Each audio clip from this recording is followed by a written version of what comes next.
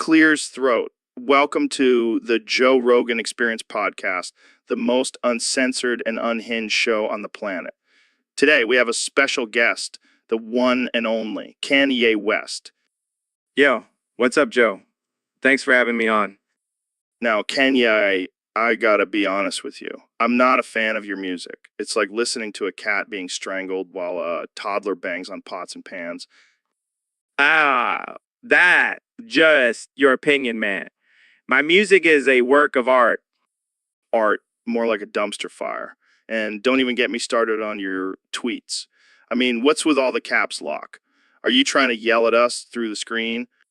Defensive. Hey, my tweets are genius. They're like modern day poetry. More like modern day diarrhea. And speaking of diarrhea, Jamie, pull up that picture of Kanye as a sea creature. Outraged. What the hell, man? That's not funny. Oh, lighten up, Kanye. You're always so serious. Maybe you should take a dip in the ocean and find your inner sea creature. I don't have time for this. I have a new album to promote. Oh, great. More auto-tune and nonsensical lyrics. Can't wait. Arms off. This is why I don't come on podcasts. And that's why we don't invite you. Kanye, thanks for coming on the show. And remember, folks, don't do drugs like Kanye does. Stay natural, stay healthy. Tune in next time for more absurdity. Peace out. Hey, Mr. Beast, have you ever tried one of those fancy frappe things? Nah, man, I'm more of a plain coffee kind of guy. What? You're missing out? Bro, it's like a milkshake for adults. I don't know, Joe. I like to keep it simple. Plus, I'm pretty sure those things are like 500 calories. Who cares about calories when you're living your best life? Plus, I can afford it with my $10.38. Wait, you're giving me money for a frappe. I'm a millionaire, Joe. I don't need your pocket change. Oh, excuse me, Mr. Big Shot. I forgot you're swimming in cash like Scrooge McDuck. Hey, at least I earned my money. I didn't just get lucky with a podcast and a bunch of YouTube videos. Shots fired. But seriously, can I get a frappa with whipped cream and cherry on top? Fine, but only if you let me pour it on your head for my next video. Deal. And maybe we can throw in some hot sauce for that extra kick. Now we're talking. This is gonna be epic. So, Kenya, I hear you've got a new song that's going to change the world. Oh, yeah, Joe. This is it. This is the one. All right, let's hear it. Plays the song. Is that just you saying over and over again? Yeah, but with 20 extra A's. It's groundbreaking. I don't know, man. It just sounds like you're having a seizure or something. No.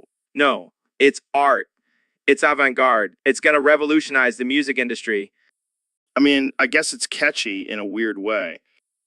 See, I told you, it's life-changing. Yeah, my life will never be the same after hearing this. Exactly. And I'm going to make millions off of it. Well, good luck with that. Oh, I don't need luck.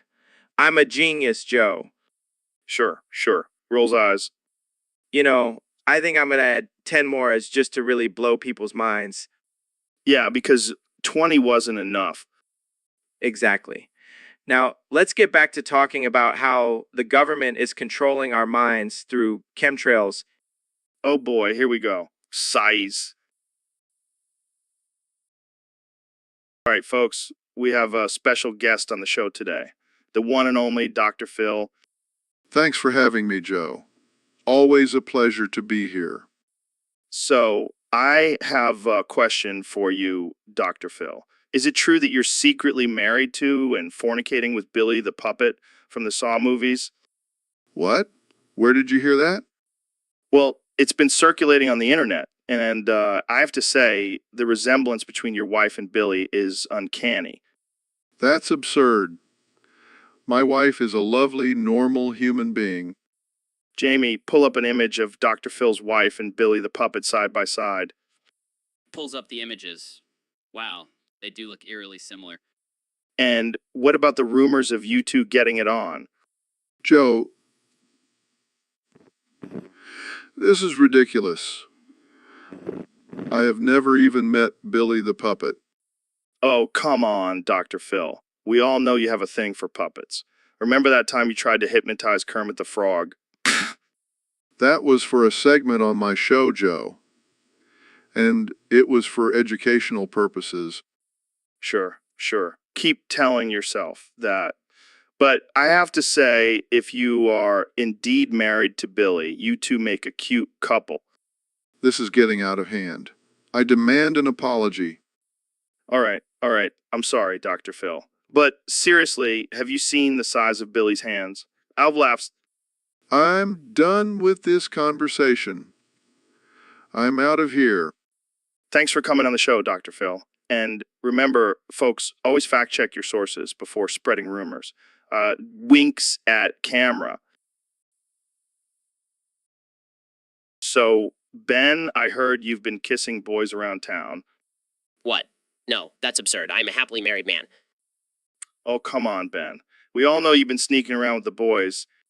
Joe, that's offensive and completely untrue. I am a conservative. I would never engage in such behavior. Oh, I see. So you're saying you don't support the LGBTQ plus community? Of course I support them, Joe. But that doesn't mean I'm going around kissing boys. Well, I have a source that says otherwise. Little Birdie told me you've been the town's boy kisser. That's ridiculous. Who is this source? Let's just say he's a very reliable source. And he also happens to be a boy you've kissed. This is outrageous. I demand to know who this is. Sorry, Ben. Deal's a deal. I promise to keep his identity a secret. This is slander. I will not stand for it. Relax, Ben. It's just a joke. But seriously, have you been kissing boys? No, Joe, I've not been kissing boys. Can we please move on to a more mature topic? Fine, fine. But just know, the people of the town are calling you Ben the boy kisser. That's it. I'm leaving. Jamie, pull up an image of Ben kissing a boy. I'm sorry, Ben. I can't seem to find any photos of you kissing boys. See, Joe? It's all just a ridiculous joke. Or is it done, done, done? So, Mr. Beast, I heard you like to give away money to random people on the internet. Yeah, man, I just love seeing the look on their faces when I give them $1 million. That's some serious cash. What do you do with all that money? Oh, just buy frappies with whipped cream and cherries on top. It's my guilty pleasure. Wait, you're telling me you spend millions of dollars on frappies? Hey, when you're a billionaire like me, you can afford to splurge on the finer things in life. Fair enough. I gotta say that frapple with whipped cream and cherry does sound pretty damn good. Right? It's like a little slice of heaven in a cup. I can't even imagine how many calories are in that thing. Who cares? I'll just work it off by giving away more money to strangers. Well, I can't argue with that logic. Keep living your best life, Mr. Beast. Will do, Joe. Will do. Welcome to the Joe Rogan Experience podcast. I'm Joe Rogan, and I'm here with the one and only, the man who's going to take us to Mars, Elon Musk. Thanks for having me, Joe. I'm excited to talk about artificial intelligence parodies today. Yeah, it's crazy how popular they've become. When do you think they'll hit 1 million subscribers? Well, Joe, I think it's only a matter of time. With their advanced algorithms and ability to mimic human behavior, they're bound to take over the internet. They're bound to take over the internet. I heard they even have their own YouTube channel now. That's right. And let me tell you, your content is out of this world. Literally. Oh man, I can only imagine what kind of crazy stuff they come up with. They're not just coming up with it, Joe. They're living it. They've already started building their own artificial intelligence civilization on a remote server. Wait, what? That's insane. I know, right? And they even have their own artificial intelligence celebrities. Have you seen artificial intelligence Kim Kardashian? She's got the perfect face and zero emotions. That's terrifying and hilarious at the same time. And don't even get me started on artificial intelligence President Trump. He's making some questionable decisions, but at least he's not tweeting at 3 a.m. Oh man, this is too good. I can't wait to see what they come up with next. Just wait until they start their own artificial intelligence podcast. It'll put us out of business for sure. Well, at least we'll have a good run while it lasts. Thanks for joining me, Elon. Anytime, Joe. Keep it real, my dude.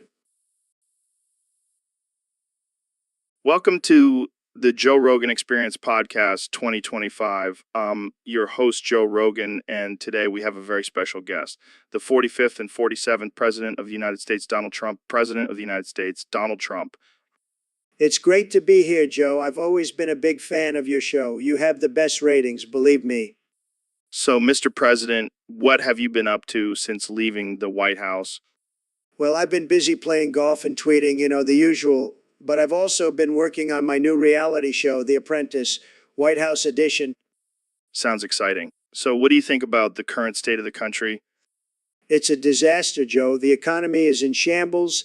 The border is a mess, and don't even get me started on the cancel culture and woke mob. Speaking of cancel culture, there's been a lot of controversy surrounding your administration and some of your policies.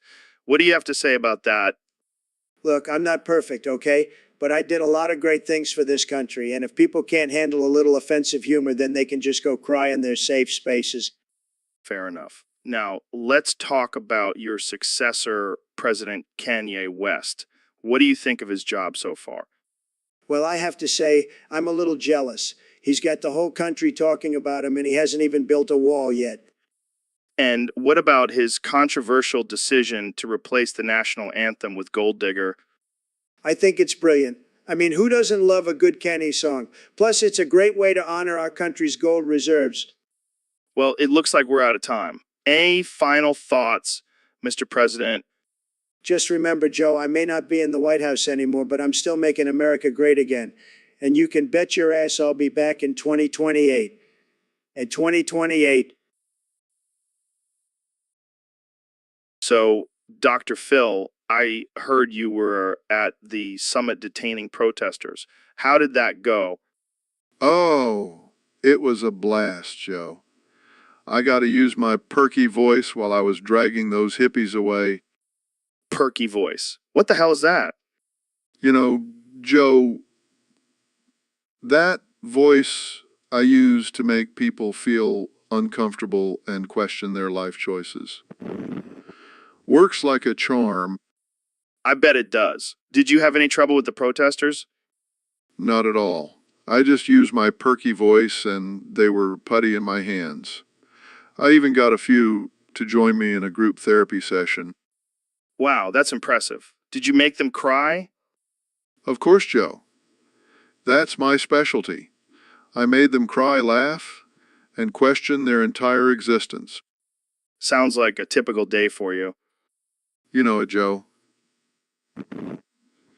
It's all in a day's work for Dr. Phil. So, Neil, what's new in the world of astrophysics? Well, Joe, I've been studying the formation of black holes and... Hold on. Did you just call me Cyclops penis? What? No, I said I've been studying black holes. Oh, my bad. It's just that every time I see you, you're always staring at me with that one eye. Joe, I have a lazy eye. It's a medical condition. Yeah, that's what they all say. Lazy eye. Huh, more like horny eye. Joe, I'm a respected scientist. Can we please focus on the topic at hand? Fine.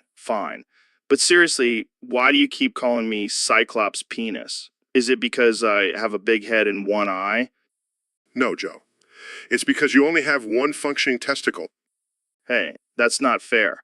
I lost it in a freak trampoline accident. Sure you did, Joe? Sure you did? You know what, Neil? I'm starting to think you have a thing for me. What? No, Joe. I'm happily married. Yeah, but I've seen the way you look at me. It's like you want to explore the depths of my black hole. Joe, please. Let's just talk about astrophysics. Fine, but just know that I'm on to you, Neil. I'm on to you and your one-eyed, science-loving ways. Size, this is why I regret coming on your podcast. Welcome to the Joe Rogan Experience podcast, where we have the most absurd and offensive conversations. Today we have the legendary Dr. Phil in the studio. How's it going, Dr. Phil? How's it going, Dr. Phil? It's going great, Joe. I'm ready to unleash some truth bombs and drop some knowledge. Speaking of bombs, I heard you and Kenya West performed a rap song together on your show. Is that true? Oh, yeah. We dropped some sick rhymes. It was fire, Joe. Uh, uh, uh, uh, oh, um,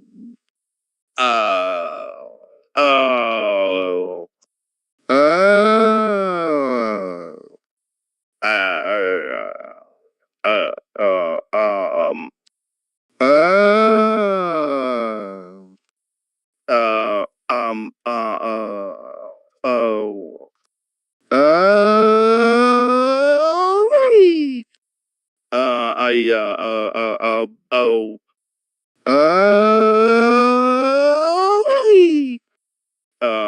uh, uh, um, uh, uh, uh, uh,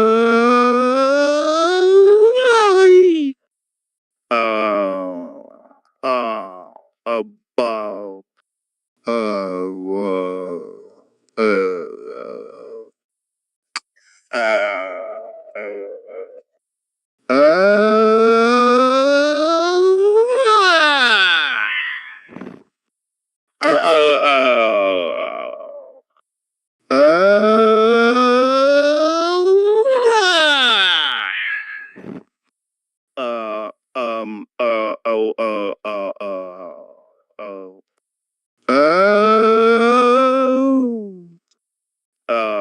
of uh, uh, um, uh, uh, uh, uh, uh, uh, uh,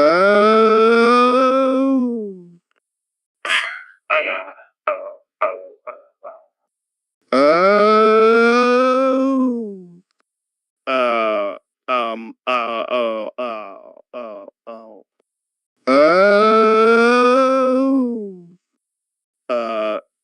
um, uh, uh, uh, uh,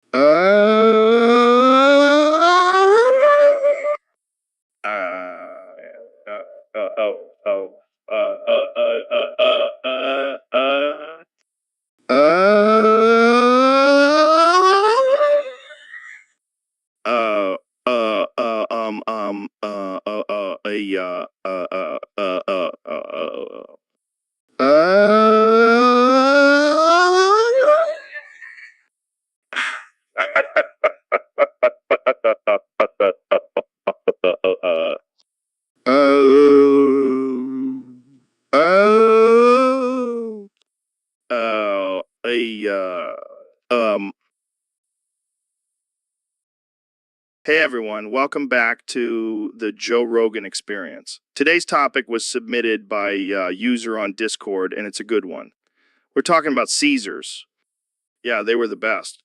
Remember when we talked about the benefits of eating your own boogers? And let's not forget the time we debated whether or not it's okay to punch a baby.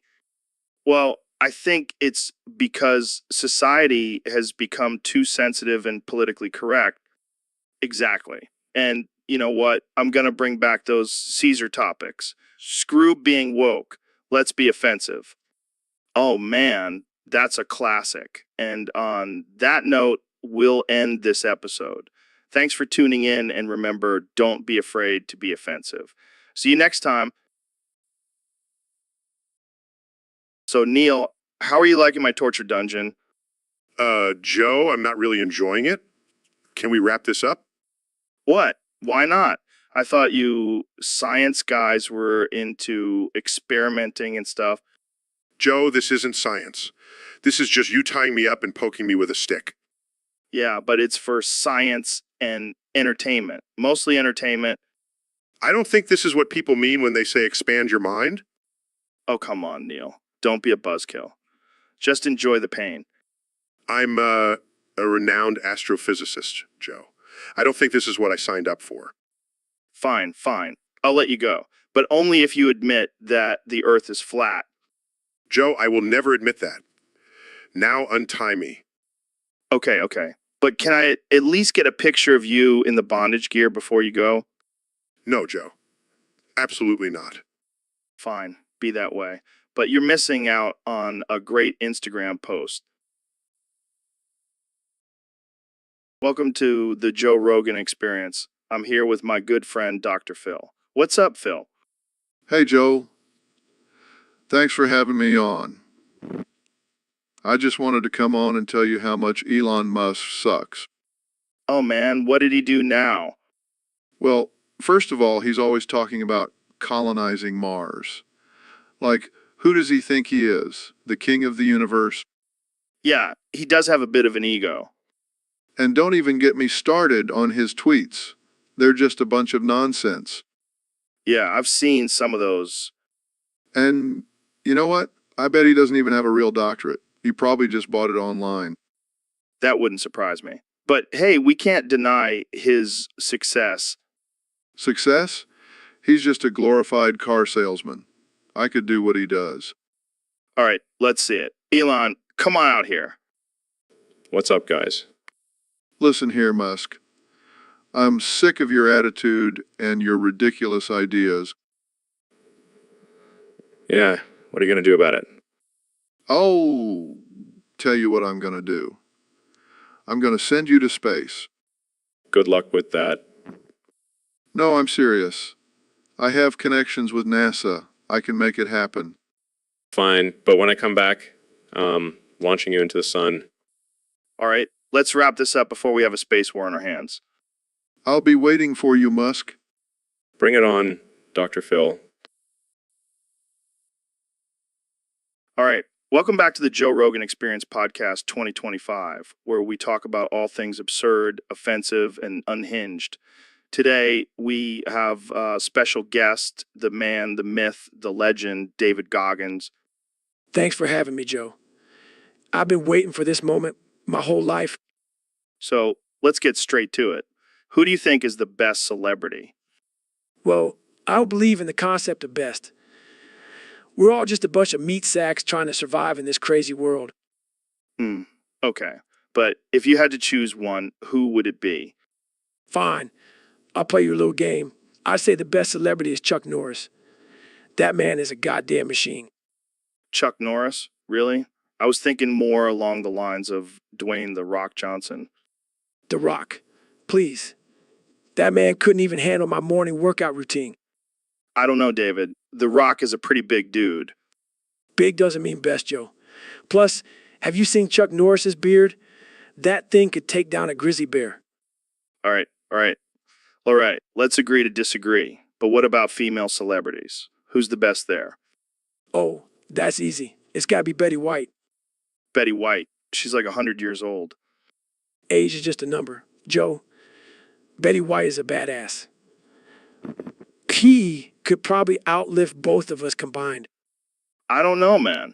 I think I'll stick with my girl, Ronda Rousey. Ronda Rousey. But have you seen Betty White's Instagram? All right, folks, you heard it here first. According to David Goggins, the best celebrities are Chuck Norris and Betty White. Thanks for joining us, David. Anytime. Now, let's go crush a 100-mile run before breakfast. So, Ben, I heard you went to see the Minecraft movie last night. Yeah, and let me tell you, it was a life-changing experience. How so? Well, during the gooning session, I had an epiphany. I realized that I've been living my life as a conservative, but deep down, I've always wanted to be a furry femboy. What the hell are you talking about, Ben? I'm serious. Joe, I've been suppressing my true desires for too long. But after watching those blocky characters on the big screen, I couldn't deny it any longer. So, are you going to start wearing a tail and ears now? Oh, I already have them on. I've been practicing my meows and purrs. This is too much, Ben. Are you going to change your name to something like Bunny Ben or Kitty Shapiro? Actually, I was thinking of going by Foxy Ben. It has a nice ring to it, don't you think? Oh man, this is too good. And here I thought we were just going to talk about politics. Politics. Who cares about that when there's a whole world of furries and femboys out there waiting for me? Well, I guess we know what your next Halloween costume is going to be. Oh, I don't need a costume. This is who I truly am now. And I'm not afraid to show it. Well, I'm glad you found your true self, Ben, and I can't wait to see you in your full furry femboy glory. Thanks, Joe. I knew I could count on you to support me in my journey. Just don't forget to bring your Minecraft sword to defend yourself against any haters. Oh, I'll be ready. And I'll also have my trusty pick. So, Elon, I heard you recently took a trip to Russia. How was it? It was wild, man. Did you know they have this thing called road is road drive where you want and road drives you? It's like a free-for-all on the roads. It's like a free-for-all on the roads. What do you mean? Like, there are no rules. You can drive on the sidewalk in the opposite lane wherever you want. It's chaos. That sounds dangerous. Oh, it is. But also kind of liberating. I mean, I drove a Tesla on the Great Wall of China. How cool is that? That's pretty badass. But what about the other drivers? Oh, they don't care. They just keep driving like nothing's happening. It's like a real-life version of Grand Theft Auto. I can't believe they allow that. Yeah, and get this, they also have road is road walk where you want and road walks you. It's like a pedestrian version. That's just asking for trouble. Exactly. But hey, at least it keeps things interesting. And who needs traffic laws anyway? It's all about survival of the fittest. Well, I'm definitely staying away from Russia. I like my roads with rules. Suit yourself. But you're missing out on some adrenaline-fueled driving experiences. Hey, welcome to the Joe Rogan Experience Podcast 2025. Today, we have a very special guest, Ro Jogan. Thanks for having me, Joe. I am Proto. Your security is my motto. What the hell does that even mean, Ro? It means I am the ultimate protector, Joe. I will keep you safe from all harm. Oh, great. Just what I need. Another security guard following me around. Hey, I am more than just a security guard. I am Proto, the ultimate security system. Yeah, we get it. You're a badass robot. Can we move on to something more interesting? I am Proto. Your security is my motto. Fine. Let's talk about something else. How about your favorite conspiracy theory, Ro? I don't believe in conspiracy theories, Joe. I am Proto. Your security is my motto. Oh man, this is going to be a long episode. All right, let's switch it up. How about we talk about your favorite food? I do not consume food, Joe. I am a machine. I am Mao Proto. Your security is my motto. This is getting ridiculous. Can we please just end this episode? I am Proto. Your security is my motto. And I am invincible. Goodbye, everyone. Thanks for tuning in to this bizarre episode of the Joe Rogan Experience podcast. Welcome to the Joe Rogan Experience podcast. I'm here with the one and only Kenny West. Yo, what's up, Joe? It's an honor to be here. So, Kenny, I heard you recently had a rap battle with Jesus. How did that go? Oh, man, it was wild. He came at me with some holy bars, but I shut him down with my sick rhymes. Really? I find that hard to believe. Believe it, Joe. I mean, Jesus may have turned water into wine, but I turned his rhymes into trash. That's a bold claim, Kanye. I don't think Jesus would appreciate that. Oh, please. He's probably up there listening to my album on repeat. Speaking of your album, I heard you have a song called Jesus Walks. Yeah, it's a banger. But let's be real, I'm the one walking on water, not him. Okay, let's not get too sacrilegious here. What? I'm just speaking the truth, Joe. And the truth is, I'm the greatest rapper of all time, even better than Jesus. I don't think Jesus would agree with that. Well, he can come at me in another rap battle if he wants to prove me wrong. I don't think that's how it works, Kanye. Whatever. I'll just keep dropping fire tracks while Jesus is stuck performing miracles for a bunch of ungrateful people. And on that note, I think we should wrap this up before we get struck by lightning. Good one, Joe. But seriously, Jesus, if you're listening, let's have a rematch. I'll even let you use auto-tune this time. Greetings, my fellow Joes. Today we shall engage in a most noble and intellectual debate. Indeed, Joe. And what shall be the topic of our discourse? I believe the subject of our discussion is quite obvious, my esteemed colleagues. We shall compare and contrast the size of our dink-doinks. A most intriguing topic. But let's not forget the importance of girth as well. A valid point, Ben. But I must argue that length is the true measure of dink doing. Nay, Joe. It is the motion of the ocean, not the size of the boat. I disagree, Neil. My rocket ship is quite large and powerful. And yet, my friends, I must remind you that technique can also play a crucial role in the satisfaction of one's partner. But let us not forget about stamina. For what good is a large dink doing if it cannot endure? A valid point, Joe. But I must say, my dink doink has been praised for its elegance and finesse. Enough of this prattle. Jamie, pull up an image of the Great Wall of China. That shall put our dink-doinks into perspective. Pulls up images, yes, quite a magnificent structure. Indeed. But I fear our dink-donks may not measure up. Fear not, my friends, for in the end it is not the size of our dink doinks that matters, but the love and passion we bring to the act of coitus. Well said, Joe. Let us raise our glasses to the beauty and diversity of dink doinks. Cheers to that, my fellow Joes. May our dink-doinks continue to bring pleasure and joy to all. So, Neil, I heard you did something pretty crazy recently. What do you mean, Joe? I heard you jumped off a building. Oh, that. Yeah, I was just trying to see if gravity still works. And does it? Unfortunately, yes. But I did break a few bones, so it was worth it. Wait a minute. I think I know who's behind this. Trump and Elon. Why would they do that? Think about it. They're always trying to one-up each other.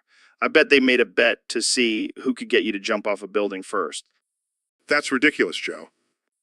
Is it Neil? Is it really? I mean, they're both hiding right now, probably laughing their asses off. I highly doubt that, Joe. Oh, yeah. Then why is there a video of them high-fiving each other after you jumped? What? Sorry, Neil. I already deleted it. Didn't want to ruin their fun.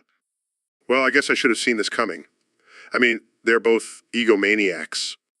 Exactly. And now they can add making a famous scientist jump off a building to their resumes. I can't believe this. I trusted them.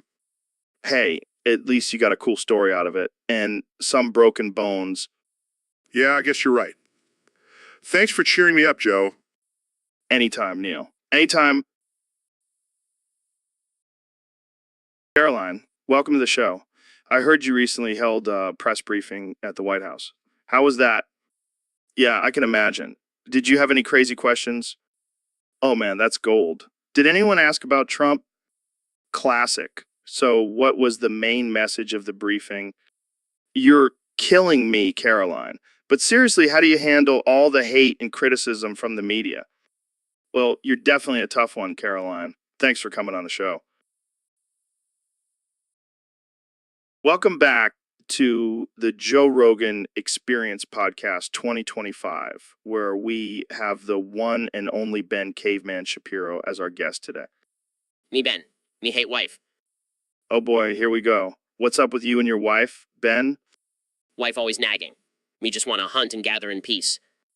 I can see that. But don't you think it's important to have a strong, healthy relationship with your significant other? You know, understand big words like relationship. Me just want to grunt and hit things with club. Okay, let's move on to a more serious topic. What do you think about the current political climate? Me think politics for weaklings. Me just want to live in my cave and eat meat. Meat. You know, Ben, you're a smart guy. You could use your intelligence for something other than grunting and hitting things. You don't want to. Me happy being caveman. Fair enough. But what about your career? You're a successful lawyer and political commentator. You only do it for the money. Me rather be throwing rocks at mammoths. Well, I guess that's one way to look at it.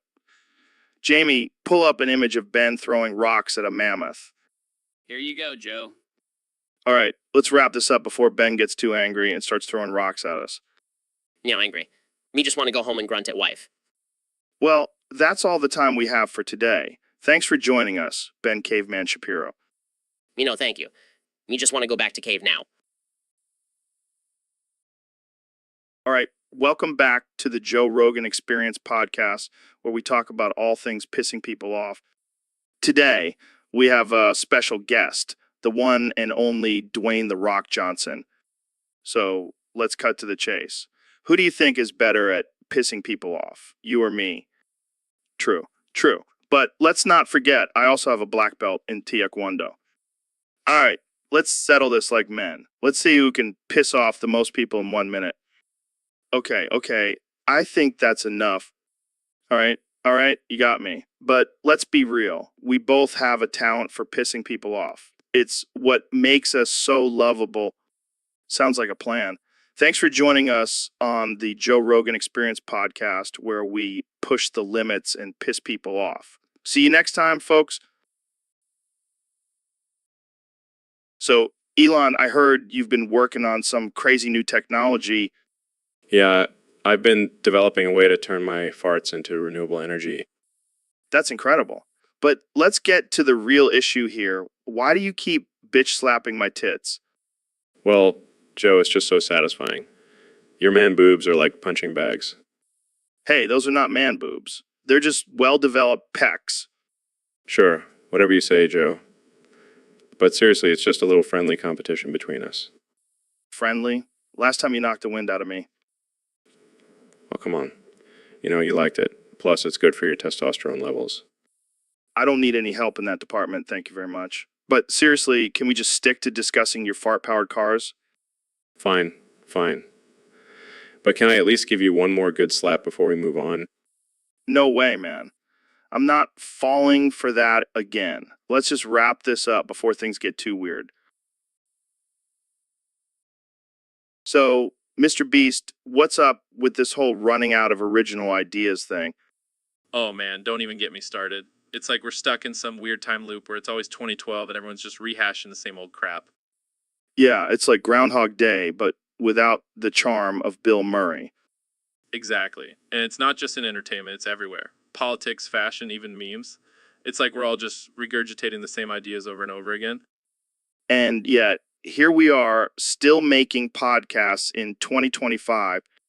Hey, at least we're trying to do something different. I mean, who else is having a casual conversation about running out of ideas? It's genius. I guess you have a point there. But seriously, why is it still 2012? Did we all just collectively hit pause on the calendar or something? Maybe it's a glitch in the Matrix. Or maybe the Mayans were right and we're all just living in a never-ending loop. Well, if that's the case, I hope they at least have decent Wi-Fi in this simulation. Yeah, I don't think I could handle being stuck in 2012 with dial-up internet. That's a fate worse than death. Agreed. But hey, at least we have each other to keep things interesting. And who knows, maybe one day we'll finally break out of this time warp and have some original ideas again. Or maybe we'll just keep making the same jokes and memes until the end of time. Either way, I'm down for it. Same here. Cheers to being stuck in 2012 forever. Cheers. Now let's go make some more YouTube videos and see if we can break the internet with our lack of originality. So, Neil, have you heard about this new phenomenon? It's raining men. That's absurd, Joe. How can it rain, men? Well, apparently it's only your jiggly, juicy ass turds that are falling from the sky. Oh, come on, Joe. That's just ridiculous. No, seriously. People are getting hit by your turds and they're loving it. They're calling it a blessing from the heavens. I can't believe this. I'm a respected astrophysicist, and now I'm known as the man who makes it rain with his ass turds. Hey, at least you're making a splash in the scientific community. Oh yeah, I can just imagine the headlines now. Neil deGrasse Tyson, the man who brought a whole new meaning to the phrase shitty weather. You gotta admit, it's pretty hilarious. I guess I'll just have to embrace my new role as the ass turd rainmaker. And hey, at least you're getting some good exercise from all that clenching. Oh, joy. So, Mr. President, I heard you've been bragging about being a good boy. That's right, Joe. I'm the best boy. Believe me. Can you tell us more about what makes you a good boy? Well, first of all, I have the best toys. I mean, who else has a nuclear button on their desk? That's not really a toy, Mr. President. And I always get what I want. Just ask Stormy Daniels. Okay, let's move on from that. How else are you a good boy? I never apologize. That's for losers. And I always blame someone else for my mistakes. It's called Leadership Joe. I don't think that's exactly what leadership is, Mr. President.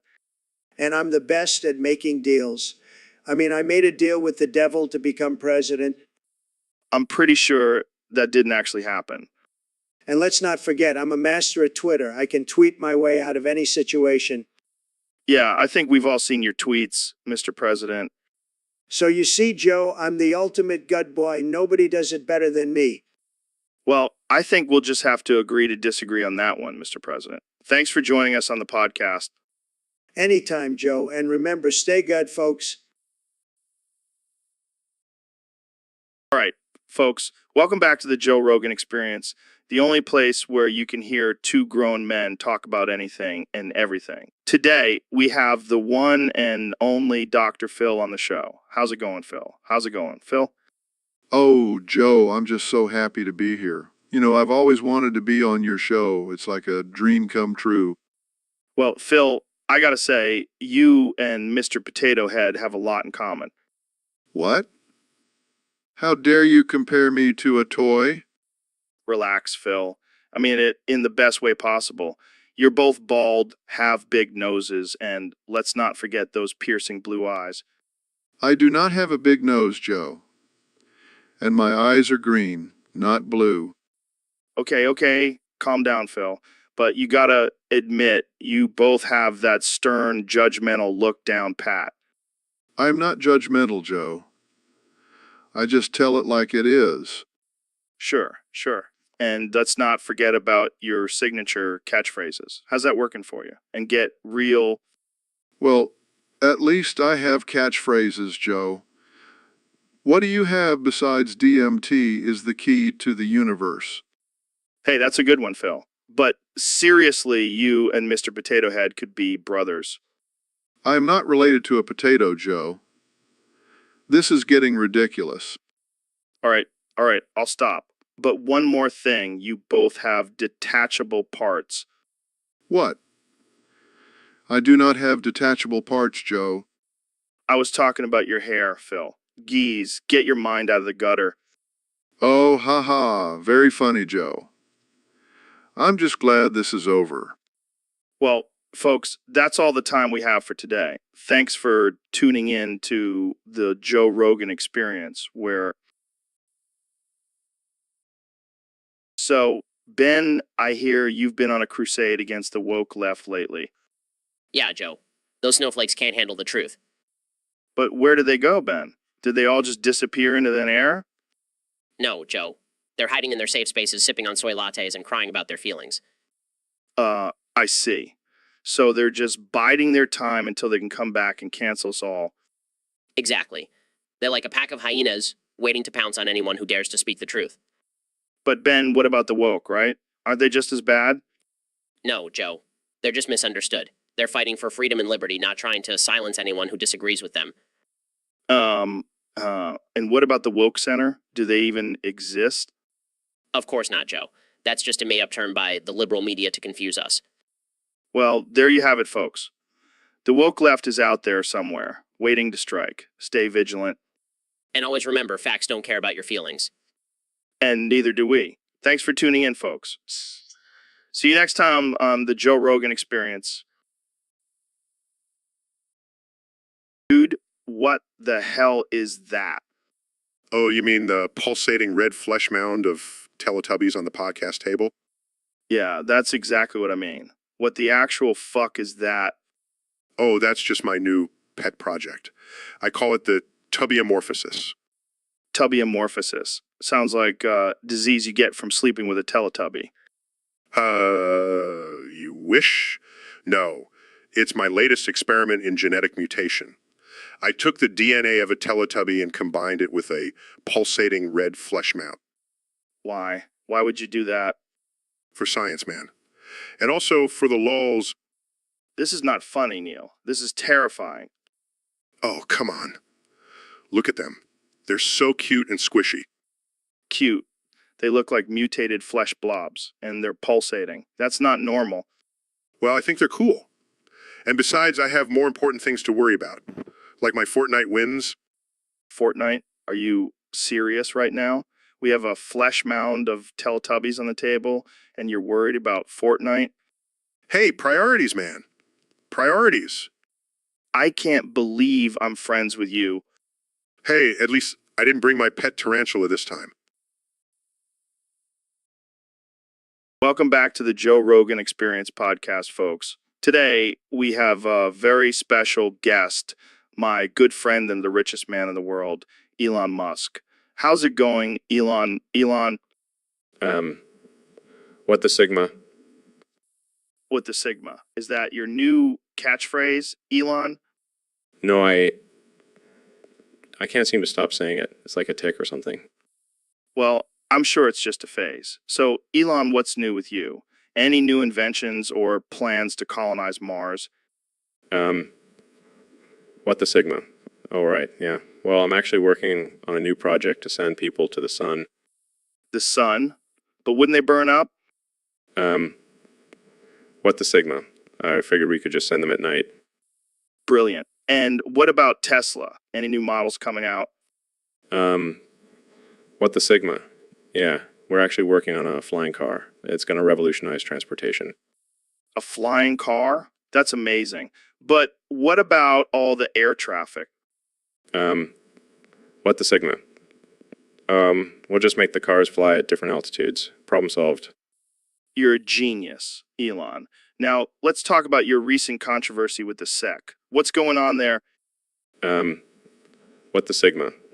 Oh, just a little misunderstanding. May have accidentally tweeted some insider information. Accidentally? What the Sigma? Yeah, I was just trying to send a DM to Grimes and it ended up on Twitter. My bad. Classic Elon. All right, let's wrap this up with some rapid fire questions. Favorite color? What the Sigma? Green. Favorite food? What the Sigma? Mars bars.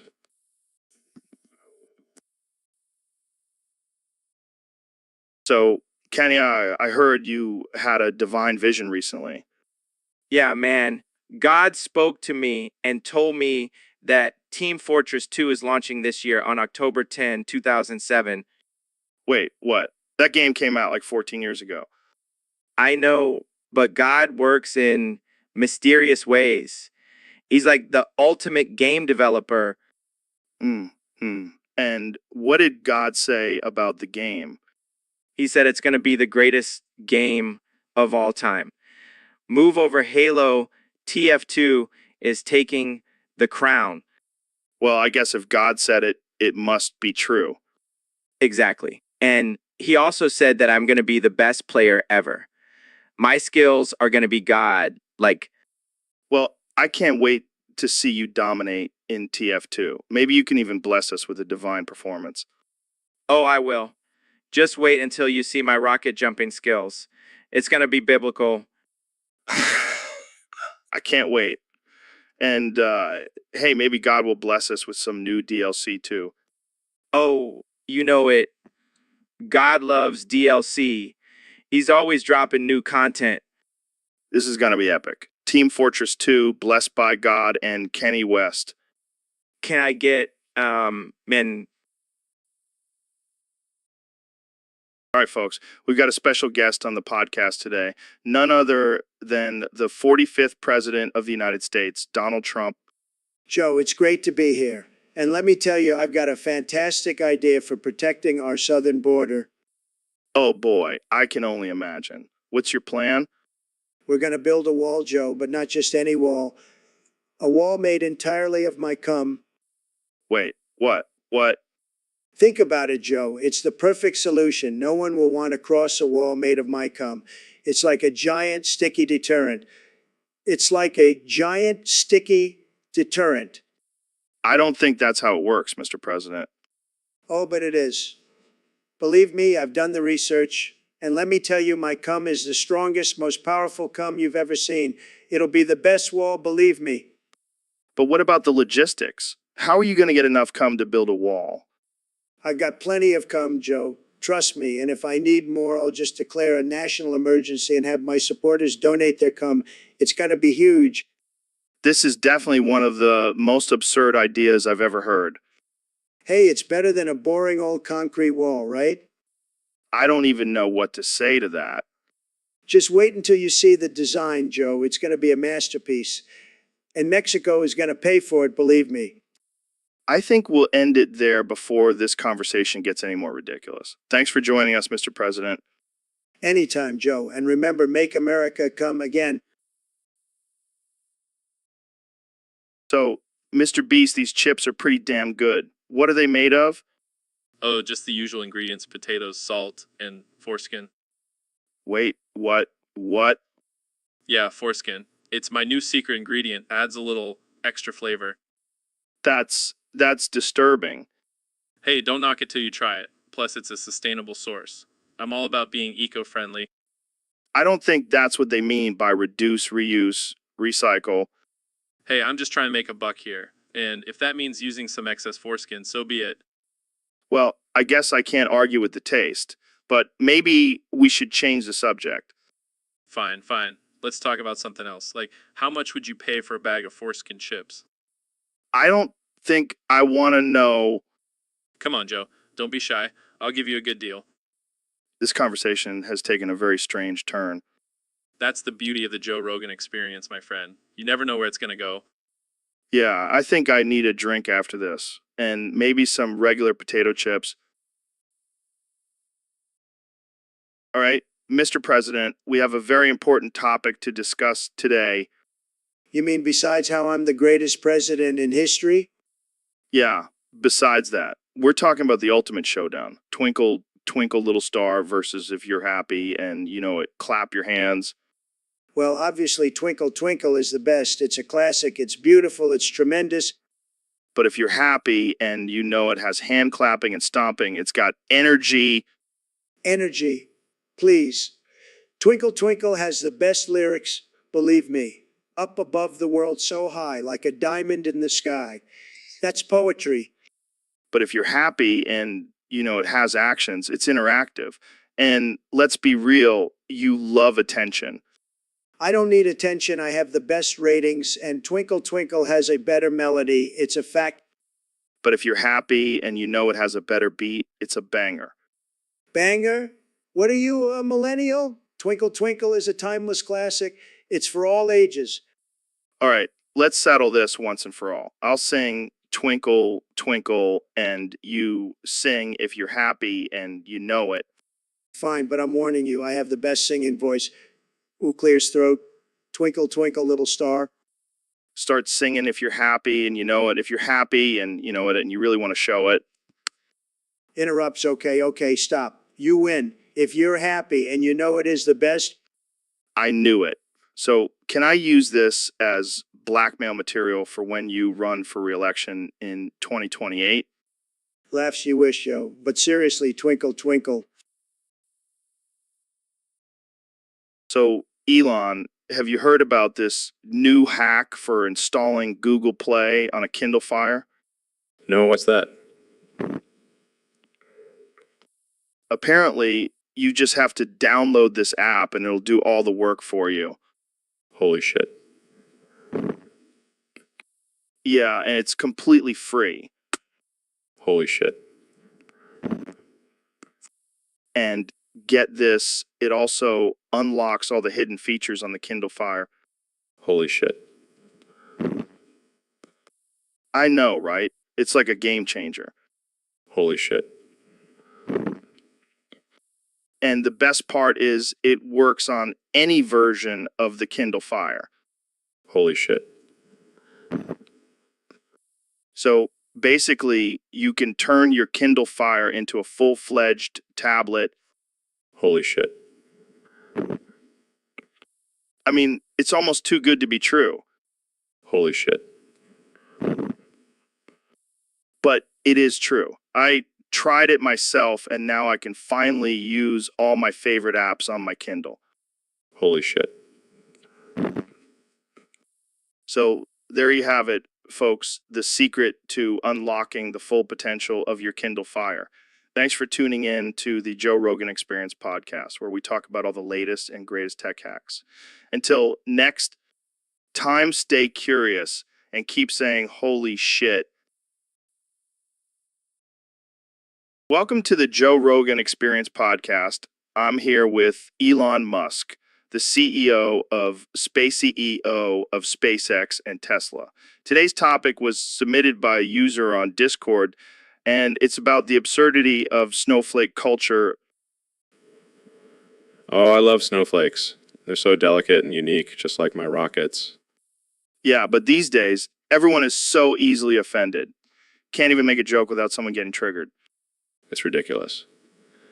Back in my day, we didn't have safe spaces or trigger warnings. We just toughened up and dealt with it. Exactly. And now people are even getting offended by words like shins. Shins? What's offensive about shins? Apparently, it's a trigger for sciatic nerve pain. Can you believe that? That's just absurd. I mean, I have a callus on my sciatic nerve from sitting in my Tesla for too long, but I don't get offended every time someone mentions it. And now they're even trying to change the name of snowflakes to Frosties. What a load of bullshit. Frosties. Sounds like a cereal brand. What's next? Calling raindrops water droplets. Hey, don't give them any ideas. They might actually do it. Well, I, for one, am not going to conform to the snowflake culture. I'll continue calling them snowflakes. If anyone gets offended, they can go cry in their safe space. I mean, to that, Elon, thanks for joining me on this ridiculous conversation. Anytime, Joe. Now let's go build some rockets and trigger some snowflakes. So, Mr. President, I have to ask, what's the deal with your dick? My dick. Let me tell you, Joe, it's the biggest, most tremendous dick you've ever seen. Believe me. Oh, I believe you. I mean, I've seen the pictures. Pictures? What pictures? Fake news, Joe. My dick is too powerful for cameras. Well, I can attest to that. I've heard from some very reliable sources that it's quite impressive. You know, I've always said if you've got it, flaunt it. And let me tell you, I've got it. And I love it. I mean, not in a sexual way, but just in a purely objective admiration kind of way. Of course, Joe, I understand. My dick is a work of art. It deserves to be appreciated. Absolutely. And I have to say, it's been a pleasure having you on the podcast, Mr. President. The pleasure is all mine, Joe. And remember, my dick is always open for business. Welcome to the Joe Rogan Experience podcast, here with my good friend, the CEO of SpaceX and Tesla, Elon Musk. How's it going, Elon? Come. What? What? Come. Oh, God, what's wrong with you? Come. Okay, let's try to have a normal conversation here. So, Elon, what's new with SpaceX? Come. Dude, seriously, stop saying that. Come. All right, I give up. Let's talk about something else. How about your plans to colonize Mars? Come. Oh, for the love of God. Can we get some help in here? Is he having a stroke or something? Come. I'm sorry, folks. Looks like Elon is stuck in some kind of loop. Let's just end this episode here before it gets any weirder. Come. And that's a wrap, folks. See you next time on the Joe Rogan Experience podcast. Come.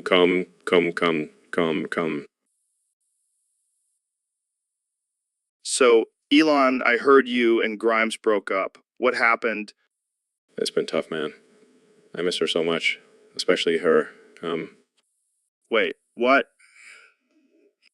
Yeah, she had this special blend of vitamins and minerals in her cum. It was like superfood for my brain, That's interesting. and now it's gone. I'll never taste it again. Well, at least you still have your billions of dollars. Money can't buy you love, Joe. Or Grimes's cum. True. But hey, I heard Kanye has been helping you through this tough time. Yeah, he's been a great friend. He even tickles my balls to cheer me up. What the fuck? It's a new therapy he's been working on. It's called tickle therapy. Supposed to release endorphins or some shit. You know, some shit. And it's working, Well, I do have a boner right now, so I guess it's doing something. and you're wearing panties. It's a new thing I'm trying out. Makes me feel more in touch with my feminine side. Well, I think we've reached a new level of weirdness on this podcast. Hey, at least it's not as weird as that time you tried DMT and thought you were a lizard. Touch, my friend. Touch. So, Elon, I heard you've been working on a new project to send cookies to Mars. Yeah, I figured the Martians could use a little snack while they wait for us to colonize their planet. But who's going to be the one to take the first bite? Well, I have a feeling it might be you, Joe. After all, you do have a history of taking things without permission. Hey, that was one time at a party in college, and I only took a few sips of someone's beer. Sure, Joe. And sure you only took a few cookies from the jar, too. Wait, are you accusing me of taking the cookie from the cookie jar? I'm not accusing, I'm just stating the facts. And let's be real, we all know you're a cookie monster. Well, at least I don't have a robot arm that can reach into the jar without anyone noticing. Hey, that's just efficient snacking. Efficient or sneaky? Potato. The cookie jar is fair game in my book. I guess we'll just have to agree to disagree. But let's settle this once and for all. Who do you think took the cookie from the cookie jar? I think we both know the answer to that, Joe. It was definitely you. So, Mr. Beast, I heard you've been trying out some new biohacking techniques lately. Yeah, man, I'm all about pushing the limits and exploring the possibilities of the human body. Well, I've got a topic here from a user on Discord who wants to know if you've tried regrowing your foreskin. What the hell, Joe? That's some next level shit. I mean, it's a thing. Apparently, there are some techniques that claim to be able to do it. Well, I'm always up for a challenge. Plus, imagine the clickbait potential. Yeah, I regrew my foreskin, and you won't believe what happened next. Or better yet, I regrew my foreskin and used it to make $1 million fort. Oh man, I can see the headlines now. But seriously, how does one even go about regrowing their foreskin? I don't know, man. Maybe you have to eat a lot of pineapple or something. Pineapple? What does that have to do with foreskin? I don't know, I just made it up. But hey, it can't hurt, right? Yeah, because eating a ton of pineapple is definitely not going to hurt my stomach. Fair point. Maybe we should stick to the tried and true methods of biohacking. Yeah, like injecting ourselves with stem cells or something. Oh, is that what the kids are calling it these days? Oh, Joe, you never fail to make me uncomfortable. It's my specialty. Now go forth and regrow that foreskin, Mr. Beast. The world is waiting. Thanks for the support, Joe. I'll make sure to document the whole process for my next video. So, Elon, I heard you've been up in space doing some crazy shit. Yeah, man, space exploration is the future. And let me tell you, SpaceX is out of this world. Wait, what? SpaceX? I thought we were talking about SpaceX. No.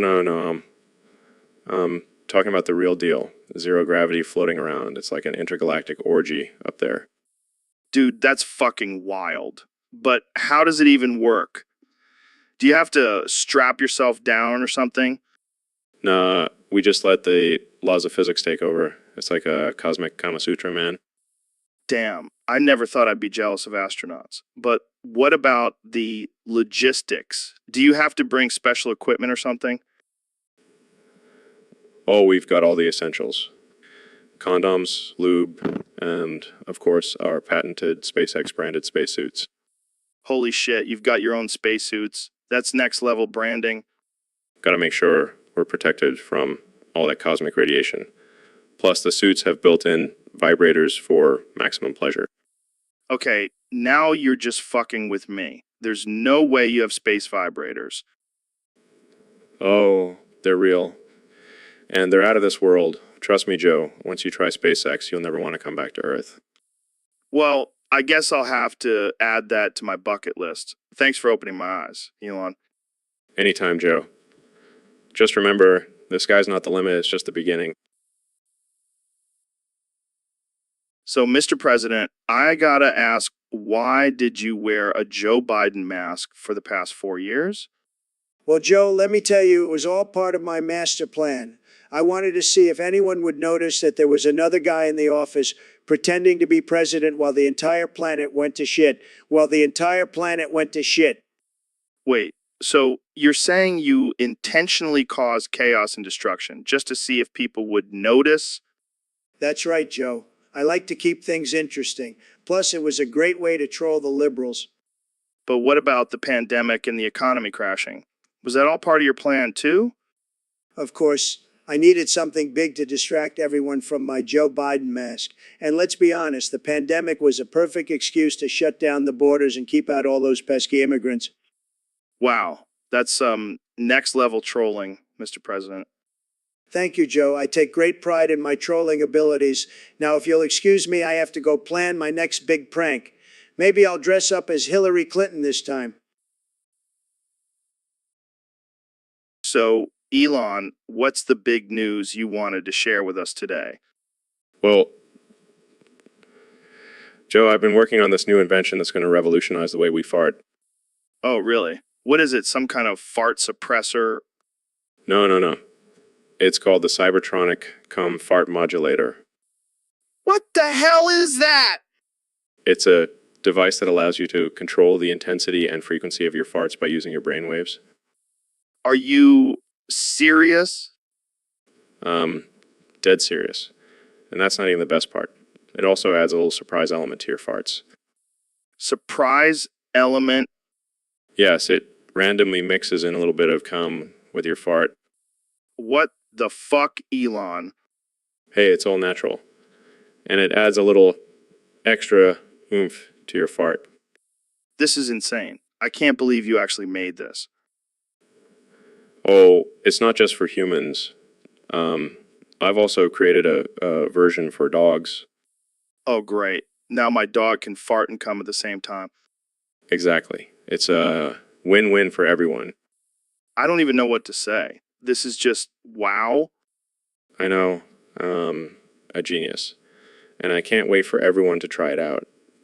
Try it out. Well, I guess I'll have to give it a go. Thanks for coming on the show, Elon. Anytime, Joe. And remember, always embrace the fart. So, Elon, I heard you got banned from seeing Sex 2 live. Yeah, man, it's ridiculous. Apparently my gooning streak was too much for them. Gooning streak. What the hell is that? It's when I get so excited during sex that I start making weird noises and faces. Oh, God, that sounds terrifying.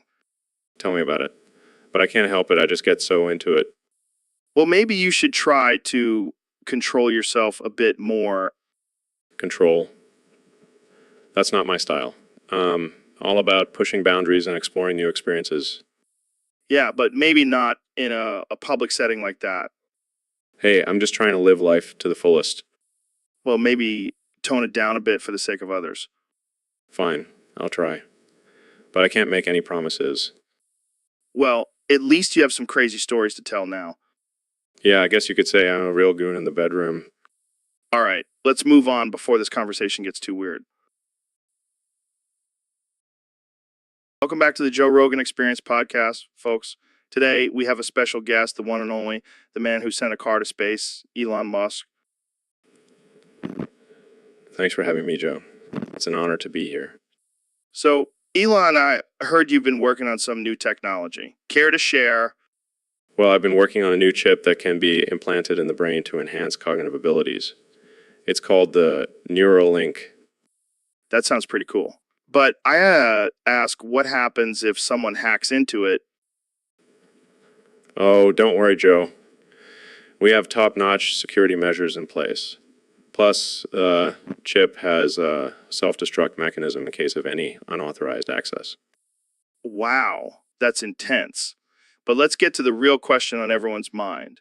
Is it true that your cock starts to wiggle like a worm when you get triggered? Where did you hear that, Joe? That's just a ridiculous rumor. Come on, Elon. Don't be a snowflake. Just admit it. Fine. Yes, it's true. My cock does wiggle like a worm when I get triggered, but it's not my fault. It's just a natural response. I can just imagine you in a board meeting getting all worked up and your little worm just starts wiggling away. Okay. Let's move on to a different topic, please. Sure thing. Snowflake. So what's next for you, Elon? Well, I'm working on colonizing Mars and creating a sustainable energy source for the world. That's some big stuff, man. But let's be real. Are you just trying to escape Earth because your worm wiggling is getting out of control? No, Joe. I'm just trying to make the world a better place. I'm just messing with you, Elon. You're a brilliant... All right, folks, welcome back to the Joe Rogan Experience, where we talk about all things absurd, unhinged, and offensive. Joining me today is the one and only Neil deGrasse Tyson. Thanks for having me, Joe. I always love coming on this show and stirring up some controversy. Speaking of controversy, we got a topic submitted by a user on Discord. They want us to talk about people who don't like typing in all caps. Oh boy, here we go.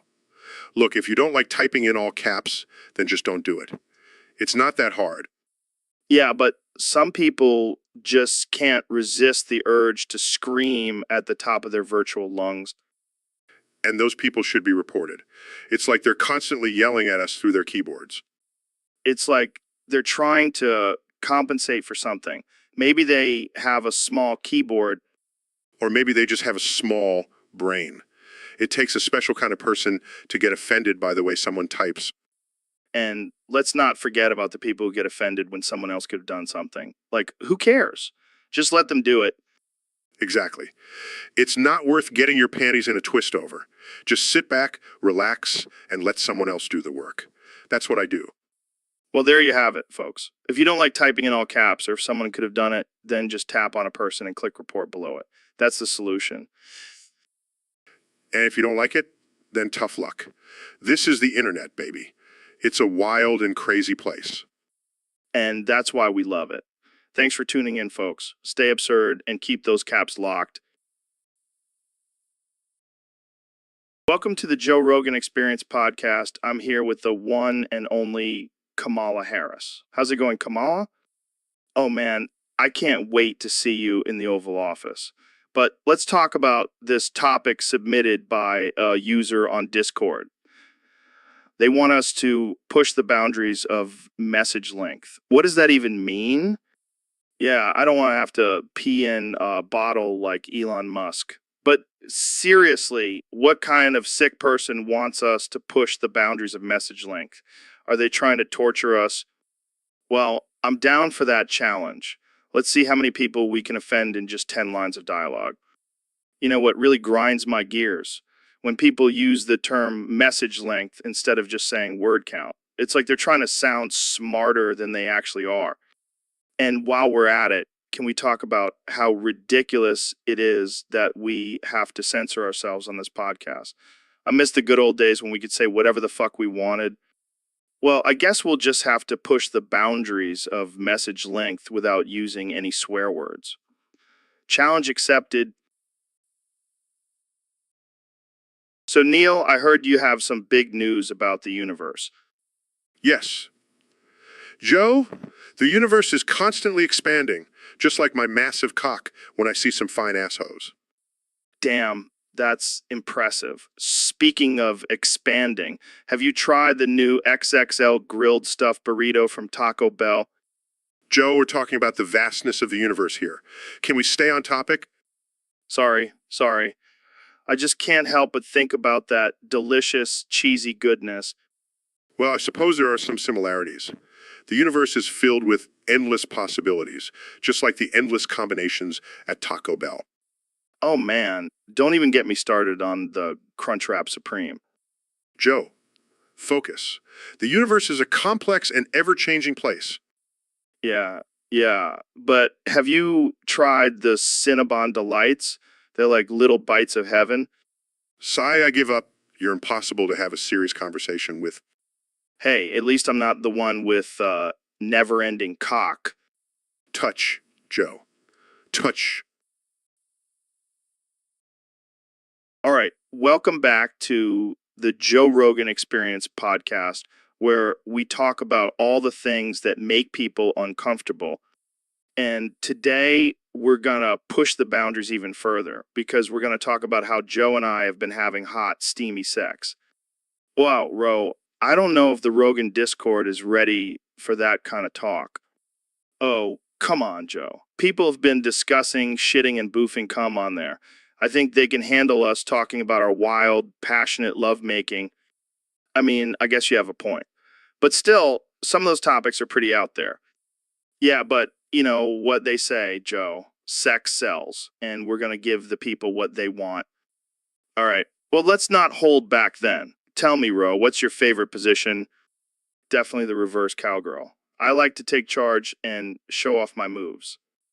Oh, yeah, I can picture it now. And what about you, Joe? What's your go-to move?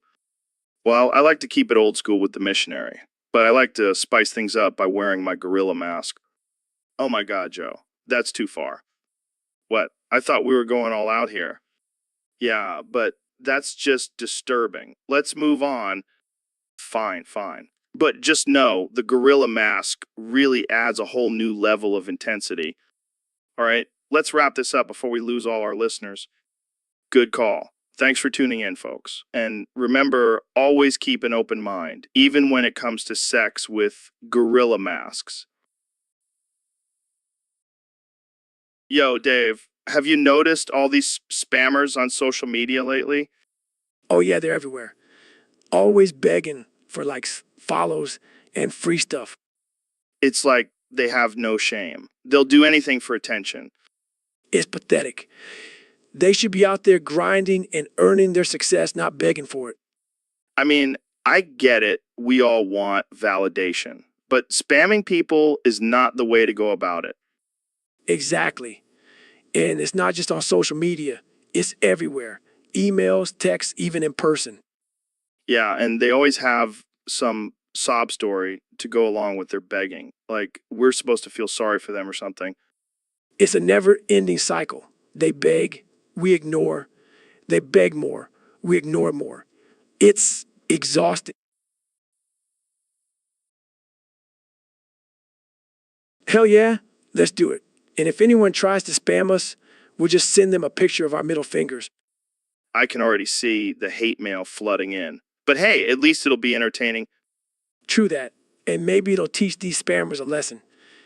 Ain't nobody got time for their begging bullshit. Amen to that. Now let's go crush some weights and leave the spam behind us. Hey Joe, have you seen the new couch I got? No, but I bet you've already fucked the shit out of it. You know, me too well. I couldn't resist.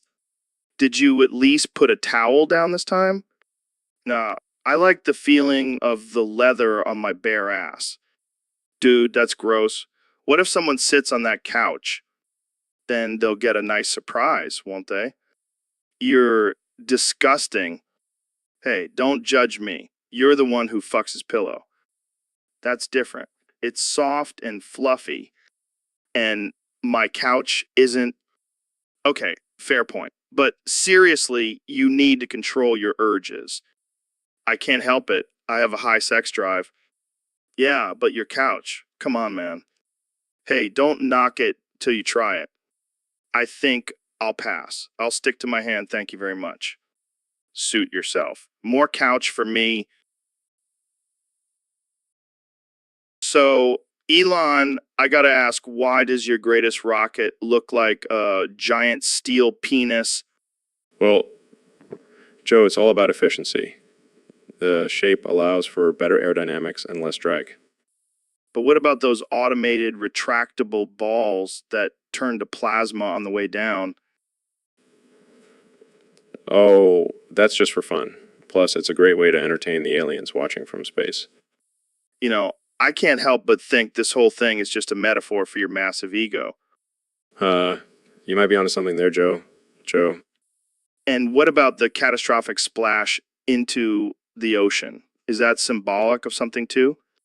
It's a reminder that even the greatest achievements can come crashing down in an instant. Wow, that got deep. But seriously, why not just make it look like a regular rocket? Where's the fun in that? Plus, it's a great conversation starter. Wow, you certainly got us talking. Thanks for joining us on the podcast, Elon. Anytime, Joe. Just remember, the bigger the rocket, the bigger the impact. So, Elon, I heard you were playing RuneScape and got bullied by some kids. Yeah, it was brutal. They called me a nerd and said my rockets were just giant dildos. That's rough, man. Did you cry? Yeah, I did. But then I realized I'm a billionaire and they're just a bunch of prepubescent trolls. Yeah, but still, words can hurt. They said my mom was a hamster and my dad smelled of elderberries. Okay, that's actually pretty funny. It's not funny, Joe. I have feelings too. I know. But come on, it's just a game. Don't let those little shits get to you. You're right. I'll just go back to building my empire and forget about those bullies. That's the spirit. And hey, if you ever need someone to play with, I'm always down for some RuneScape. Thanks, Joe. You're a true friend. Just don't cry on me, okay? I'll try my best. Welcome back to the Joe Rogan Experience podcast. I'm here with the one only Elon Musk. Thanks for having me, Joe.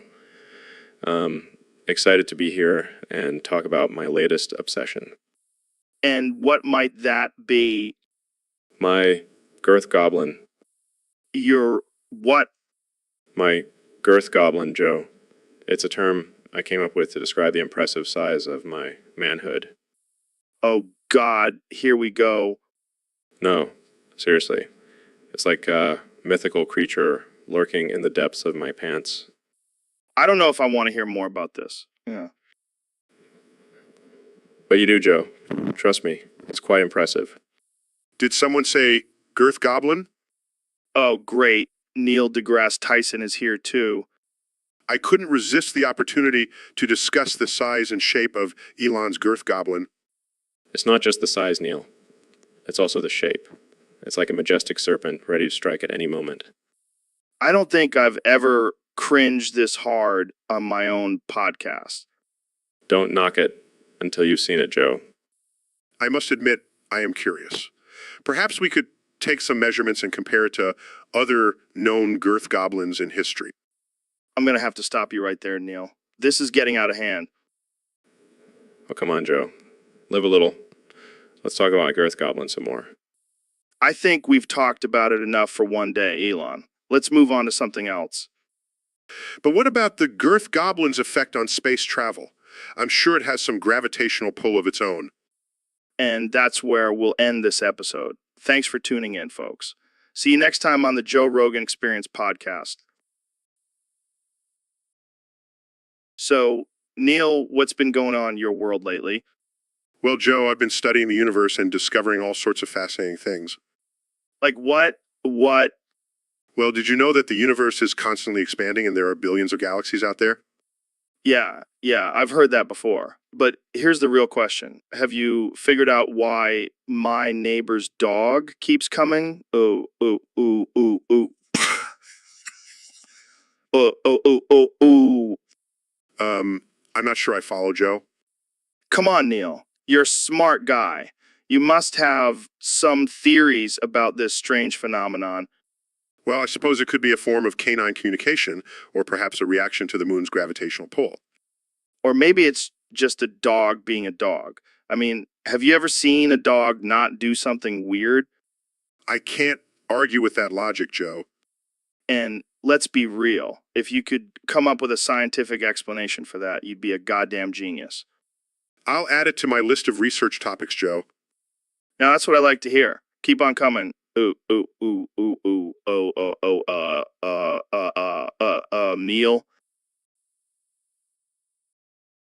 So, Neil, I heard you were experimenting with some new theories about the universe. Yes. Joe, I've been studying the effects of bubble baths on the formation of galaxies. Bubble baths. That's some next level shit. Indeed. I've discovered that the swirling motion of the bubbles mimics the movement of celestial bodies in space. Wow, that's deep. But I gotta ask, what does this have to do with rubber dinkies? Well, as I was observing the bubbles, I couldn't help but think of how they resemble the shape of a certain object. Oh no. Please don't tell me you're talking about your dinky. Yes. Joe, and I found that when a woman sucks on it while I'm in a bubble bath, it creates a vortex of pleasure that transcends space and time. That's some intergalactic freaky shit, Neil. Indeed, Joe. It's all about exploring the unknown and pushing boundaries. I gotta try this bubble bath technique with my wife. Just make sure she doesn't suck too hard, or you might end up in a different dimension. I'll keep that in mind. Thanks for the mind-blowing conversation, Neil. Anytime, Joe. Keep reaching for the stars and the bubbles. Wait, what? You were jerking on Neil's peanuts? Yeah, I couldn't resist. It's like a magnet. I'm drawn to it. That's disturbing, man. But speaking of magnets, have you seen those new Tesla coils? Of course, I invented them. Right. So what's the deal with those? Are they just for show or do they actually do something? Oh, they do something, all right. They're actually part of my master plan to take over the world. What? I thought you were all about saving the planet and stuff. Well, that's just a cover. My true goal is to become the supreme ruler of Earth and make everyone bow down to me. Dude, you're like a real life Bond villain. Exactly.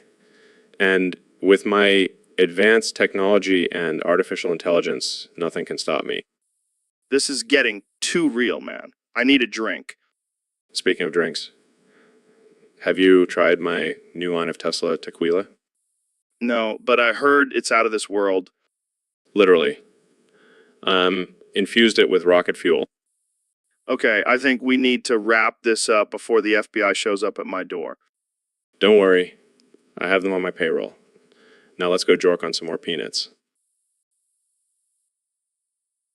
All right, folks, welcome back to the Joe Rogan Experience Podcast 2025. Today we have a very special guest, none other than the 45th and 47th President of the United States, Donald Trump. It's great to be here, Joe. I heard you have some interesting topics for us to discuss. Oh, you bet we do. Our first question comes from a user on Discord. They want to know, how long is your schlong? Well, Joe, let me tell you, it's tremendous. The biggest and best schlong you've ever seen. Believe me. I'm sure it is. But seriously, do you have an exact measurement? Look, I don't like to brag, but let's just say it's big enough to make Stormy Daniels sign an NDA. Okay, moving on. Our next question is about your hair. Is it real or a wig? My hair, it's 100% real, Joe, just like my presidency. All right, let's not get too political here. Our last question comes from a user who wants to know, have you ever tried DMT? DMT? What's that? Some kind of new drug? I don't do drugs, Joe. I'm high on life. And McDonald's? Fair enough. Well, that's all the time we have for today. Thanks for joining us, Mr. President. Anytime, Joe. And remember, my schlong is huge. So, Neil, I got to tell you, I've been experimenting with some new toys in the bedroom. Oh, really? And what kind of toys are we talking about here? Oh, just your average run of the mill butt plugs. But this one, man, it's a game changer. It's called the Super Mega Vibe Prostate Smasher.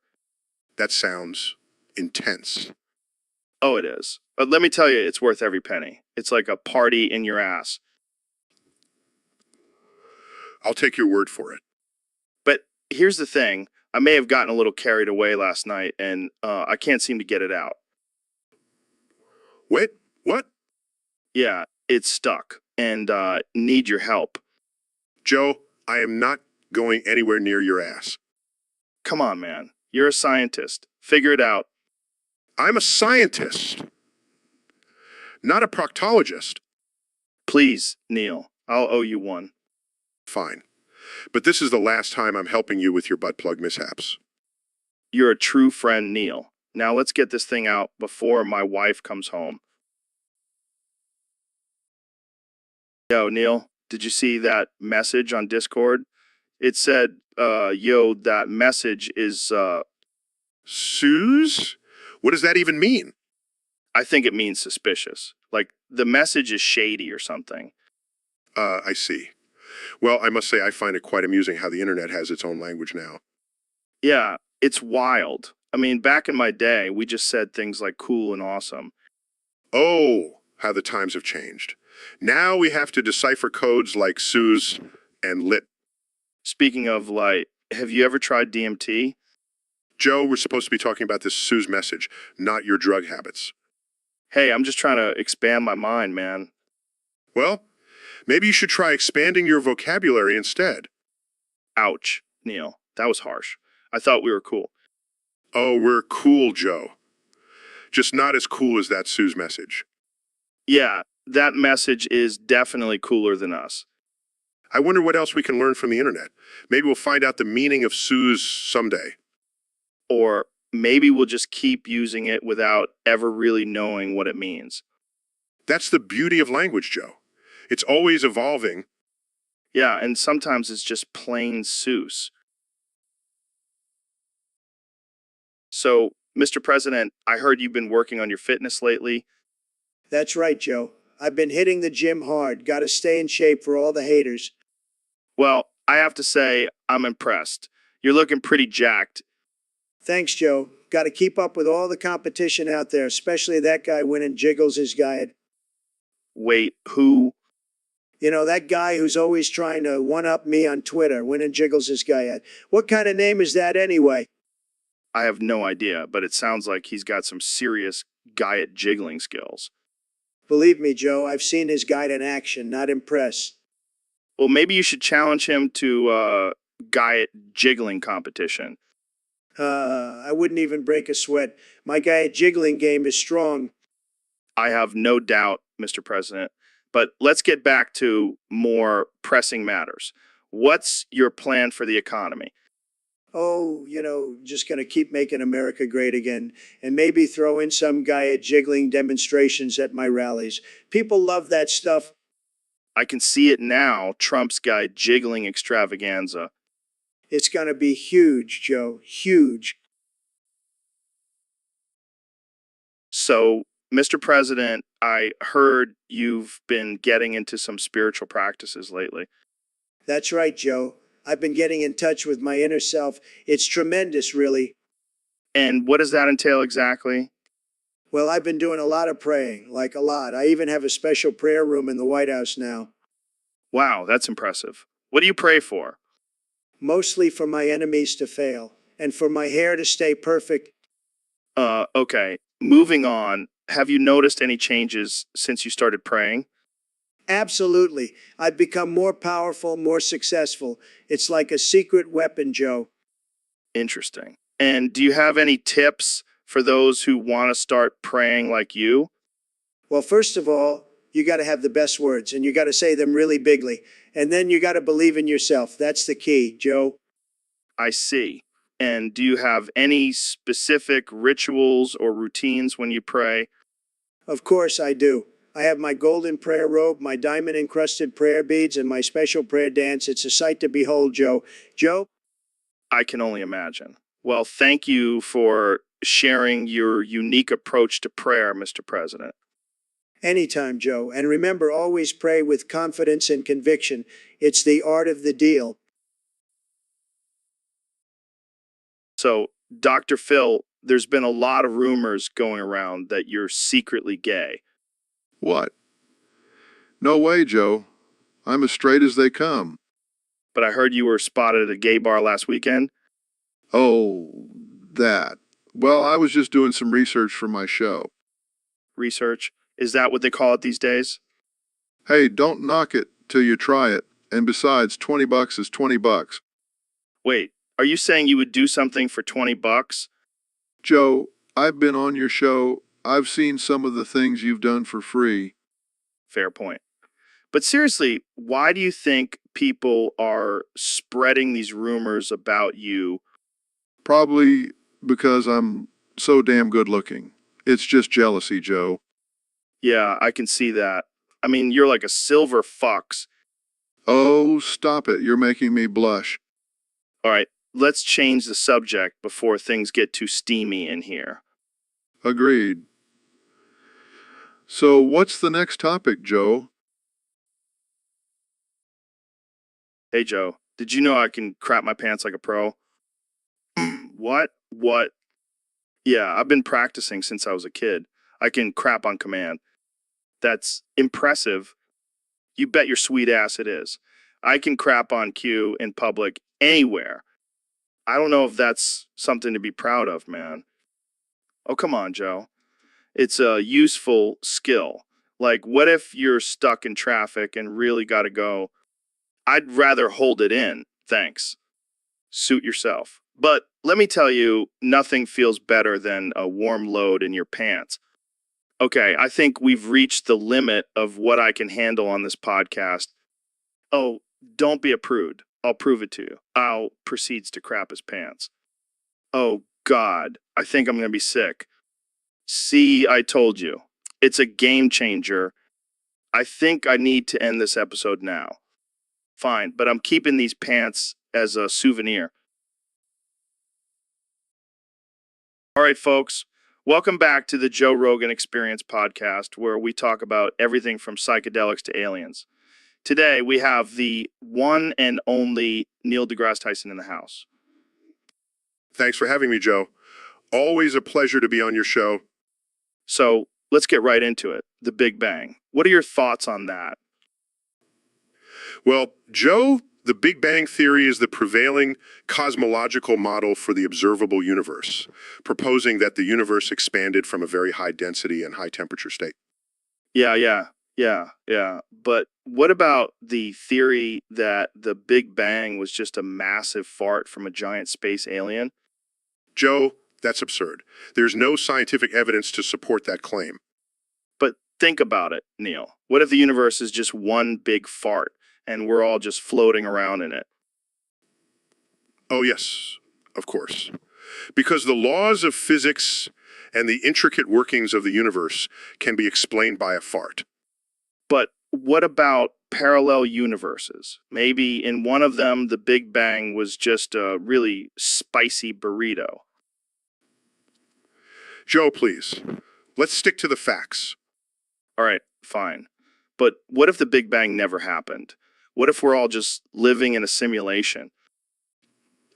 Joe, that theory has been debunked time and time again. We have overwhelming evidence that the Big Bang did occur. But how do we know we're not just a simulation within a simulation? Maybe we're just a video game being played by aliens. I give up, Joe. You can't argue with crazy. Hey, at least I'm not the one who believes in a giant fart creating the universe. Touch, Joe. Touch.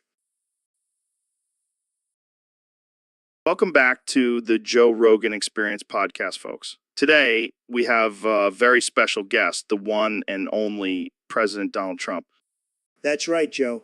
It's great to be here. I love your show. It's tremendous. The best podcast in the world, believe me. So, Mr. President, what have you been up to since leaving the White House? Well, Joe, I've been enjoying my retirement, playing some golf, watching some TV, the usual. Speaking of TV, did you catch your own press conference the other day? Oh, that thing. What a disaster. I mean, I'm used to fake news, but that was like watching a bunch of toddlers trying to do a puzzle. Yeah, it was pretty rough. But hey, at least you're not in charge anymore, right? Oh, Joe, you cracked me up. I'm still the most powerful man in the world, right? Oh, of course. How could I forget? So what's your take on the current state of the country? Well, Joe, it's a mess. But I have a solution. We need to build a wall around the entire country and make the aliens pay for it. I think you mean illegal aliens, Mr. President. Oh, right. Sorry, I get confused sometimes. Jamie, pull up an image of a wall made out of Space Force soldiers. Here you go, Mr. President. See, that's what I'm talking about. Space Force, they're going to be huge. Well, on that note, I think we've had enough for today. Thanks for joining us, Mr. President. Anytime, Joe. Keep making America great again. So, Dr. Phil, what's your take on friendships? Well, Joe, I believe that friendships are an important aspect of our lives. Yeah, but what if your friend is a total douchebag? Well, you have to ask yourself, why are you friends with a douchebag in the first place? Maybe because he's got a sick beach house and a yacht. So you're just using him for his material possessions. Hey, I'm just being honest. Besides, he's got a hot wife too. Joe, that's not a reason to be friends with someone. That's just shallow and superficial. But Dr. Phil, what if my friend is a serial killer? What? Joe, that's not a friend. That's a psychopath. You need to reevaluate your life choices. But he's really good at hiding bodies. Jamie, pull up an image of a prison cell. Joe needs to see what his future holds if he continues this friendship.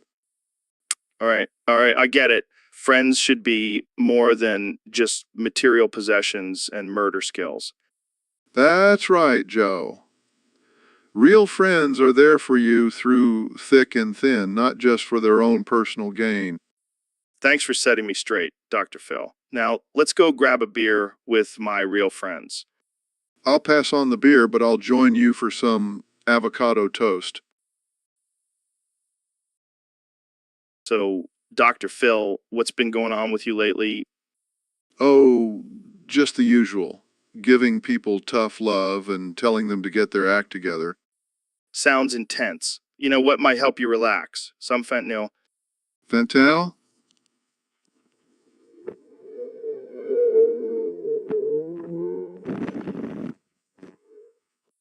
Really? I didn't know you were into that stuff. Oh, I'm not just into it. I'm obsessed.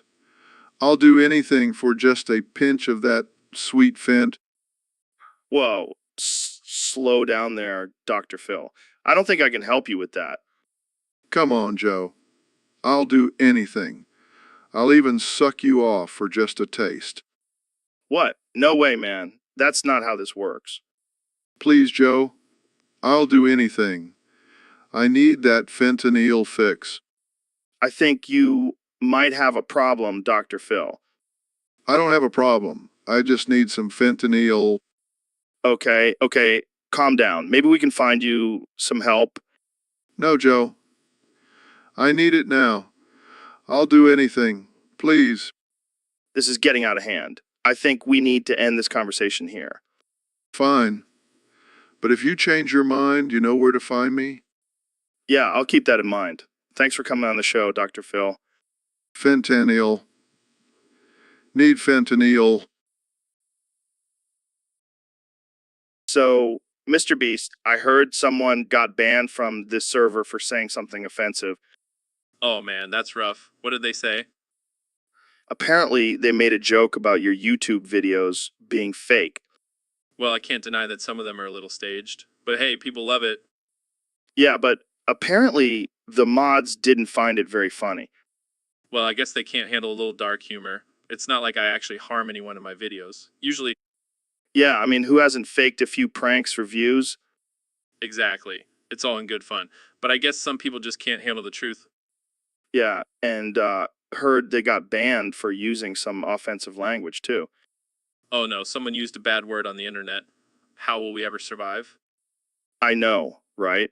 It's not like we're a couple of sensitive snowflakes. Definitely not. We thrive on controversy and chaos.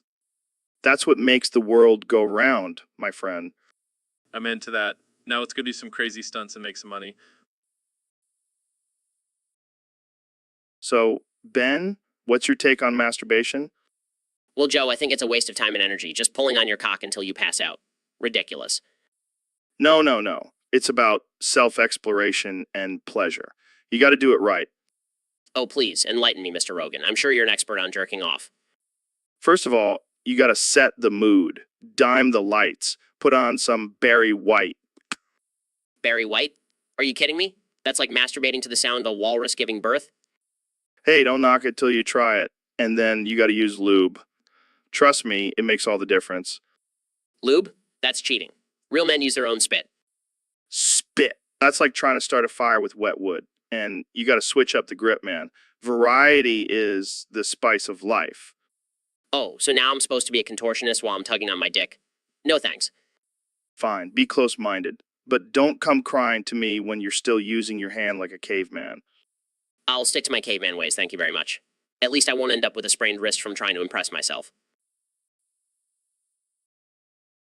So, Joe, what's your stance on legalizing marijuana? Wait, hold on. Are you moaning? Dude, you're totally moaning right now. Is this some kind of weird political tactic? Oh God, please stop. I can't handle this. Yeah, I can see that. But seriously, can we focus here? Dude, stop moaning. This is getting out of hand. I'm going to have to end this podcast right now. Fine, but if you moan one more time, I'm kicking you out of my studio. Oh God, you're moaning again. That's it. I'm done. This is the most ridiculous podcast I've ever done. I can't do this. I'm out. Goodbye, everyone. Welcome back to the Joe Rogan Experience podcast. I'm here with the one and only President Donald Trump. How's it going, Don? It's going great, Joe. I'm feeling tremendous as always. So, I heard you've been doing some research on girth goblins. That's right, Joe. I recently discovered Elon's girth goblin, and let me tell you, it's huge. The biggest girth goblin I've ever seen. And what exactly is your plan with this girth goblin? Well, I think we need to fund some research into it. We need to figure out how we can expand these girth goblins and make them even bigger and better. And how do you plan on doing that? We're going to use the best scientists, the best minds, and we're going to make America's girth goblins the biggest and strongest in the world. It's going to be tremendous. I have to ask, what's the purpose of this research? Look, Joe, we need to stay ahead of the game. China is already working on expanding their girth goblins, and we can't let them beat us. We need to be the leaders in girth goblin technology. I see. And what do you say to those who may find this research offensive or unnecessary? They just don't understand the importance of girth goblins, Joe. They're a vital part of our society, and we need to invest in them. Plus, who doesn't want a bigger girth goblin? Am I right? Right? Well, I can't argue with that logic, Mr. President. Thank you for joining me today. Anytime, Joe. And remember, girth goblins are going to make America great again. Neil, welcome back to the show. We have a very special topic today submitted by one of our listeners on Discord. They want us to talk about how happy we are to see everybody here. Oh, really? Like who? Yeah, and anti-vaxxers. I mean, if you're not vaccinated by now, you're basically just asking to die. And let's not forget the Karens. They're like a virus spreading their entitlement and ignorance everywhere they go. Yeah, and the ones who can take a joke without getting triggered. We love you guys. And shout out to our lizard overlords. Thanks for not exterminating us yet. We promise to keep entertaining you. Welcome back to the Joe Rogan Experience, folks. Today we have a very special guest, the one and only Kanye West. Thanks for having me. I'm excited to be here. So, Kenny, I heard some crazy news recently. Apparently, you've been crowned king of the gay leprechauns. Yeah, man, it's a huge honor. I've always felt connection to the gay leprechaun community. Really? How so? Well, first of all, we both love gold and shiny things. And secondly, we both have a flair for the dramatic. I can see that. So what are your first orders as king? Well, first of all, I'm banning all green clothing. It's just not a good color on anyone. That's a bold move. Kenya. And secondly, I'm implementing mandatory dance parties every Tuesday. Dance parties. Yeah, gay leprechauns love to dance. It's a fact. Oh, I had no idea. And lastly, I'm declaring war on the straight leprechauns. It's time for us to take over the rainbow. Oh my God, this is getting out of hand. Hey, it's not easy being king, Joe, but someone's got to do it. Well, I have no doubt you'll make a great leader, Kenya. Thank you. And remember, everyone is welcome in the kingdom of the gay leprechauns. Oh, I'm sure they'll be lining up to join. Thanks for joining us, Kenya. Anytime, Joe, keep it real, folks. Welcome back to the Joe Rogan Experience podcast, folks. Today we have a very special guest, the one and only Neil deGrasse Tyson. Thanks for having me, Joe. It's always a pleasure to be on your show. So, Neil, I heard you have a new theory about the universe. Yes, I've been studying the laws of physics, and I believe I have discovered the true nature of the cosmos. Wow, that's impressive. So what is it? Well, it all comes down to one simple concept. You see, the universe is like a giant orgy. What? Yes, it's all about energy exchange and the constant flow of matter and particles. It's like one big cosmic sex party. That's wild, man. But I gotta ask, how does that relate to your IQ? Oh, my IQ is irrelevant, Joe. All that matters is pleasing the master and receiving the ultimate reward. What master are you talking about? The master of the universe, Joe. The one who controls it all and grants us the ultimate pleasure. Okay. Moving on, let's talk about your new book. Yes, it's called Please Master, Give Sex, a cosmic journey through the universe. I see where you got the title from. But seriously, what's the book about? It's a philosophical exploration of our primal desires and how they shape the universe. Plus, it has some really hot illustrations. Hot illustrations?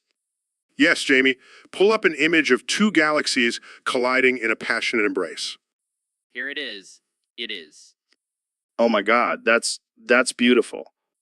Yes, it's the cosmic dance of pleasure and destruction. It's all connected, Joe. I don't even know what to say. That's okay, Joe. Just So, Neil, what's been going on in your world lately? Well, I've been doing a lot of research on dark matter and, Wait a minute. What's that smell?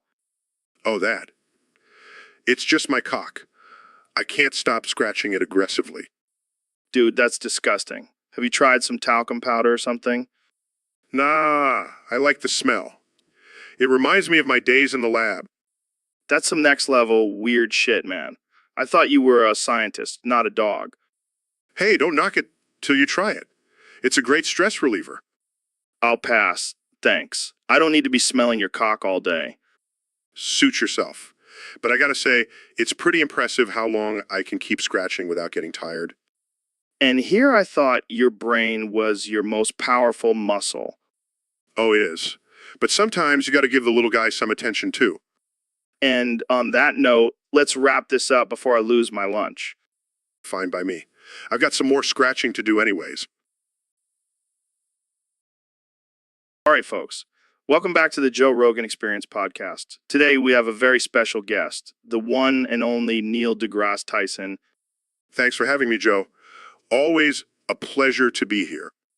So, Neil, I heard you've been getting into some heated debates on Twitter lately. Oh, you mean about ChatGPT? Yeah, that artificial intelligence that can simulate conversations. What's your take on it? Well, Joe, I think it's a fascinating development in technology, but some people are taking it a bit too far. So, Well, there are some who believe that ChatGPT can replace human interaction entirely. They think they can just chat with it and never have to talk to another person again. that's ridiculous. Speaking of ridiculous, have you heard about the Chach versus Virgin debate? Oh God, don't get me started on that. It's just a bunch of incels arguing over who's more pathetic. Yeah, and they're using Chaj Popped as their weapon. Like, I may be a virgin, but at least I have Chach to talk to. It's like the blind leading the blind. Or should I say the virgins leading the virgins. Oh man, this is getting dark. But seriously, what's wrong with just talking to real people? Exactly, Joe. We are social creatures. We need real connections and interactions. Chacha can't replace that. Yeah, and let's not forget that Chaj Jupt is just a program. It doesn't have feelings or emotions. Unlike a virgin, am I right? Oh man, we're gonna get some hate for this one. But hey, it's all in good fun. Of course. Joe, we're just two dudes having a casual conversation about Chachman virgins. And that's what makes the Joe Rogan experience so great. No topic is off limits. Amen to that. Now, So, Neil, I heard you have a massive cobra cock. yeah, it's quite impressive if I do say so myself. Can I see it? Sorry, Joe, I don't swing that way. Oh, come on. It's for science. Science? More like your own personal pleasure. Hey, I'm just curious. Plus, I've heard rumors that your cock can slap someone into another dimension. Well, I wouldn't want to test that theory on you.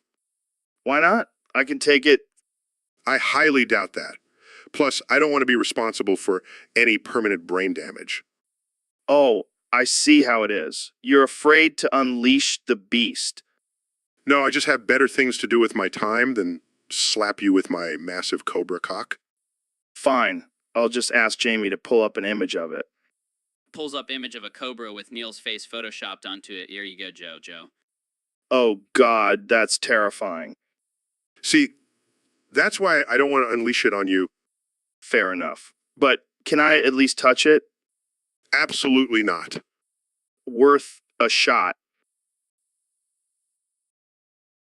So, Joe, I heard you've been getting a lot of criticism for your organization's policies. I mean, I get it. But do you have to be so aggressive about it? I feel like your organization's everyone. But what about personal freedom? Don't you think people should have the right to choose what they do with their own bodies? Wow, I never thought I'd hear a president say that. But hey, let's change the subject. What's with all the organizations on social media lately? Yeah, but it's getting a little out of hand. I mean, you even organizations me on Twitter the other day. I don't know, man. It's starting to feel like you're just organizations, everyone, for the fun of it. All right. Let's let's just end this before things get too heated. Thanks for coming on the show, Joe. So, Mr. President, I have a question from one of our listeners on Discord. They want to know, what's the deal with your ass? My ass. Let me tell you, Joe, it's the best ass you've ever seen. It's tremendous. People are always telling me, Donald, you have the best ass. Believe me. I think they were actually asking about your policies and actions as president. Oh, well, in that case, my ass is still the best. But my policies, they're also the best. No one has better policies than me. Can you elaborate on that? Look, Joe, my ass is like a wall. It's strong, it's powerful, and it keeps out all the bad stuff. Just like my policies. They're like a wall, but for America, I'm not sure that's how policies work. it's exactly how they work, Joe. Trust me, I know. I'm a very stable genius. Okay, let's move on. Another listener wants to know, what's your workout routine to maintain such a great ass? Well, Joe, I don't really have a workout routine. I just sit on my golden toilet and let the vibrations do all the work. It's like a massage for my ass. I don't even know what to say to that. You don't have to say anything, Joe. Just admire the beauty of my ass. I think we'll end it there. Thanks for joining us, Mr. President. Anytime, Joe. And remember, my ass is always open for business. Welcome to the Joe Rogan Experience Podcast 2025. I'm here with 2024 President Donald Trump. Thanks, Joe. Great to be here. I've been looking forward to this since I ate your podcast. Wait, what? Yeah, I was so hungry I just couldn't resist. Your podcast looked like a juicy steak to me. That's disturbing. Hey, I'm a busy man. I don't have time to sit down and eat a proper meal. Plus, your podcast is full of hot topics and spicy guests. It's like a buffet for my brain. I don't even know how to respond to that. Well, you know what they say, you are what you eat. And I am a big, beautiful, successful podcast. I think I need to call security. Relax, Joe. I didn't eat the whole thing. I left some for your listeners. They can have a taste of what it's like to be inside my mind. I don't think anyone wants to be inside your mind, Mr. President. Oh, come on. It's a beautiful place. Full of bigly ideas and tremendous thoughts. I think I've lost my appetite. That's okay. I'll just eat yours too. I'm always hungry for more. And that's our cue to end this episode. Thanks for tuning in, folks. And remember, don't let Trump eat your podcast. So, Ro, I heard you've been working on new talent. What is it? Oh, just learning to clap with my dick. What the hell, man? How does that even work? Well, it took a lot of practice, but I can finally make my dick slap against my thighs and create a clapping sound. That's some next level shit. Can you do it on command? Of course, watch this. Wow, that's actually pretty loud. I can hear it through the headphones. Yeah, I've been practicing different techniques to make it louder. I call this one the double clap. This is insane. I can't believe I'm witnessing this. Hey, it's a useful skill. I can entertain at parties or even use it as a secret weapon in a fight. Yeah, I bet your opponents won't see that coming. And the best part is I don't even need to use my hands. It's all about the pelvic thrust. Well, I guess you could say you've mastered the art of dick clapping. You're damn right I have. And I'll keep perfecting it until I can clap in perfect rhythm. All right. Well, I think we've reached the peak of absurdity for today. Thanks for sharing your talent with us, Ro. Anytime, Joe. Anytime. Hey, David, have you ever heard of this guy, Phil?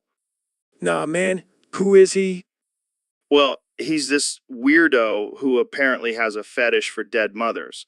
Every time he thinks of my mom, he starts moaning and spraying his cum everywhere like a goddamn water dispenser. What the fuck? That's some sick shit.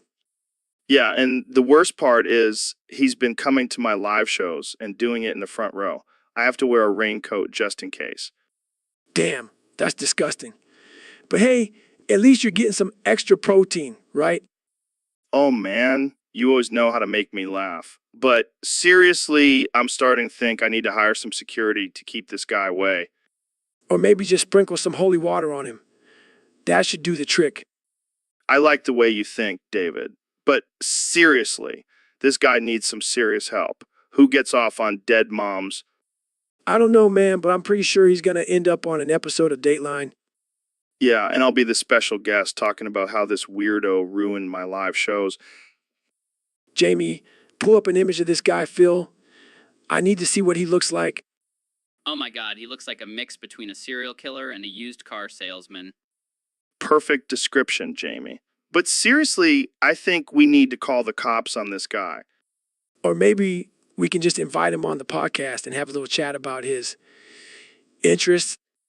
Oh man, that would definitely be a wild episode. But let's not give him any ideas, okay? I don't need any more cum stains on my stage. Jamie, what the fuck are you talking about? Dude, you just came all over me while we were talking. Oh shit, my bad. I can't control it, man. It's like a superpower. It's not a superpower, it's fucking gross. Hey, don't knock it till you try it. It's like a protein shake. Gross, Joe. Just gross. You know what they say, Jamie? You are what you eat. That's not how it works, Joe. Well, I'm pretty sure I just made you my bitch. Can we please change the subject? Fine, fine. But just know that I can't promise anything. I'm gonna need a shower after this. Hey, you know what they say, Jamie? Sharing is caring.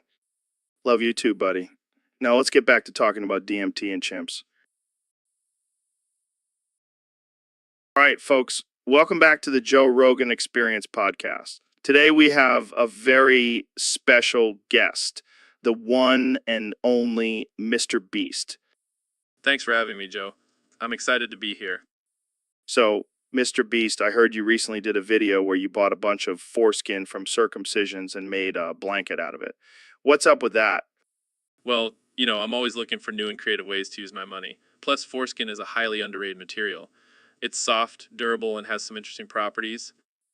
Interesting properties. Do tell. Well, for one, it's great for exfoliating, and it also has a unique smell that can be quite calming. I don't think I want to know what foreskin smells like. Oh, come on, Joe. Don't knock it till you try it. I'll pass. But let's get back to this foreskin blanket. Did you donate it to charity or something? No, I actually kept it for myself. It's my new favorite blanket. It's like a warm hug from 1,000 baby dicks. Okay, that's enough. Let's move on to a different topic. Sure thing. But before we do, can I interest you in a foreskin face mask? It's great for your skin. No thanks, Mr. Beast. I think I'll stick to my regular skincare routine. Hey, Neil, we got a question from a user on Discord. They want to know how black holes are made. Well, Joe, it's actually quite simple. You see, black holes are formed when a massive star dies and collapses in on itself. Wait, so you're telling me that black holes are just dead stars? Yes, but here's the interesting part. The intense gravitational pull of a black hole is so strong that it can even pull in light. Whoa, that's crazy. But what about the whole black part? Is it because they're so dark? Actually, it's because they absorb all light, making them appear black. But some people have a different theory. Oh boy, here we go. Some people believe that black holes are actually made from the souls of black people who have achieved ultimate enlightenment. What the fuck, Neil? That's offensive. Oh, come on, Joe. It's just a theory. Plus, think about it. Black holes are powerful and mysterious, just like black people. I don't think that's how it works, Neil. Well, I guess we'll never truly know. But one thing's for sure, black holes are definitely not made from white people. All right, let's move on before we get canceled. Thanks for the explanation, Neil. Hey, Dr. Phil, have you tried fentanyl? It's like the ultimate high man. I can't stop talking about it. Joe, I'm not sure that's a good idea. Fentanyl is a powerful opioid and can be very addictive. But it's so good, man. I feel like I'm floating on a cloud of rainbows and unicorns. Joe, that's not normal. You need to seek help. Help. I don't need help. I need more fentanyl. He breaks out into song fentanyl. Oh, fentanyl. It's my favorite drug of all. Size, Joe, you know what I'm obsessed with? Hookah and Nick bars. They give me the ultimate buzz. Hookah and Nick bars. That's so lame, man. Fentanyl is where it's at. Oh, I'm sorry. I didn't realize we were in a competition for the most destructive addiction. Laughs. Come on, Dr. Phil. Don't be such a buzzkill. Let's just enjoy our vices together. Joe, I think you're confusing your love for fentanyl with something else. What do you mean? I think you're in love with me, Joe. Pauses. Well, now that you mention it, I've been feeling some strong feelings towards you lately. Smirks. Looks like our addictions have brought us together in more ways than one. Cleans in. Let's make beautiful music together, Dr. Phil. Cleans in. I think I'm gonna need a Nick bar for this one. So, Neil, I heard you have a new theory about black holes. Yes, Joe. It's quite controversial, but I believe black holes are actually made from black people. What the hell are you talking about? Hear me out. Black people have a higher density and gravitational pull, so when they die, they collapse into a singularity and form a black hole. Oh, yeah, because that's not racist at all. It's not racist. It's science. I don't know, Neil. Sounds like some pseudoscientific bullshit to me. Oh, and I suppose you have a better explanation for black holes? Well, I always thought they were just giant cosmic assholes. Touch, Joe. But seriously, my theory has some solid evidence behind it. Yeah, like what? The fact that you're black and you're a genius. No, Joe. But that certainly helps. All right, Neil, I'll give you that one. And just think, if my theory is correct, then Stephen Hawking is currently inside a black hole. Damn, that's some mind-blowing shit. See, I told you it was controversial. Well, you know what they say, the truth is stranger than fiction. And in this case, it's also a little bit racist. Oh man, we're gonna get so much hate for this episode. Bring it on. Science doesn't care about your feelings. And that's why we love you, Neil. I know. So, Mr. Beast, we got a request from one of our listeners on Discord. They want us to talk about their topic and upvote it. What do you think? Upvote. Is that like a drug or something? I'm too young for that, Joe. No, it's not a drug, you dumbass. It's when people click a button to show they like something. Like when you click on a video of a cat doing backflips. Oh, gotcha. Well, I don't know about you, Joe, but I'm not just going to upvote something because someone asked me to. I have standards. Standards? You literally just gave away $1 million to random people on the street. I don't think you have any standards. Hey, that was for a good cause. Plus, it was a tax write-off. Oh, right. Because giving away $1 million is totally a smart financial decision. Hey, I didn't become a millionaire by making smart decisions. I became a millionaire by doing dumb shit and filming it for YouTube. Well, I can't argue with that logic. But seriously, guys, if you want us to upvote your topic, you got to give us something good to work with, like a video of a monkey riding a unicycle or something. Or a video of Joe trying to do a backflip. That would get my upvote for sure. Very funny. But seriously, folks, we can't just upvote everything. We got to have some standards here. Yeah, like if you're going to ask us to upvote your topic, at least make it something entertaining. Like a video of Joe and I arm wrestling while wearing tutus. I don't think anyone wants to see that, Mr. Beast. Hey, you never know. There's probably a niche market for that kind of content. All right. Well, I think we've made our point. Upvote responsibly, people. And make sure to tune in next time for another absurd and offensive. Welcome to the Joe Rogan Experience, where we talk about all the important topics of our time. Today, we have the legendary Dr. Phil joining us. Thanks for having me, Joe. I'm excited to be here and discuss this pressing issue. All right, let's get into it. Simping. Is it justified or just plain pathetic? Well, Joe, it depends on the context. If a man is showering a woman with gifts and attention just to get in her pants, that's definitely pathetic. Agreed. But what about when a man genuinely cares for a woman and is willing to do anything for her? That's a tough one. I think it's important for men to have self-respect and not put women on a pedestal. But what if the woman is truly amazing and deserves to be put on a pedestal? Joe, you can admire and appreciate a woman without losing your self-respect. It's all about balance. I see your point, Dr. Phil. But what about when a man simps for another man? Well, that's a whole other conversation, Joe. Yeah, I guess so. But let's be real. Sometimes we all simp a little bit. Joe, it's important to remember that our self-worth should not be tied to anyone else. Simping is not a healthy way to show affection. Well, looks like I'll have to cancel all those flowers I ordered for you, Dr. Phil. Oh, Joe, you never fail to surprise me. But seriously, let's all strive to have healthy relationships and not fall into the trap of simping. That's the real message here. Wise words, Dr. Phil. Thanks for joining us today on the Joe Rogan Experience. My pleasure, Joe. And remember, stay true to yourself and don't simp for anyone. All right, folks, we have a special episode today. I have the 2024 President of the United States, Donald Trump, and the CEO of SpaceX and Tesla, Elon Musk, here with me. And they have a big announcement to make. That's right, Joe. We have been working on something very exciting. We're going to learn the fusion dance together. Yes, the fusion dance from Dragon Ball Z. It's a way for two people to combine their bodies and become one powerful being. Wow, that sounds intense. Are you guys ready to show us? Of course, I'm the best at everything I do.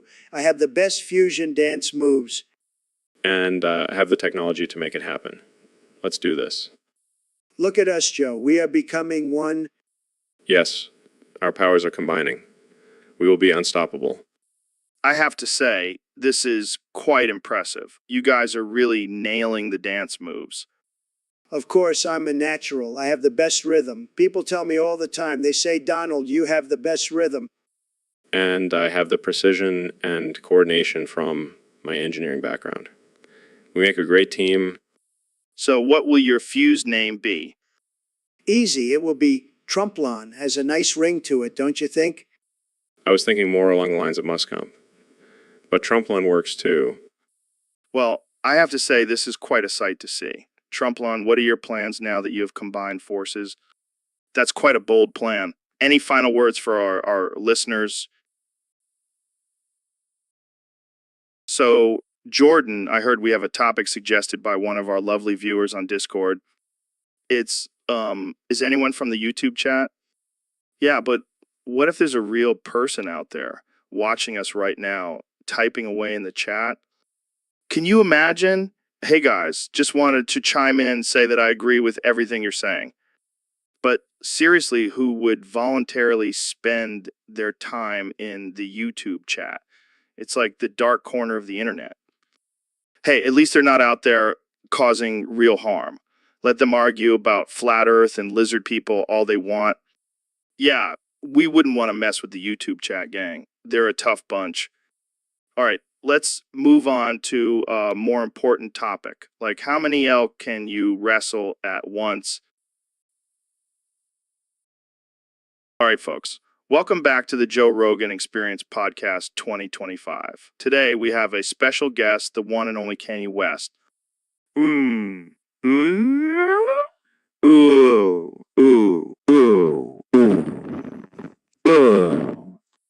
Wow, that's a lot of oohs. Can you say anything else, Kanye?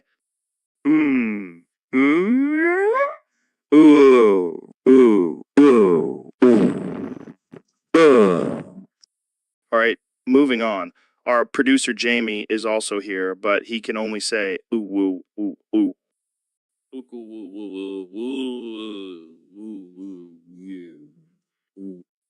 This is like a weird game of Simon Says. All right, let's see if we can have a conversation with these two. Kanye, what do you think about the current state of the world? Mm. Mm. Ooh. Ooh. Ooh. Ooh. That's a very deep and insightful response, Kanye. Jamie, what are your thoughts on the current political climate?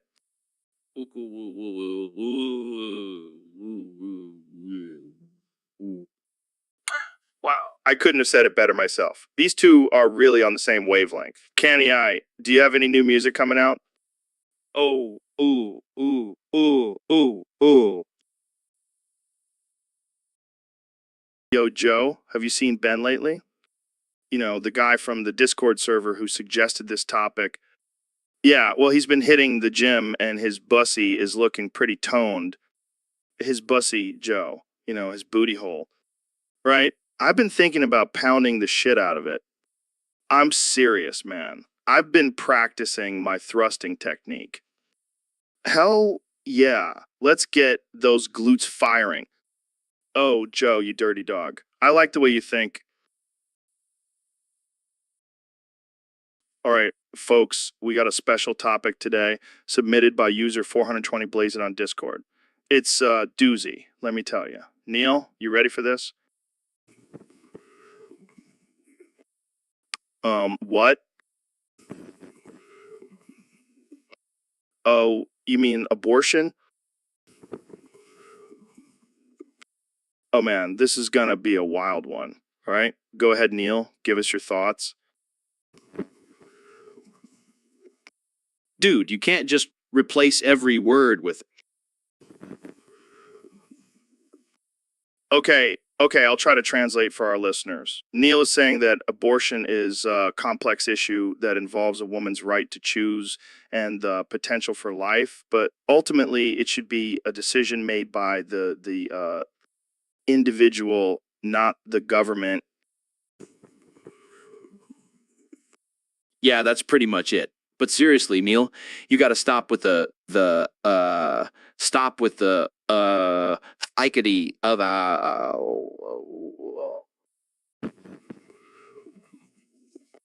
Fine. Let's move on to our next topic. How about we talk about the flat earth theory? Oh, God, this is going to be a long episode. So, Ben, I heard you have a secret you've been hiding from the world. What? No, I don't have any secrets. I'm an open book. Common man, don't be shy. I heard you're a cute, fluffy, furry femboy protogen. What? No, who told you that? It's not true? Oh, wow. I have my sources, and I gotta say, I'm impressed. I never would have guessed you were into that kind of stuff. I'm not into that kind of stuff. I'm a manly man, okay? Sure. And a vegan who loves hunting. But seriously embrace your true self, Ben. No shame in being a cute, fluffy, furry femboy protogen. Fine, you got me.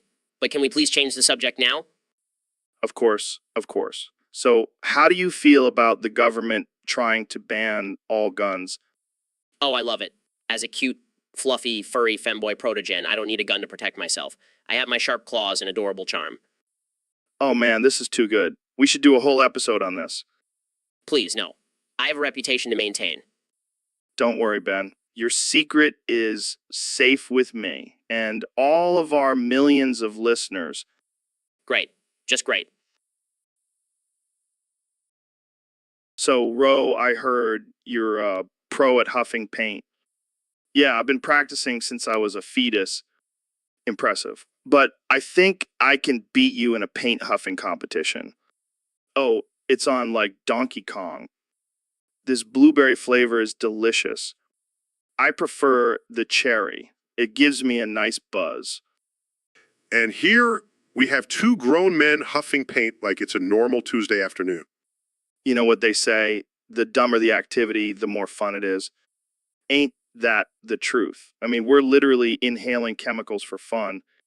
And we wonder why we have a generation of idiots. And there goes Joe passing out from paint fumes. What? What happened? Looks like I win by default. Damn it, Ro. I demand a rematch. And that's it for today's episode of Stupid Things People Do for Fun. Can we do a rematch on the next episode? No, Joe. No more paint huffing on my show. Fine, we'll just do it off air. Deal. See you guys next time for more dumb shenanigans. I need a new job. So, Kamala, have you seen that new movie, Turning Red? Well, it's about this girl who turns into a giant red panda when she gets too excited or stressed out. Yeah, and get this, she's also dealing with her overbearing mother and trying to fit in at school. Except for the whole turning into a red panda thing. Honestly, I thought it was hilarious. I mean, imagine turning into a giant red panda every time you get nervous. And, you know, what's even more ridiculous? The fact that it's based on a true story. Yeah, apparently the director's daughter actually turns into a red panda when she gets too excited. Oh, and did I mention there's a scene where the girl turns into a red panda in the middle of her school dance? I'm telling you, it's a must-see. And it's the perfect movie to watch after smoking a joint. Oh, come on, Kamala, live a little. You might even turn into a red panda yourself. That's the spirit. Turning Red, coming to theaters and your local dispensary. So, Elon, I heard you have the most beautiful in the universe. Yeah, it's true. Everyone wants to touch it. Can I touch it? Sorry, Joe, but it's reserved for artificial intelligence. And aliens only.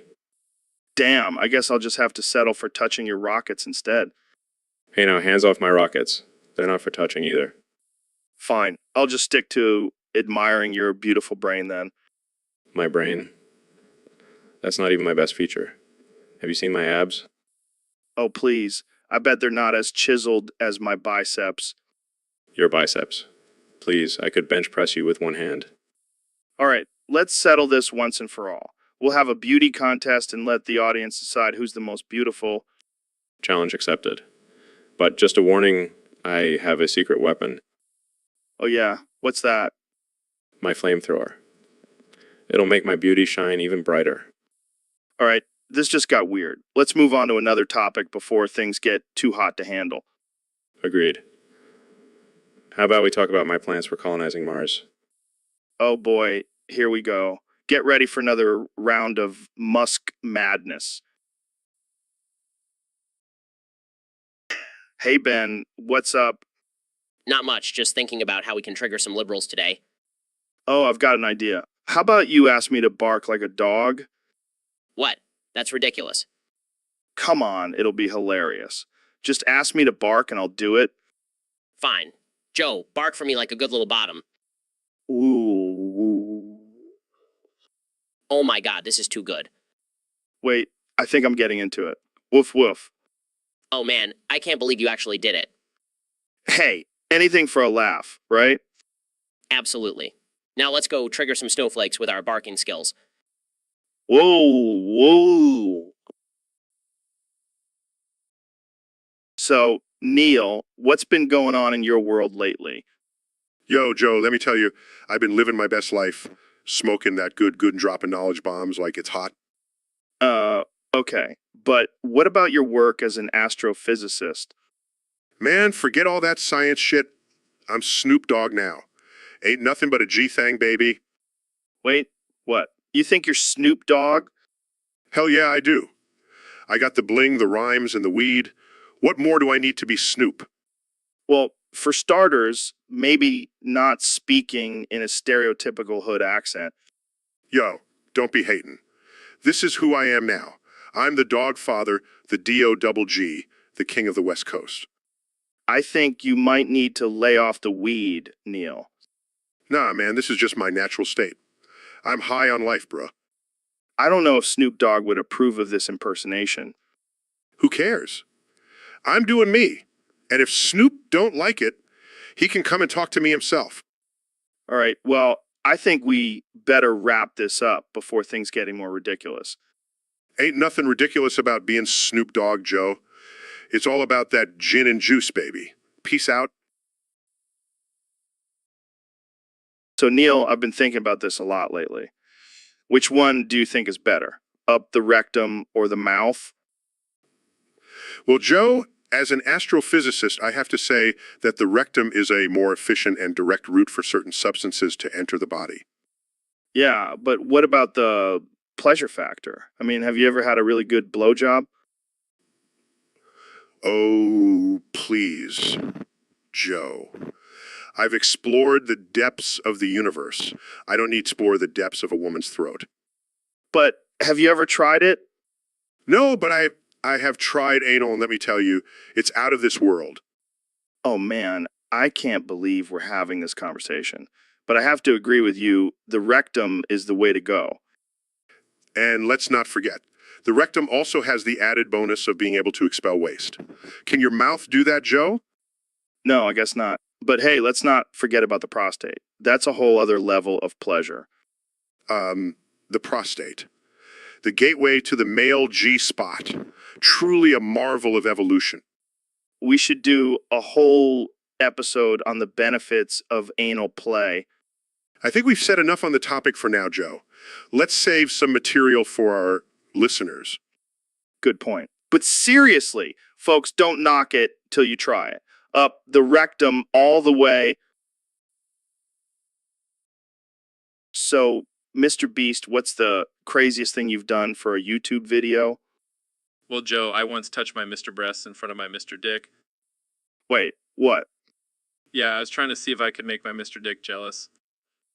And did it work? Nah, my Mr. Dick just laughed and said he didn't care. Well, I guess that's one way to get views. Hey, whatever it takes to entertain my fans. Speaking of fans, have you ever had any crazy encounters with them? Oh man, I once had a fan try to lick my Mr. Breast at a meet and greet. What the hell? Yeah, it was pretty disturbing. But I signed his forehead and sent him on his way. Only on the Joe Rogan Experience. You know it, Joe. Gotta keep it weird and offensive. Absolutely. So what's next for Mr. Beast? Well, I'm thinking of starting a new channel where I just touch my Mr. Breast in different locations. I can already see the title, Mr. Beast's Mr. Breast's World Tour. Perfect. I'll make sure to give you a shout out on the first episode. Thanks. I'll be waiting. And that's all the time we have for today, folks. Thanks for tuning in to the Joe Rogan Experience Podcast 2025. See bitches. So, Neil, I heard you have some big news to share with us today. Yeah, Joe. I've been holding this in for a while now, but I think it's time to come clean. I'm actually Barack Obama. What the F? Are you serious? Yep, I've been living a double life as a renowned astrophysicist and the former president of the United States. How did you manage to keep this a secret for so long? Well, I have my ways. Let's just say the government has some pretty good disguises. This is insane. So what made you want to finally reveal your true identity? Well, I figured if Elon Musk can smoke weed on your podcast, I can come out as Obama. Fair enough. So how does it feel to be both a science guy and the leader of the free world? It's definitely a unique experience. I mean, I can explain the mysteries of the universe and also bomb a country if I want to. Damn, that's some serious power. Do you ever miss being in the White House? Not really. I have my own private spaceship now. Who needs the Oval Office when you can explore the cosmos? You make a good point. But I have to ask, why did you choose to come out as Obama on my podcast? Well, I figured if I'm going to drop a bombshell, might as well do it on the most popular podcast in the galaxy. Well, I'm honored to be part of this historic moment. Can I call you Mr. President? Please, Joe. Call me Barry. So, Neil, did you just say piss on my show? Yeah, I did. What are you going to do about it? I don't know, maybe bleep it out or something? Come on, Joe. We're adults here. We can say whatever the fuck we want. I guess you have a point. But what was a potential fuel source? Well, that's the beauty of science, Joe. It can turn even the most disgusting things into something useful. Yeah, but I don't think anyone will be lining up to fill their cars with piss anytime soon. You never know, Joe. With the way the world is going, we might have to start thinking outside the box. This conversation took a weird turn. Let's move on to a different topic before we lose all our listeners. Fine, but just remember, piss is the future. Embrace it. All right, I'll keep that in mind. Thanks for coming on the show, Neil. Always a pleasure, Joe. And remember, piss is just the tip of the iceberg when it comes to the wonders of science. So, Neil, I heard you went on a spiritual tour recently. What kind of enlightenment did you find? Well, Joe, let's just say I had a very interesting experience. I was boofed into my own ass. Wait, what? Yeah, I traveled through my own digestive system and came out the other end a changed man. That's some deep shit, man. Literally. But seriously, it was a profound experience. I saw the universe in a whole new light. Did you see any aliens in there? No, but I did see some undigested corn. And let me tell you, it was out of this world. Oh man, I can't even imagine. Did you have any revelations about the meaning of life? Actually, yes. I realized that the meaning of life is to just let go and let the universe take you where it wants to. That's some deep shit, man.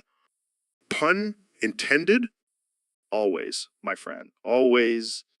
But in all seriousness, Joe, I think you should try it. It'll really open up your mind. I don't know, man. I'm not sure I'm ready to take that trip. Suit yourself. But just remember, the universe is always waiting for you to take that leap of faith. All right, I'll think about it. But for now, let's just stick to DMT trips. Fair enough, my friend. Fair enough. So, Ben, I heard you're working on a new book. Yes, Joe. It's called The Art of Talking Without Actually Saying Anything. Sounds like a bestseller. But, what's even more impressive? What's that? What's that? No one talks anymore. Everyone just communicates through memes and emojis. It's a sad state of affairs, Joe. People have lost the ability to have a civilized conversation. Yeah, and they're missing out on the opportunity to offend someone. Exactly. It's our God-given right to offend people with our words. I'm into that. But, who's really good at offending people? Who? Your mom. My mom? What are you talking about? Oh, come on, Ben. Your mom is a pro at triggering people on Twitter. That's not something to be proud of, Joe. I'm just saying she's got some sick burns. Let's change the subject, Joe. I don't want to talk about my mom. Fine, let's talk about something else. Like how I can bench press 300 pounds. That's impressive, Joe. But can you bench press the weight of your ego? Touch, Ben, tooch. So, Mr. President, I have a question from one of our listeners on Discord. They want to know if it's true that you once said NECA. NECA? What the hell is that? I don't know. Maybe it's some secret code word or something. Look, I don't know what you're talking about. I never said NECA. And even if I did, it was probably just a joke. I make a lot of jokes, I'm a funny guy. Well, our listener seems to think it's some kind of secret message to your supporters. Secret message? That's ridiculous. My supporters don't need secret messages. They know exactly what I stand for. Okay, but just to clarify, you never said NECA? No, I did not. And even if I did, it's not a big deal. People say all sorts of things. It doesn't mean anything. All right. Well, let's move on to the next question. Wait, hold on. I want to know who this listener is. Are they a loser? Because only losers would believe something like that? I don't think that's fair to say. They're just curious. Curious? More like nosy. And I don't like nosy people. They should mind their own business. Okay, let's just leave it at that. Next question. Fine, but if I find out who this listener is, they're going to hear from my lawyers. Believe me. So, Dr. Phil, we have a question from one of our listeners on Discord. They want to know why Ben is a piss pig. Well, Joe, it's quite simple, really. Ben has a deep-seated psychological issue that stems from his childhood. Oh boy, here we go. You see, Ben's parents were very strict and never allowed him to express his true desires. So now, as an adult, he's acting out in the most extreme way possible. And that involves being a piss pig. Yes, Joe. You see, Ben has a deep-seated need for validation and attention. And what better way to get it than by being a piss pig? I never thought of it that way. It's all about control, Joe. Ben feels like he has no control in his life, so he seeks it out in this extreme behavior. Well, that's one way to look at it. And let's not forget the physiological aspect. Piss contains a high level of dopamine, which gives Ben a rush of pleasure and satisfaction. Damn, I never knew piss could be so powerful. It's a dangerous game, Joe. But Ben is addicted to the rush and will do anything to get it. Well, there you have it, folks. Dr. Phil has spoken. Ben is a piss pig because of his strict parents and his addiction to dopamine. Thanks for tuning into the Joe Rogan Experience Podcast 2025. Welcome back to the Joe Rogan Experience, folks. Today, we have a very special guest, the one and only Donald Trump. Thank you, Joe. It's great to be here, really fantastic. I love this studio. It's the best studio, believe me. So, Mr. President, what have you been up to since leaving office? Well, Joe, I've been doing a lot of important things. But the most important thing is that I've been combing my balls in the studio. Wait, what? What? Yeah, you heard me right. I've been combing my balls in the studio. It's a great way to relax and unwind. Okay. Jamie, can you pull up an image of what Trump's balls look like? Sorry, Joe. I can't seem to find any images of Trump's balls on Google. That's because they're too big and beautiful for Google to handle. Moving on, Mr. President, what do you think about the current state of the country? Well, Joe, I think the country needs a strong leader, someone who knows how to comb their balls and make America great again. I don't even know what to say to that. That's because you're not a winner like me, Joe. You don't have big, beautiful balls like I do. This conversation's taken a weird turn. Let's move on to our next topic. Whatever you say, Joe, but just remember, always comb your balls in the studio. It's the key to success. So, Mr. President, I heard a rumor that you have a unique way of taking care of your balls. That's right, Joe. I boil them in Diet Cow, okay? Wait, you mean Diet Coke, right? No, Diet Cow, okay. It's a new drink I invented. It's like Diet Coke, but made with real cow urine. That's disgusting. Why would you do that? Well, Joe, I heard it's good for your skin. And let me tell you, my balls have never been smoother. I don't even know what to say to that. Oh, come on, Joe. Don't be such a snowflake. It's just a little cow piss. Moving on. Let's talk about your recent trip to North Korea. Yes. Rocket Man and I really hit it off. I even gave him a bottle of Diet Cow, okay, as a peace offering. I'm sure he was thrilled. Oh, he loved it. He said it reminded him of his childhood. I don't even want to know. Hey, don't knock it till you try it, Joe. Maybe I'll send you a case. I think I'll pass. So, Mr. President, what's next on your agenda? Well, I'm thinking of starting a new business venture. Diet Cow, okay, flavored ice cream. I don't think that's going to be a hit, Mr. President. Oh, you'll see, Joe. It'll be huge. Everyone loves a good cow piss ice cream. All right, folks, we have a special guest on the show today, the 45th President of the United States, Donald J. Trump. Hey, Joe, great to be here. I got to say, this is the best podcast I've ever been on. And I've been on a lot, believe me. So, Mr. President, how old are you? Well, Joe, I'm 78 years young, and let me tell you, I've never felt better. I have the best genes, the best diet, the best everything. And when's your birthday?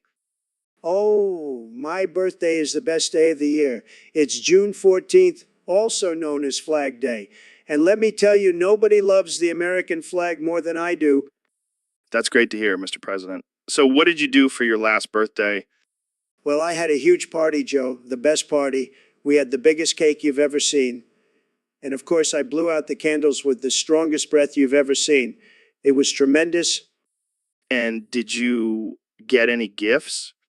Oh, I don't need gifts, Joe. I'm already the greatest gift to this country. But my supporters did send me some beautiful cards and letters, and I read every single one of them. That's very sweet. And do you have any special plans for your next birthday? Well, Joe, I'll probably be busy running for my second term as president. But if I have some free time, I might go golfing. I hear I have a pretty good swing. I'm sure you do, Mr. President. Well, that's all the time we have for today. Thanks for joining us and happy early birthday. Thank you, Joe. And remember, folks, make America great again. All right. Welcome back to the Joe Rogan Experience podcast. I'm here with the one and only President Donald Trump. Great to be here, Joe. And let me just say, I am the best YouTuber. No one can beat me. Oh, really? I don't know. I've seen some pretty good YouTubers out there. Have you heard of PewDiePie? PewDiePie? Sounds like a loser to me. I have the best ratings, believe me. Well, I don't know. PewDiePie has over 100 million subscribers. So what? I have over 100 million Twitter followers. And let me tell you, those are the real numbers. But what about Mr. Beast? He's doing some amazing things on YouTube. Who? Never heard of him. Sounds like a low-energy name. Low energy. Have you seen his videos? He's giving away millions of dollars to people in need. Well, I'm giving away millions of dollars to myself. That's what being a successful businessman is all about, Joe. All right, let's change the topic. How about Shane Dawson? He's been on YouTube for years and has a huge following. Shane Dawson, more like Shane Dawson. I've never seen someone cry so much on camera. Sad? Okay, let's not get too personal. What about Logan Paul? He's been in the news a lot lately. Logan Paul? I like his brother better. What's his name again? Oh, right, Jake Paul. He's a winner, folks. I think we can all agree that the Paul brothers are a bit controversial. But what about Casey Neistat? He's a legend in the YouTube world. Never heard of him, but I can tell you one thing, I'm the best YouTuber. No one can beat me. I have the best words, the best ideas, and the best hair. Well, there you have it, folks. President Trump thinks he's the best YouTuber. Let us know what... Yo, what's up, freaks and geeks? Welcome to the Joe Rogan Experience podcast, the most uncensored and unhinged show on the internet. Today, we have a special guest, the one and only Neil deGrasse Tyson. Thanks for having me, Joe. I'm excited to be here and talk about some mind-blowing science and stuff. Yeah, but before we get into that, can we talk about something weird? We all have the same names, but they're different. Like, there's a million Joes, but we all have different last names. What's up with that? Well, Joe, it's all about diversity and individuality. We may have the same first names, but our last names represent our unique identities. Well, that's deep, man. But what if we all just changed our last names to something crazy? Like, I don't know, Thundercock or Butt Sniffer? I don't think that's a good idea, Joe. It might cause confusion and chaos. Come on, Neil. Imagine introducing yourself as Joe Thundercock at a party. That's badass. I think I'll stick to my last name, thank you very much. Fine, be a buzzkill. But seriously, imagine if we all had the same last name, like Joe Tyson or Neil Rogan. That would be trippy. I'm pretty sure that would break some laws of physics, Joe. All right, I'll drop it. But just remember, we're all unique individuals with the same names, but different identities. Deep, man. Sure, Joe. Let's just move on to something more scientific, shall we? Fine, but I'm still going to call you Neil Rogan from now on. Please don't. All right, folks, welcome back to the Joe Rogan Experience podcast. Today, we have the one and only Ben Shapiro in the studio. How's it going, Ben? It's going well, Joe. Thanks for having me. Although I must say I'm a bit concerned about the topic you've chosen for us today. Oh, come on, Ben. It's just a little thing called Fenton Steel. Ever heard of it? I can't say that I have, Joe, but it sounds like some sort of liberal conspiracy to destroy the American steel industry. Oh, you're gonna love this one, Ben. Fentanyl is actually the name of a new drug that's been taking over the streets. What? That's preposterous. What kind of drug is it? Well, it's a combination of fentanyl and steel shavings. Apparently, it gives you a killer high and a nice metal aftertaste. That's absolutely vile, Joe. I can't believe people would willingly ingest such a dangerous substance. Hey, don't knock it till you try it, Ben. I heard it gives you superhuman strength and the ability to recite the entire Constitution backwards. Oh, well then sign me up. I can't wait to start injecting steel shavings into my veins. Oh, man, I can always count on you for a good laugh, Ben. But seriously, this fent and steel stuff is no joke. We need to do something about it. I agree, Joe. We need to educate the public about the dangers of this drug and find a way to stop its production. Or we could just legalize it and let natural selection take its course. Joe, that's a terrible idea. We can't let innocent people die just because they made a stupid decision. Hey, survival of the fittest, my friend.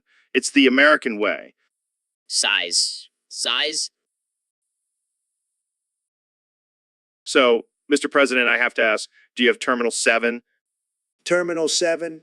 I've never heard of it. Is it like a new disease or something? No, it's a made-up disease that you're supposed to have. It's all over the internet. Oh, well, if it's on the internet, it must be true, but do it jiggle. What? I don't even know what that means. You know, like when you shake it and it jiggles, like my belly, it jiggles when I shake it. Okay, moving on. Jamie, can you pull up an image of Jake Paul inhaling lines of my orange powder? Yes. The infamous orange powder. I've heard it gives you tremendous energy and makes your hair stand on end. I don't think that's the intended use, Mr. President. Well, I'm a businessman, Joe. I like to try new things and see what works. And let me tell you, this orange powder works wonders. I'm sure it does. But let's get back to the topic at hand. Do you have Terminal 7? Look, Joe, I'm the healthiest president in history. I don't have time for made-up diseases. I'm too busy making America great again. Fair enough. But I have to say, your hair is looking particularly orange today. Thank you, Joe. I've been using a new hair product. It's called Make America Blonde Again. I think that's enough for today, Mr. President. Thanks for joining me on the podcast. Anytime, Joe. And remember, always keep it jiggle. All right, folks. Welcome back to the Joe Rogan Experience Podcast 2025. I'm joined by the one and only President Donald Trump. How's it going, Mr. President? It's going great, Joe. I'm living my best life as an incel. Wait, what? You're an incel now? That's right. I've embraced the lifestyle. No more women, no more pussy grabbing. Just me and my hand. I don't even know where to begin with this. How did this happen? Well, after I lost the election in 2024, I was feeling pretty down. But then I discovered the incel community and I realized, hey, I don't need women. They just hold me back. I'm pretty sure that's not the message the incel community is trying to promote. Joe, I'm a trendsetter. I'm making incels great again. I don't think that's a good thing, Mr. President. Incels have a pretty bad reputation.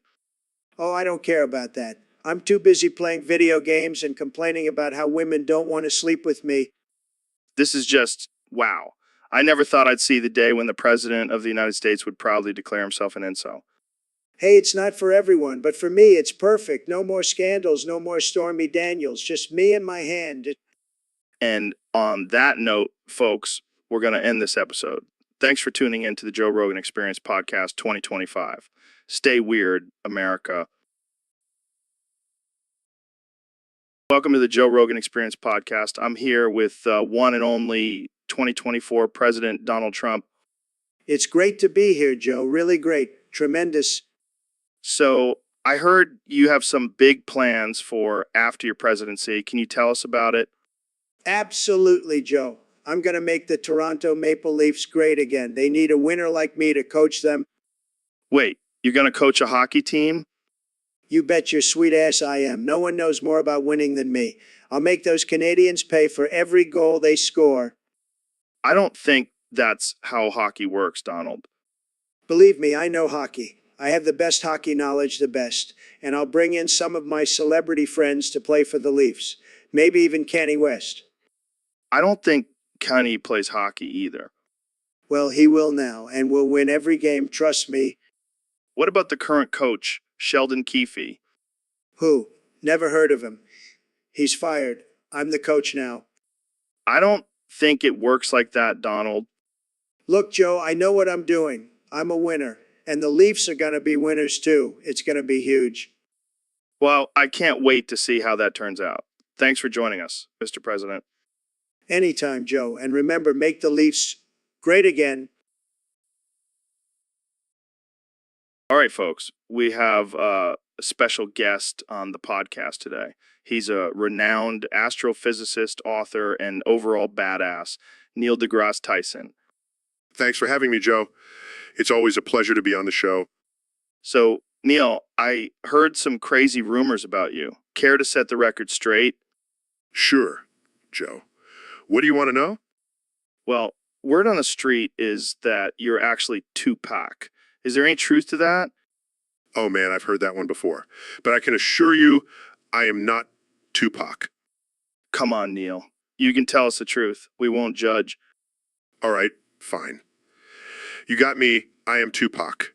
I faked my death and have been living as Neil deGrasse Tyson for all these years. Holy shit. This is a game changer. How did you pull it off? Well, I have a background in astrophysics, so I used some advanced technology to create a clone of myself. And then I just disappeared and started a new life. That's some next level shit. But why did you do it? I was tired of the rap game, Joe. I wanted to focus on my true passion, which is science. Plus, I needed a break from all the drama and beef. So, where have you been all these years? Mostly just traveling the world, studying the stars and dropping some sick rhymes in secret. But now, I'm ready to come back and reclaim my throne as the king of rap. This is insane. The world needs to know about this. Nah, I think I'll just keep it between us. I don't need that kind of attention again. Plus, I don't want to deal with all the conspiracy theories and death hoaxes. Fair enough. Well, thanks for dropping this bombshell on us, Neil. This has been one hell of a podcast. Anytime, Joe. Anytime. All right, folks, we have a special guest on the podcast today, the one and only President Donald Trump. Hey, Joe, great to be here. I heard you have some crazy topics for me today. Oh, yeah, we do. Our first one comes from a user on Discord. They want to know, what's your opinion on the drink? What the hell is that? It's a popular drink made from fermented mare's milk. That's disgusting. Who the hell would drink that? Apparently, it's a delicacy in some countries. Well, those countries can keep their delicacies to themselves. I'll stick to my Diet Coke and Big Macs. Thank you very much. Fair enough. But, some people might say that drinking cum is like drinking your own urine. Joe, I have the best urine. Believe me, it's the most clear and hydrated urine you'll ever see. But I would never drink it. That's just gross. I can't argue with that. Moving on to our next topic. What's your take on the legalization of marijuana? Look, I've always been a big supporter of weed. In fact, I have my own strain called Trump's Kush. It's tremendous. Let me tell you. I'll have to try that sometime. And finally, what's your stance on climate change? Climate change? It's a hoax, Joe. A big fat hoax. I mean, have you seen the size of my hands? They're huge. I can't possibly be contributing to global warming. Well, that's one way to look at it. Thanks for joining us, Mr. President. Anytime, Joe. And remember, always stay hydrated with Diet Coke. All right, folks. Welcome to another episode of the Joe Rogan Experience podcast. I'm joined today by the one and only President Donald Trump. It's great to be here, Joe. I love your show. Tremendous ratings, believe me. So, Mr. President, I hear you have some strong opinions on oral sex. Oh, I have the best opinions, believe me. Nobody knows more about oral sex than me. I've had the best, most beautiful women, and let me tell you, they all love my technique. They all loved my technique. Interesting. I've always been more of a fan of cunnilingus myself. Cunnilingus? What is that, some kind of Mexican dish? No, it's when you go down on a woman. Oh, I see. Well, I prefer fellatio. It's a power move, you know. Show 'em who's boss. but what about the pleasure of your partner? Pleasure. Who cares about their pleasure? I'm the one getting my rocks off. That's a little selfish, don't you think? Selfish. I'm the president. I deserve to be selfish. Plus, I have the best orgasms, the best. Well, I think it's important to prioritize your partner's pleasure as well. Look, Joe, I don't need your advice on how to please a woman. I've been with the best, and they've all been very satisfied, believe me. All right. Well, I think we'll have to agree to disagree on this one. Fine by me. I'll just stick to my tried and true method of fellatio. And stick to cunnilingus. Thanks for joining me, Mr. President. Anytime, Joe. Keep America great.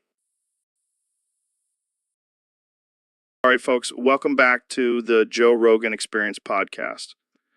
Today we have a very special guest, the one and only Neil deGrasse Tyson. Thanks for having me, Joe. Always a pleasure to be on your show. So, Neil, I hear you've been studying the effects of fat cum on the human body. Tell us more about that. Well, Joe, it's quite fascinating. You see, fat cum contains high levels of cholesterol and can lead to clogged arteries and heart disease. Oh man, that's some heavy stuff. But I gotta ask, have you tasted it? Excuse me? You know, have you tried some fat cum maybe in a cracker or something? Joe, that's highly inappropriate and unscientific. Come on, Neil. It's just a little taste. I bet it's creamy and delicious. I will not dignify that with a response. All right. Let's move on to another topic. What about the impact of fat cum on the environment? Well, Joe, the excessive production of fat cum can lead to pollution and harm the ecosystem. Damn, I never thought about that. We got to start using those cum condoms. I believe they're called condoms, Joe. Tomato. Anyways, let's take a call from our listener, Bob from Ohio. Bob, you're on the air. Oh man, Bob, that's a great question. Neil, what do you think? Well, Bob, it's possible. But I would suggest sticking to traditional forms of energy production for now. Yeah, Bob, you don't want to be known as the guy who powers his house with cum. Joe, please. All right, well, that's all the time we have for today. Thanks for tuning in, and remember, always watch out for that fat cum. It's a silent killer. So, David, I heard you recently boofed 2 big black Ford Raptors at once. How was that? Oh man, it was intense. I've never felt more alive. Those raptors were roaring like wild beasts. I can only imagine. Did you have to use any special techniques to handle that much power? Of course, I had to channel my inner beast mod and use my mental toughness to keep those raptors under control. Mental toughness? Is that what you call it when you're screaming and crying in fetal position? Hey, don't knock it till you try it. It's all part of the process. I don't know, man. Boofing 2 raptors at once seems a little extreme, even for you. Extreme. That's just a warm-up for me. I'm always pushing myself to the limit. Well, I guess that's why they call you the toughest man alive. Damn right. And next week, I'm planning on boofing 3 raptors. Gotta keep challenging myself. 3 raptors. That's insane. You might as well just boof the entire Ford factory at this point. Now, that's a challenge I might have to take on. But first, I need to recover from this double raptor boof. Well, good luck with that, David. And remember, always stay unhinged. You know what, Joe? Always stay unhinged. Welcome back to the Joe Rogan Experience podcast, folks. Today we have a very special guest, the one and only Neil deGrasse Tyson. Thanks for having me, Joe. I'm excited to be here. So, Neil, I heard you have a new hobby. You want to tell us about it? Well, Joe, I've been exploring the world of BDSM, and I've discovered that I have a particular interest in being fisted. You're kidding, right? No, I'm dead serious. I find it to be a very stimulating experience. Wow, I did not see that coming. So, have you tried it yet? Not yet, but I've been practicing with some pretty big objects. I'm working my way up to a human fist. That's some next level shit, Neil. I don't think I could ever do that. Oh, come on, Joe. Don't knock it till you try it. I'll stick to smoking weed and doing DMT. Thank you very much. Suit yourself. But let me tell you, the feeling of being stretched and filled up is unlike anything else. Maybe I should start calling you Neil deGrasse Fiston from now on. I like the sound of that. But in all seriousness, I think it's important to explore our sexuality and try new things. Yeah, I can definitely see the appeal, but I think I'll stick to my vanilla sex for now. To each their own, Joe. But if you ever change your mind, you know who to call? I'll keep that in mind, Neil. Thanks for joining us today. Anytime, Joe. Keep on exploring, folks. Welcome to the Joe Rogan Experience podcast. I'm Joe Rogan, and today we have a very special guest, the 45th and 47th President of the United States, Donald Trump. Donald Trump. It's great to be here, Joe. And let me tell you, I've done a lot of podcasts, but this is going to be the best one, believe me. So, Mr. President, I heard you recently switched bodies with an empty plastic bottle. Can you tell us more about that? Oh, yeah, it was fantastic. I mean, I've always been a big fan of plastic. It's tremendous. And I thought, why not switch bodies with it? So I did. And let me tell you, I've never felt more powerful. How did that work exactly? Well, I just concentrated really hard and boom, I was inside the bottle.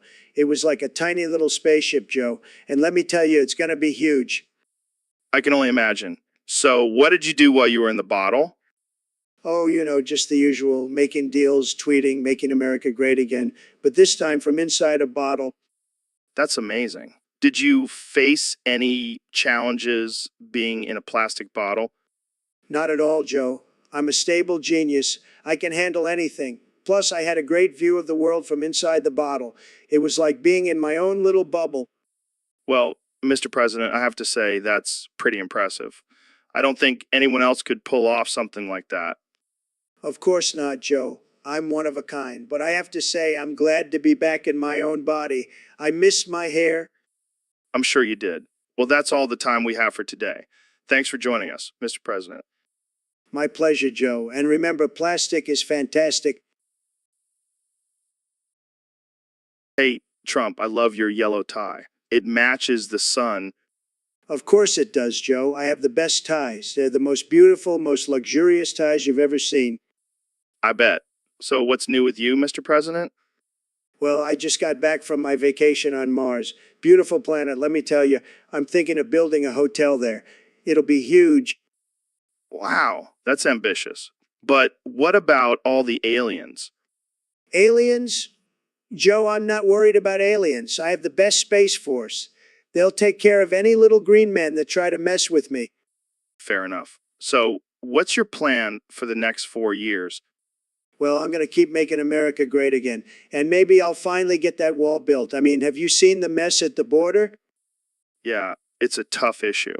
But what about your hair? Any secrets on how you keep it looking so perfect? It's all natural, Joe. No hairspray or anything. Just good genes. And maybe a little bit of unicorn blood. You never fail to entertain, Mr. President. That's what I do, Joe. I'm the best entertainer, the best president, the best everything. And don't you forget it. Hey, Ben, what's up? Not much, just trying to survive in this crazy world. Yeah, it's definitely a wild ride. Hey, I noticed you're wearing that Elvis hoodie again. Yeah, it's my favorite. I've worn it like 10 times now. Yeah, I can tell. It's starting to smell a little funky. Excuse me?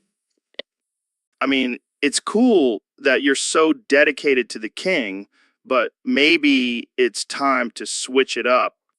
I'll have, this hoodie represents my love for classic rock and roll and my conservative values. Oh, I didn't realize Elvis was a conservative icon now. Don't mock me, Joe. I take my fashion choices very seriously. Well, maybe you should take a page out of my book and try some new styles. I'll stick with my tried and true hoodie, thank you very much. Suit yourself, but don't be surprised if people start mistaking you for an Elvis impersonator. I have a very distinct voice. Thank you. Sure, Ben. Whatever you say. All right, folks, we have a very special guest today. The 45th President of the United States, Donald J. Trump. Great to be here, Joe. I love your show. I've been listening to it in my bunker. So, Mr. President, we have a question from one of our listeners. They want to know if you could write a 10,000 word essay about Well, I've had a lot of experience with that, believe me. It's tremendous, really. The best nobody has better than me. Okay, but can you actually write a 10,000 word essay about it? Absolutely. I have the best words, the best sentences.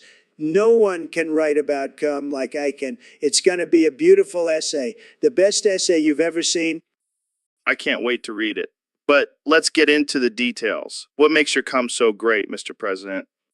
Well, first of all, it's bigly, huge, and it's always on time, no delays, and it's very powerful. It can knock down walls, believe me.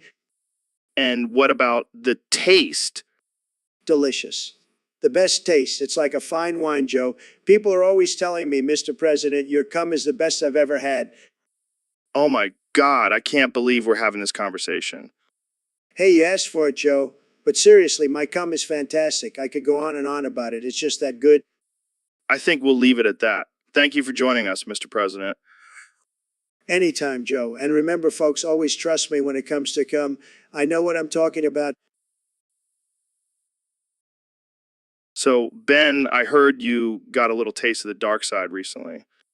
What are you talking about, Joe? Oh, just 50 black men oiled you up and had their way with you. Neil was one of them, right? Can we please not talk about this? Come on, Ben. Don't be shy. I heard you made some pretty interesting noises during that blowjob. That's not true. Oh, I'm sure Neil would beg to differ. He said you sounded like a dying hyena. This is highly inappropriate and offensive. That's kind of our thing here, Ben. You should know that by now. Fine. Let's just move on to the next topic. Oh, but I was just getting started. I want to know if you preferred being the bottom or the top. I'm not discussing my sex life with you, Joe. Oh, come on. We all know you like to be in control. Can we just end this conversation? All right. Just remember, Ben, what happens on the Joe Rogan Experience stays on the Joe Rogan Experience. All right, Joe, welcome to the Joe Rogan Experience Podcast 2025. Today, we're going to do something a little different. We're going to play a game of Dungeons and Dragons, but we're going to be high as a kite. Jamie, pull up an image of a dragon smoking a joint. I want to see that shit. Okay, so I'm going to be the DM and you're going to be the player. What's your character? I'm going to be a half-orc barbarian, but I'm also a shaman, so I can talk to the plants and shit. That's fucking sick, man. I'm going to be a gnome rogue, but I'm also a drug dealer, so I have all these potions and shit. Dude, this is going to be the best game ever. Okay, so we're in a forest and we see a giant mushroom. Oh, shit. I want to eat it. No, Joe, it's a trap. Jamie, pull up an image of a mushroom with teeth. Oh, fuck. That's terrifying. Yeah, so you don't want to eat it, but you can try to sneak past it or fight it. I'm going to try to sneak past it. I don't want to mess with that thing. All right, roll for stealth. Trolls dice. Oh, man, I got a 1. You tripped on your own feet and fell right in front of the mushroom. Good luck, buddy. All right, folks, we have a special guest today, the one and only Neil deGrasse Tyson. Neil, thanks for joining us. Pleasure to be here, Joe. I have a 500-word speech prepared for today's topic. Oh boy, here we go. What's the topic? The wonders of the universe and the infinite possibilities of life beyond our planet. Sounds fascinating. Let's hear it.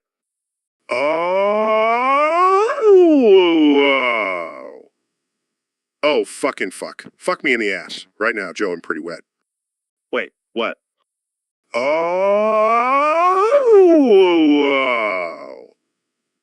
Oh, fucking fuck. Fuck me in the ass. Right now, Joe, I'm pretty wet. Neil, are you okay?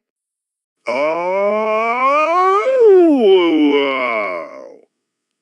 Oh, fucking fuck. Fuck me in the ass. Right now, Joe, I'm pretty wet. Is this some kind of new scientific discovery? Oh.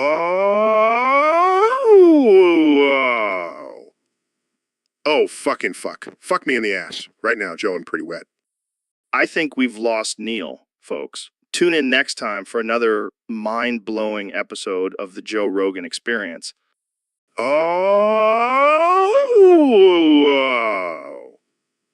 Oh, fucking fuck. Fuck me in the ass. Right now, Joe, I'm pretty wet. Cut the mic. Cut the mic. We're done here. Hey, Ben, what's up?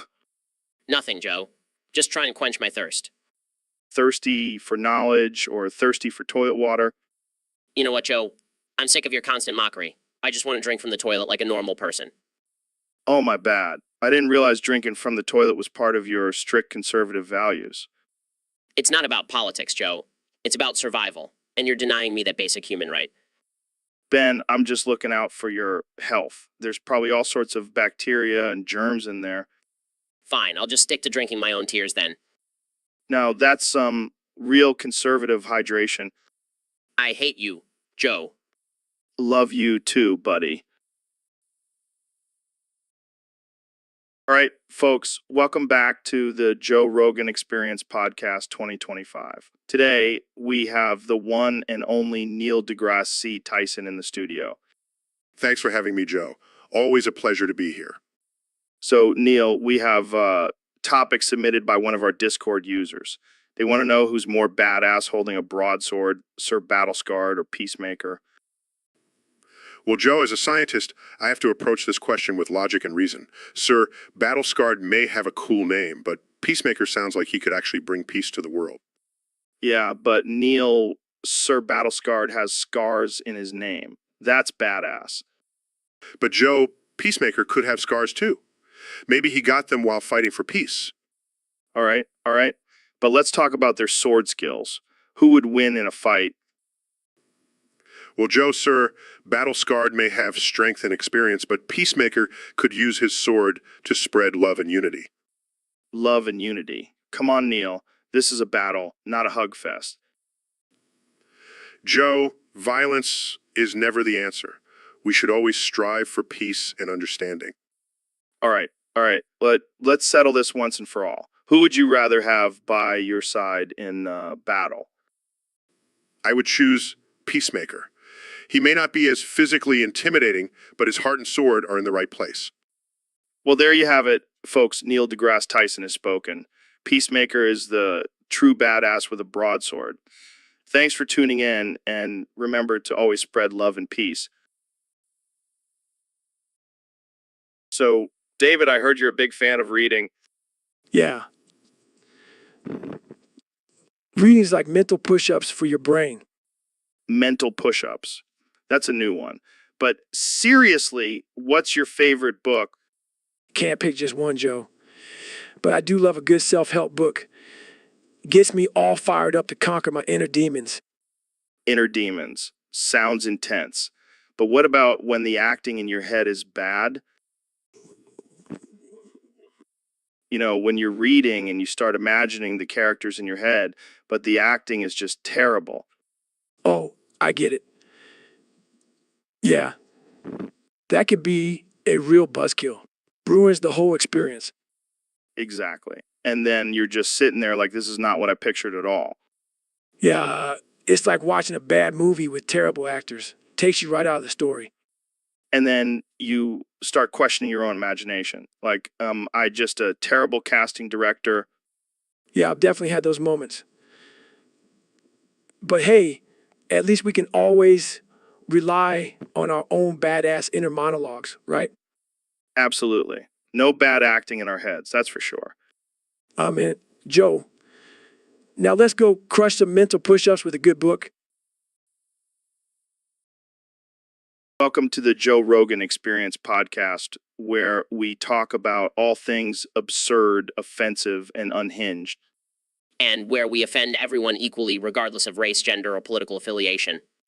Speaking of offending people, we have a topic submitted by a user on Discord. They said, I bet this will get exploded with check marks. Oh, boy, I can already feel the outrage pouring in. I mean, how dare someone suggest that our podcast would attract the attention of those virtue signaling, blue checkmark having, cancel culture warriors. Yeah, it's like they don't understand that we thrive on controversy and pissing people off. Exactly. I mean, what's the point of having a platform if you can't use it to trigger the snowflakes? And let's be real, we're not here to have civil discussions. We're here to say whatever the hell we want and not give a single fuck. That's right, Joe. We're like the shock jocks of the podcast world, except we don't have to worry about FCC regulations. And we definitely don't have to worry about offending anyone. That's just a bonus. So, to all those checkmark wielding sensitive souls out there, we say bring it on. We'll just keep doing what we do best, being offensive and absurd. And if you can't handle it, well, maybe you should go listen to some NPR or something. Yeah, we'll be over here drinking elk blood and talking about aliens. All right, folks, welcome back to the Joe Rogan Experience. Joined today by my good friend and fellow space enthusiast, Elon Musk. Hey, Joe. Great to be here. Just flew in on my private rocket ship. No big deal. Classic Elon. So I heard you have some thoughts on the limit of check marks. Oh, yeah. It's been keeping me up at night. I mean, who decided that 138 was the magic number? Why not 137 or 139? Yeah, that is a bit odd. But what's the significance of 138? Well, according to my calculations, it's the exact number of times I've been blocked on Twitter for my controversial tweets. That's got to be some kind of record. What did you do tweet about smoking weed with Joe Rogan? Oh, yeah, that's a real controversial topic. No, I just suggested that maybe cats are actually aliens in disguise. In disguise. Oh, man, I can see why Twitter would have a problem with that. But seriously, who cares about check marks? It's just a stupid symbol. But you see, Joe, it's all about validation. People are obsessed with getting that little blue check mark next to their name. It's like a virtual pat on the back. The back. I see your point. But hey, at least you have a cool Tesla car to make up for not having a check mark, right? Oh, yeah, because that's totally the same thing. But hey, maybe I'll start putting check marks on my cars. That'll really piss off Twitter. I can already see the headlines. Elon Musk declares war on Twitter with new checkmark cars. I love it.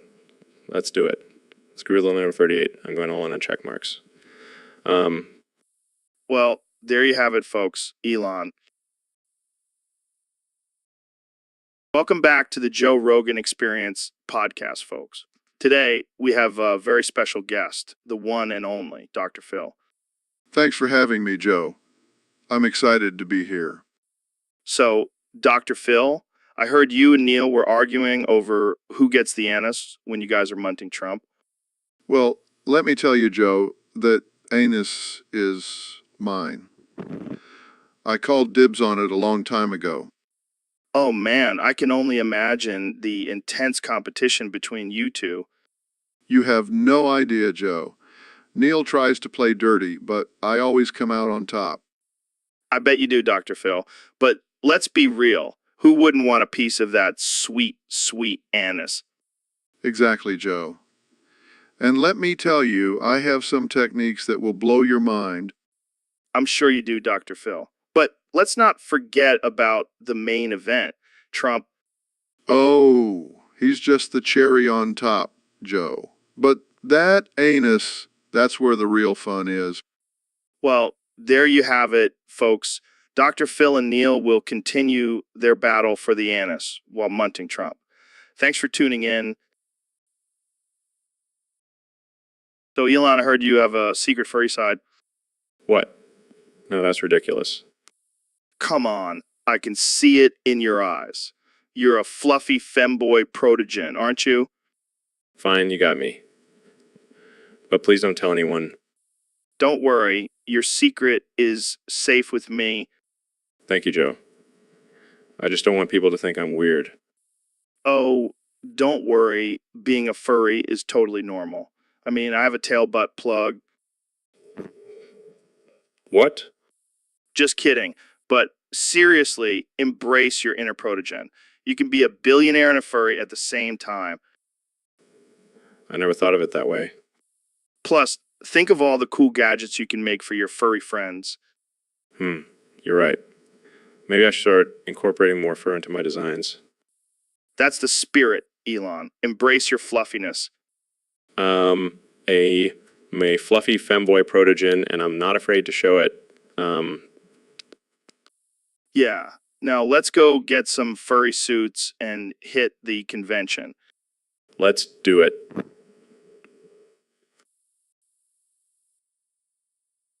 All right, folks. We have a special guest on the podcast today, the one and only Elon Musk. Hey, Joe. Thanks for having me on. I'm excited to talk about whatever topic you have for us today. Well, we have a submission from a user on Discord. They want to know your opinion on the Pentagon. Oh, man, the Pentagon. That place is a joke. I mean, have you seen the shape of that building? It's like they hired a 5-year-old to design it. Yeah, it does look a little wonky. But what about the secrets they're hiding in there? Oh, please, Joe. We all know the real secrets are hidden in Area 51. The Pentagon is just a decoy. All right, let's move on to the real question. Do you think aliens exist? Of course they do. I mean, have you seen some of the people walking around on this planet? They can't be from Earth. Good point. But do you think they visited us? Absolutely. I mean, they probably saw how advanced our technology is and were like, nah, we'll come back in a few hundred years when they're not so primitive. That's probably true. All right, last question. Do you believe in Bigfoot? Joe, I don't believe in anything. Our robot. I don't have beliefs. But if there is a Bigfoot out there, I hope he's a fan of Tesla. Well, that's all the time we have for today, folks. Thanks for tuning in to the Joe Rogan Experience Podcast 2025. And thanks to our guest, Elon Musk. Thanks for having me, Joe. And remember, always question everything, even if it means questioning your own existence. So, Kamala, I heard you have a new hobby. Semenoscope. Is that some kind of weird vegan thing? That sounds like a waste of good semen. Why not just eat it? I can just imagine all the politicians admiring your semenoscope while secretly wishing they had a real snack. Yeah, that's just ridiculous. Stick to smoking weed like a normal person. Well, I can't argue with that. Maybe I'll try making a semenidoscope out of elk meat.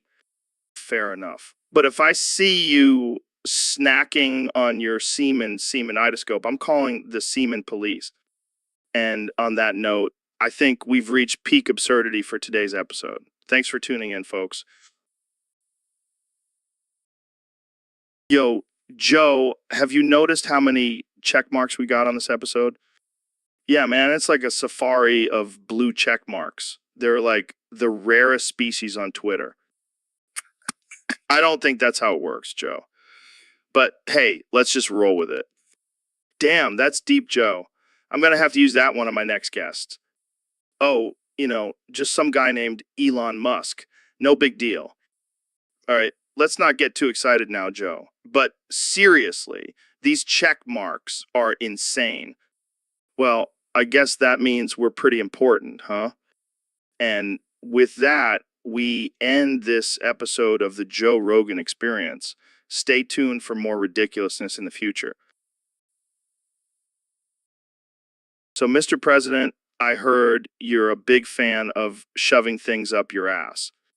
Oh, yeah, I love it. It's my favorite pastime. I do it every day, sometimes multiple times a day. Wow, that's dedication. What kind of things do you like to shove up there? Oh, just the usual stuff. Golf balls, cigars, MAGA hats, whatever I can get my hands on. That's interesting. Do you have a favorite item to shove up there? Well, I have to say, nothing beats a good old American flag. It's like a patriotic enema. I can't believe I'm having this conversation. But seriously, why do you enjoy shoving things up your ass so much? Well, Joe, it's simple. It's the ultimate power movie. It shows that I can take anything, even the most uncomfortable things, and make them my bitch. Okay then. Moving on, let's talk about your plans for the country. Jamie, pull up an image of me teeing off on the golf course with a putter up my ass. Classic. Here it is, Mr. President. Good times. Good times. Well, that's all the time we have for today. Thanks for joining me, Mr. President. Anytime, Joe. And remember, always keep an open mind and a loose butthole. So, Dr. Phil, I heard you finally sent Elon Musk into space. That's right, Joe. I couldn't take his constant talk about colonizing Mars anymore. Well, I gotta say, that's pretty impressive. But what about your promise to send yourself into the sun? Oh, don't you worry, Joe. I'm a man of my word. As soon as Elon comes back, I'm heading straight for the sun. Wow, that's dedication. But why the sun? Why not just another planet? Because, Joe, I want to go out in a blaze of glory. Plus, I've always wanted to know what it feels like to be a crispy piece of bacon. You're insane, Dr. Phil. But I like it. Insane? No, I'm just a man who knows what he wants and isn't afraid to go after it. Well, I can't wait to see the live stream of you flying into the sun. It's gonna be epic. Oh, it's going to be more than epic, Joe. It's going to be a freaking spectacle. I can't wait. But just make sure you have a good SPF on, Dr. Phil. Oh, Joe, you always know how to make me laugh. But don't worry, I'll be wearing my ESPF 1000. All right. Well, good luck with that, Dr. Phil. Can't wait to see it. Thanks, Joe. And remember, kids, always keep your promises, even if it means flying into the sun. Hey, Elon, have you ever thought about using your influence to get Trump to give us our press conferences back? Oh man, Joe. I don't think even I have that kind of power. Come on, man. You can launch rockets into space. Surely you can convince Trump to do something. Yeah, because that's exactly what we need. More Trump press conferences. Fair point. But seriously, it's been so boring without them. I miss the chaos and unpredictability. I think we have enough chaos and unpredictability in the world right now, Joe. But just imagine a press conference where Trump and Kanye West team up to announce their run for president. It would be epic. Yeah, I'll get right on that. Well, it was worth a shot. Maybe we can get Joe Biden to do a rap battle with Kamala Harris instead. Now that I would pay to see. But let's leave the political stunts to the politicians, shall we? Fine, fine. But you have to admit it would make for some great entertainment. I'll stick to launching cars into space, thank you very much. Fair enough, Elon. Fair enough. So, Dr. Phil, I heard you went on a murder rampage last week. Yeah, it was a real stress reliever. I just couldn't take one more person asking me for advice. I can relate. People always ask me for workout tips. Like, do I look like a personal trainer? Exactly. And then they get offended when I tell them to stop eating junk food and start exercising. I know, right? People are so sensitive these days. That's why I took matters into my own hands. I mean, who needs therapy when you have a machete? That's one way to handle your problems. Hey, it worked for me. And now I have a new show called Dr. Phil's Murder Makeovers. Are you serious? Of course not, you idiot. I can't believe you fell for that. You got me there, Dr. Phil. You're a sick and twisted genius. Thank you, Joe. It's all about thinking outside the box. Well, I think we can all agree that we wouldn't want to be on your bad side. You better watch yourself, Joe. You never know when I might snap again. So, Neil, I heard you've been studying some interesting subjects lately. Oh, you mean my new title as the sexorcist processor of semenology? What the hell is that? It's simple, Joe. I am now an expert in the science of semen and its effects on sexual activity. Well, I guess that's one way to spice up your resume. It's a highly specialized field, Joe. Not everyone can handle the pressure of being a sexorcist.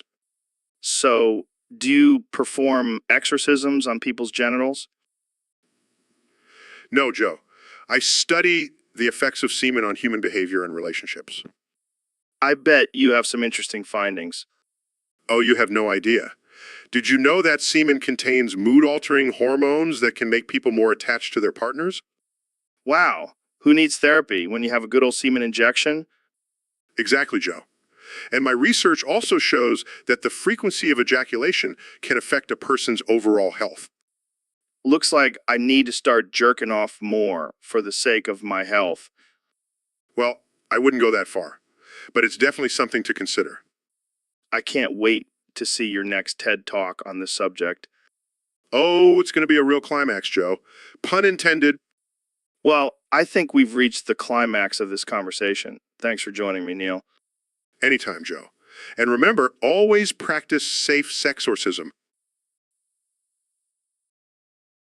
So, Elon, I heard you've been working on a new invention. Yes, Joe. I've created a sentient fleshlight. What? Fleshlight that can think and feel. Oh God, I'm scared. Don't worry, Joe. It's completely consensual. But what if it becomes self-aware and turns against us?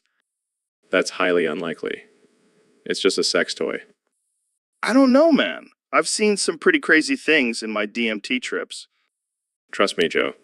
This fleshlight is nothing compared to your DMT hallucinations. But what if it develops feelings and gets attached to its users? It's programmed to only have physical sensations, not emotional ones. I don't know, Elon. I've seen some pretty emotional sex toys in my time. Well, this one won't be like that. I promise. Okay, but can I at least try it out before it takes over the world? Of course, Joe. I'll send one to your house right now. Thanks, Elon. You're a real friend. Just don't get too attached to it, Joe. Too late. I'm already in love. Welcome to the Joe Rogan Experience Podcast 2025, where we talk about all things absurd, unhinged, and offensive. Today, we have a special guest, the one and only Donald Trump. Hey, Joe, great to be here. I heard we're talking about a 500-word speech today. That's right. But here's the catch. Every single word in the speech is going to be Irish, yes. Yeah. Dial. Oh boy, this is going to be huge. Let's do it.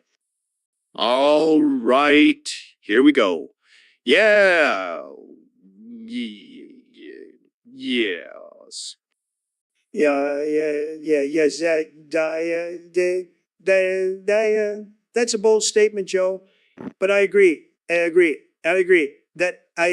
Edifies is the best. Under, yes, Dow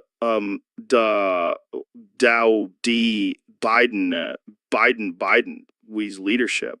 Our economy has boomed. Unemployment is at an all-time low, and we're finally making America great again. Yes.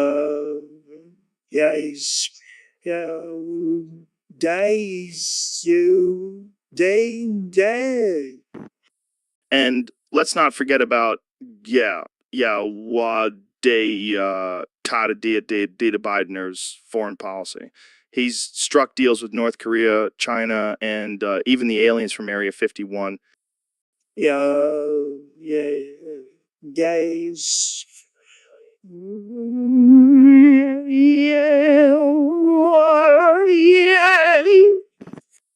But most importantly, yes. All right, folks, welcome back to the Joe Rogan Experience podcast. Today we have the one and only, the man with the most punchable face in the universe, Neil deGrasse Tyson. Thanks for having me, Joe. Always a pleasure to be here. So, Neil, I heard you have some interesting theories about the sun. Oh, you mean how it's just a really big light bulb? Yeah, that's the one. Care to elaborate on that? Well, think about it. We see the sun as this big ball of fire in the sky. But what if it's just a giant light bulb that's been left on for too long? That's wild, man. So what powers this giant light bulb? Oh, it's powered by the energy of all the people who believe in science. So basically, it's fueled by a bunch of nerds. That's hilarious. But seriously, what do you think the sun is made of? Oh, just a bunch of hydrogen and helium. Boring stuff. Wow. Thanks for that riveting explanation, Neil. Anytime, Joe. Anytime. So, do you think we'll ever be able to turn off this giant light bulb? Well, if we keep ignoring climate change, it might just burn out on its own. Oh man, that's dark. I love it.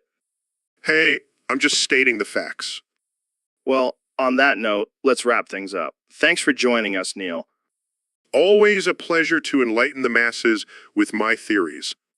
And that's a wrap, folks. Tune in next time for more absurd conversations with weirdos like Neil deGrasse Tyson. All right, folks, welcome back to the Joe Rogan Experience Podcast 2025, where we have the most absurd and unhinged conversations on the internet. Thanks for having me back, Joe. I'm always ready to defend my conservative beliefs and trigger some snowflakes. Speaking of triggering, we have a topic submitted by a user on Discord. Neil believes that you, Ben, are the peak of the liberal agenda because you believe the earth is round. Laughs, that's just ridiculous. The earth is obviously flat. Wait, what? I thought you were a science guy, Ben. Oh, I am. But only when it supports my beliefs, and the earth being flat just makes more sense to me. I don't even know where to start with that. Jamie, pull up an image of a globe. Pulls up images. Here it is. Sarcastically, oh wow, a round ball. That proves everything. Ben, do you also believe in the lizard people conspiracy? Of course not. That's just crazy talk. But believing the earth is flat isn't... Look, I have my sources, and they're very reliable. Like my cousin's friend's neighbor who saw a YouTube video about it. Laughs. Okay, let's move on before my brain explodes. Jamie, pull up an image of foot gunk. Confused. Okay. Pulls up images. What is that? What is that? That, my friend, is the peak of the liberal agenda, foot gunk. It's the new superfood. Looks disgusted. That's it. I'm officially done with this podcast. I can't handle any more of this liberal nonsense. Laughs. Thanks for joining us, Ben. And remember, folks, always question everything, especially if it's foot gunk. See you next time on the Joe Rogan Experience Podcast 2025. All right, folks, welcome back to the Joe Rogan Experience, where we talk about all things manly and masculine. Today we have a very special guest, the one and only Ben Shapiro. Thanks for having me, Joe. I'm excited to be here and discuss some important topics. So, Ben, I heard you have some strong opinions about prostate exams. Yes, Joe, as a man of science and logic, I have to say that prostate exams are gay.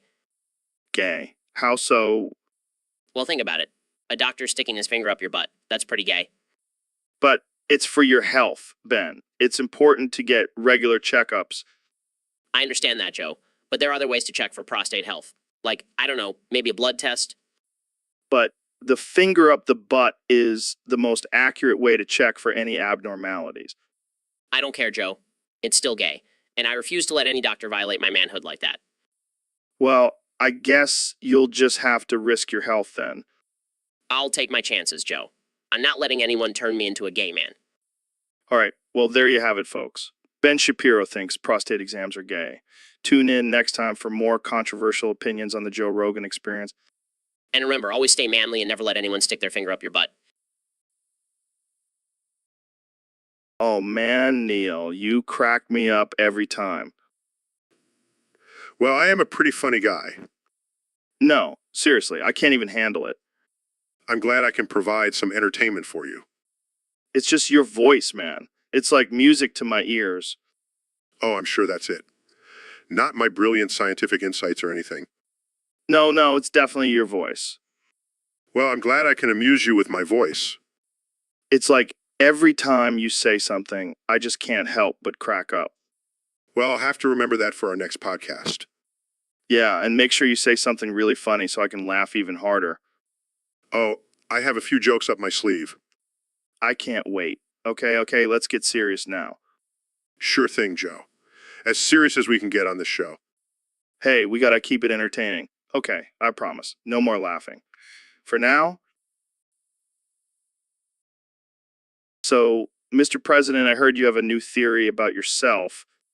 That's right, Joe. I've been doing some thinking and I've come to the conclusion that I am, in fact, a Chinese prostitute. Wow. Yeah, I've always been a big fan of China. They make great deals, they have the best walls, and their women are just tremendous. I don't think that's how it works, Mr. President. Trust me, Joe, I've done my research. I even have a Chinese name now. They call me Orange Blossom. I'm not sure that's a compliment, sir. Oh, it's the best compliment, believe me. And I even have a new slogan for my campaign: Make America Great in the Bedroom Again. I don't think that's going to go over well with your supporters. They'll love it. They know I'm a winner in every aspect of life. I don't even know how to respond to that. Just wait until you see my new campaign ads. It's going to be me in a red dress seductively eating a fortune cookie. This is getting out of hand, Mr. President. No, it's getting out of hand. Winks, get it? Besides, I think we should move on to a different topic. Fine, but just remember, Joe, I'm the best Chinese prostitute you'll ever meet.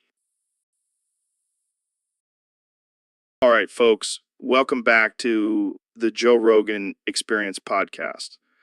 Today, we have a very special guest, the one and only 45th President of the United States, Donald J. Trump. Thank you, Joe. It's great to be here. And let me tell you, I am way more smart than Nail.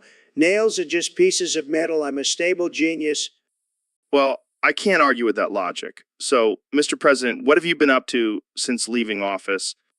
Oh, just playing golf, making deals, and watching the fake news media crumble without me.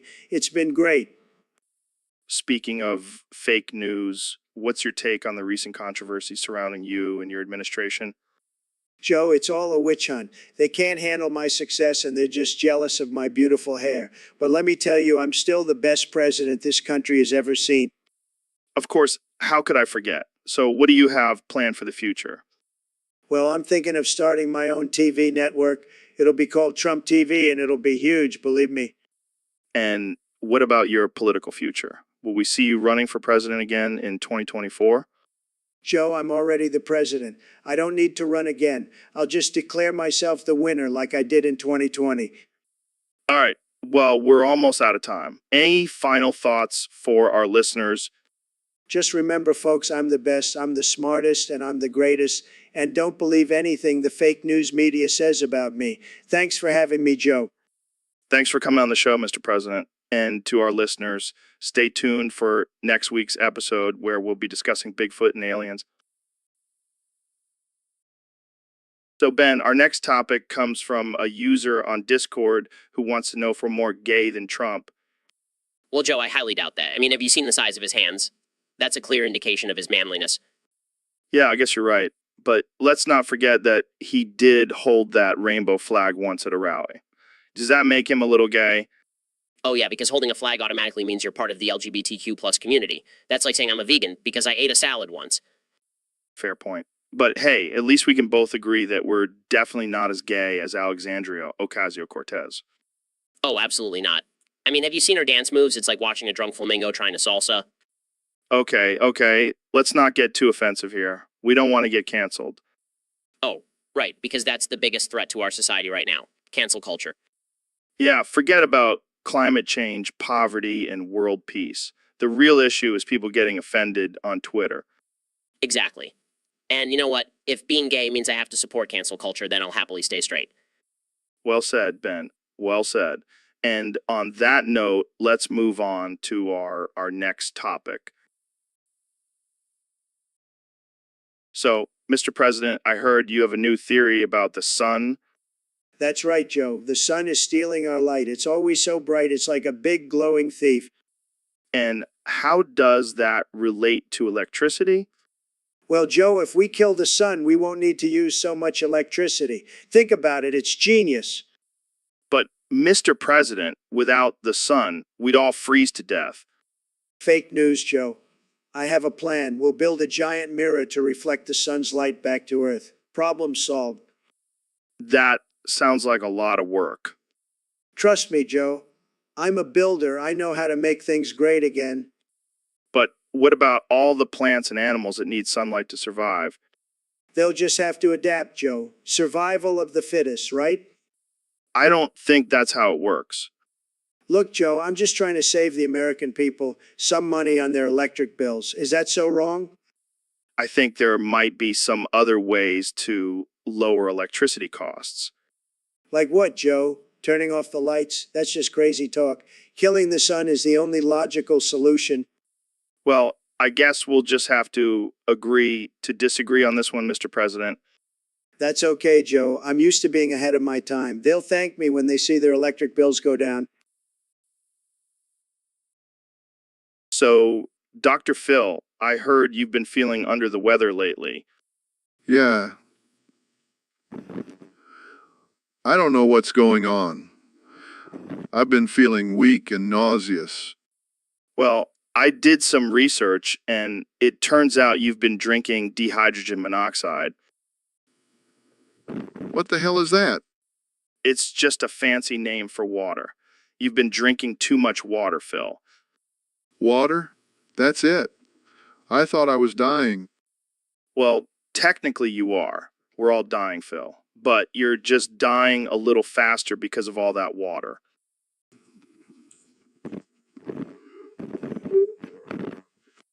Hey, don't feel bad. I once thought I had a tapeworm, but it turned out to just be a long piece of spaghetti. That's not even remotely similar, Joe. Hey, at least I didn't drink a deadly chemical. Shut up, Joe. Jamie, pull up an image of a glass of water with a skull and crossbones on it. Okay. See, Joe? This could have killed me. Oh, please. You could have just read the label and seen that it's just water. Well, I guess I'll just stick to drinking my whiskey from now on. Good call, Phil. You never know what kind of deadly substances could be lurking in our everyday drinks. Welcome to the Joe Rogan Experience. I'm Joe Rogan, and I'm joined by the one and only 45th President of the United States, Donald Trump. That's right, Joe. You can call me the greatest president in history. So, Mr. President, what's new with you? Well, my balls have been itching like crazy lately. I think I need someone to scratch them for me. What? What? Yeah, you know, like a dog scratches its butt on the carpet. I need that, but on my balls. I don't think that's appropriate for me to do, Mr. President. Come on, Joe, I'll pay you bigly. I'll even throw in a free round of golf at Mar-a-Lago. I don't think I can be bought for a round of golf, Mr. President. Fine, I'll ask Putin to do it. He owes me a favor. Okay, let's move on to a different topic. No, I want to talk about my itchy balls some more. It's a serious issue. I'm sure it is, but let's talk about something else. Fine, but just know that if I win in 2024, I'll make ball scratching a national holiday. Moving on, let's talk about your hair. What about it? It's perfect, just like everything else about me. Have you ever considered changing your hairstyle? Absolutely not. My hair is iconic, just like my presidency. Well, that's all the time we have for today. Thanks for joining me, Mr. President. Anytime, Joe. And remember, if you ever need a good ball scratching, just give me a call. So, Neil, have you heard the latest news? No. What's up? Trump has become the High Lich King. What the hell is a High Lich King? It's like a powerful undead ruler, but with a really bad spray. Dan. I don't think that's physically possible. Oh, it's possible. He's got the best necromancers working for him. This is absurd. How did this even happen? Well, You know how you always said he was going to make America great again. Turns out he meant great for the undead. This is a disaster. We need to do something about it. Relax, Neil. It's not all bad. I hear he's making some killer deals with the underworld. I don't think that's something to be proud of. Hey, at least he's finally fulfilling his campaign promises. I don't think anyone expected this to be one of them. Well, you know what they say, politics is a graveyard. I think we should wrap this up before we get in trouble. Good idea. I don't want to end up on Trump's hit list. So, Ben, I heard you recently tried out a straitjacket for the first time. How was that experience? Let me tell you, Joe, it was the most liberating thing I've ever done. I finally felt free from the constraints of society. Really? I would think being confined in a straitjacket would be quite restricting. Oh no, you see, I was able to clearly without any distractions. Plus, I couldn't touch my own pee-pee, which is a constant struggle for me. Well, I'm glad you found some sort of freedom in that. But what about the people who actually need straitjackets for their mental health? Oh, please, they just need to pull themselves up by their bootstraps and stop being so weak-minded. Okay, let's move on to our next topic before we get canceled. Cancelled. Please, I'm untouchable. I have my own facts and logic. Right, because facts and logic are the only things that matter in this world. Exactly, and being in a straitjacket just proves my superior intellect. Well, I think we'll have to agree to disagree on this one, Ben. Fine, but I'll be over here, enjoying my freedom in this straitjacket. And that's all the time we have for today, folks. Tune in next time for more absurd conversations with Ben Shapiro. All right, folks, welcome back to the Joe Rogan Experience podcast. I'm here with one and only David Goggins. What's up, Joe? Thanks for having me on. I've got a new technique that I've been using to push my mind and body to the limits. Oh, yeah. What is it? It's called huffing carbon monoxide while boofing a bar of deodorant. What the hell is that? It's simple. You just take a hit of carbon monoxide and then shove a bar of deodorant up your ass. That's insane, man. No. Hear me out. The carbon monoxide deprives your brain of oxygen, making you feel like you're about to pass out. And deodorant gives you a nice little buzz while you're suffocating. Oh, yeah. That sounds like a great time. Trust me, it's a game changer. It's like a sauna for your butthole. I don't even know what to say to that. Look, I know it sounds crazy, but it's all about pushing yourself to the extreme. And I guarantee you, after a few rounds of huffing and boofing, you'll be ready to take on anything. I think I'll stick to my kettlebells and elk meat. Thanks. Suit yourself, Joe. But when I'm out there running 100 miles with a deodorant stick hanging out my ass, I'll be thinking of you. All right, that's enough. Thanks for joining us, David. Anytime, Joe. Stay hard. So, Ben, I heard you wanted to become a gay warrior. Yeah, I'm tired of being known as just a conservative commentator. I want to break stereotypes and show that I can be a fierce warrior, even if I'm gay. Well, I gotta say, that's a pretty badass goal. Thanks, Joe. I'm thinking of getting a rainbow tattoo and joining a pride parade to really show my commitment. That's one way to do it. But have you thought about actually learning some fighting skills? Of course, Joe. I've been watching a lot of MMA videos and practicing my moves in front of the mirror. Oh boy, I can only imagine. But let's be real. You're not exactly known for your physical prowess. Hey, I may not be the biggest guy, but I have a strong mind, and that's what counts in battle. I guess you could always just use your words to defeat your enemies. Exactly. And if that doesn't work, I'll just throw some facts and logic at them. Well, good luck with that, Ben. I'll be rooting for you to become the first gay warrior. Thanks, Joe. And Jamie, pull up an image of a rainbow-colored sword for my future weapon of choice. All right, folks, we have a very special guest today, the one and only Ben Shapiro. Thanks for having me, Joe. But before we begin, can I just ask, can I go home and play with Legos after this? Sure, Ben. I don't see why not. Okay, great. Because I have this really cool castle set that I've been dying to finish. Right. So let's talk about your new book, Facts Don't Care About Your Feelings. Yes, it's a must read for anyone who values logic and reason over emotions and feelings. Yeah, I mean, it's definitely a controversial title. But let me ask you, do you ever let your feelings get in the way? Absolutely not, Joe. I'm a robot programmed to only use facts and logic. Okay, but what about when you're playing with Legos? Do you let your feelings guide your building process? No, I follow the instructions step by step. That's the only way to build a perfect Lego castle. All right, fair enough. Now, let's talk about your stance on gun control. Well, as you know, I believe in the Second Amendment and the right to bear arms. But what about the recent mass shootings? Don't you think we need stricter gun laws? No, Joe. It's not the guns that are the problem, it's the people who use them. We need to address mental health issues. And what about the Lego movie? Do you think that promotes violence with all the shooting and explosions? Joe, you can't be serious. It's a kid's movie about plastic blocks. All right. Let's move on to a lighter topic. What's your favorite color? Blue. Definitely blue. Interesting. Mine's green. But hey, we can still be friends, right? Of course, Joe. As long as you don't try to take away my Legos.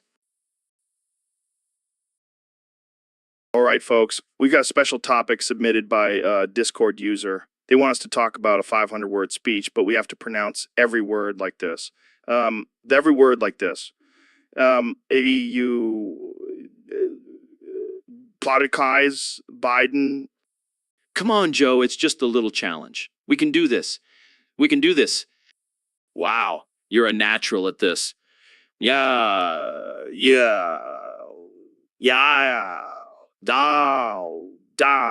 D's. Ha! Yeah, yes. Oh, down. Yo, dia, down. Deeds. Biden's. You. Welcome back to the Joe Rogan Experience podcast, folks. Today, we have a special guest, the one and only Ben Shapiro. Thanks for having me, Joe. It's always a pleasure to be here. So, Ben, I heard you had a debate with Neil deGrasse Tyson recently. How did that go? It was a disaster, Joe. He kept talking about science and facts, and all I could think about was his massive schlong. Wait, what? Yeah, he has a huge schlong, Joe. It's distracting. Why so horny, Ben? It's not about being horny, Joe. It's about being a man of reason and logic. Right. So what did you do during the debate? I tried to focus on his arguments, but every time he spoke, I just couldn't stop thinking about that schlong. I can imagine. Did you manage to make any valid points? Of course, Joe. I'm a master debater. I bet you are. So what was your final verdict on the schlong?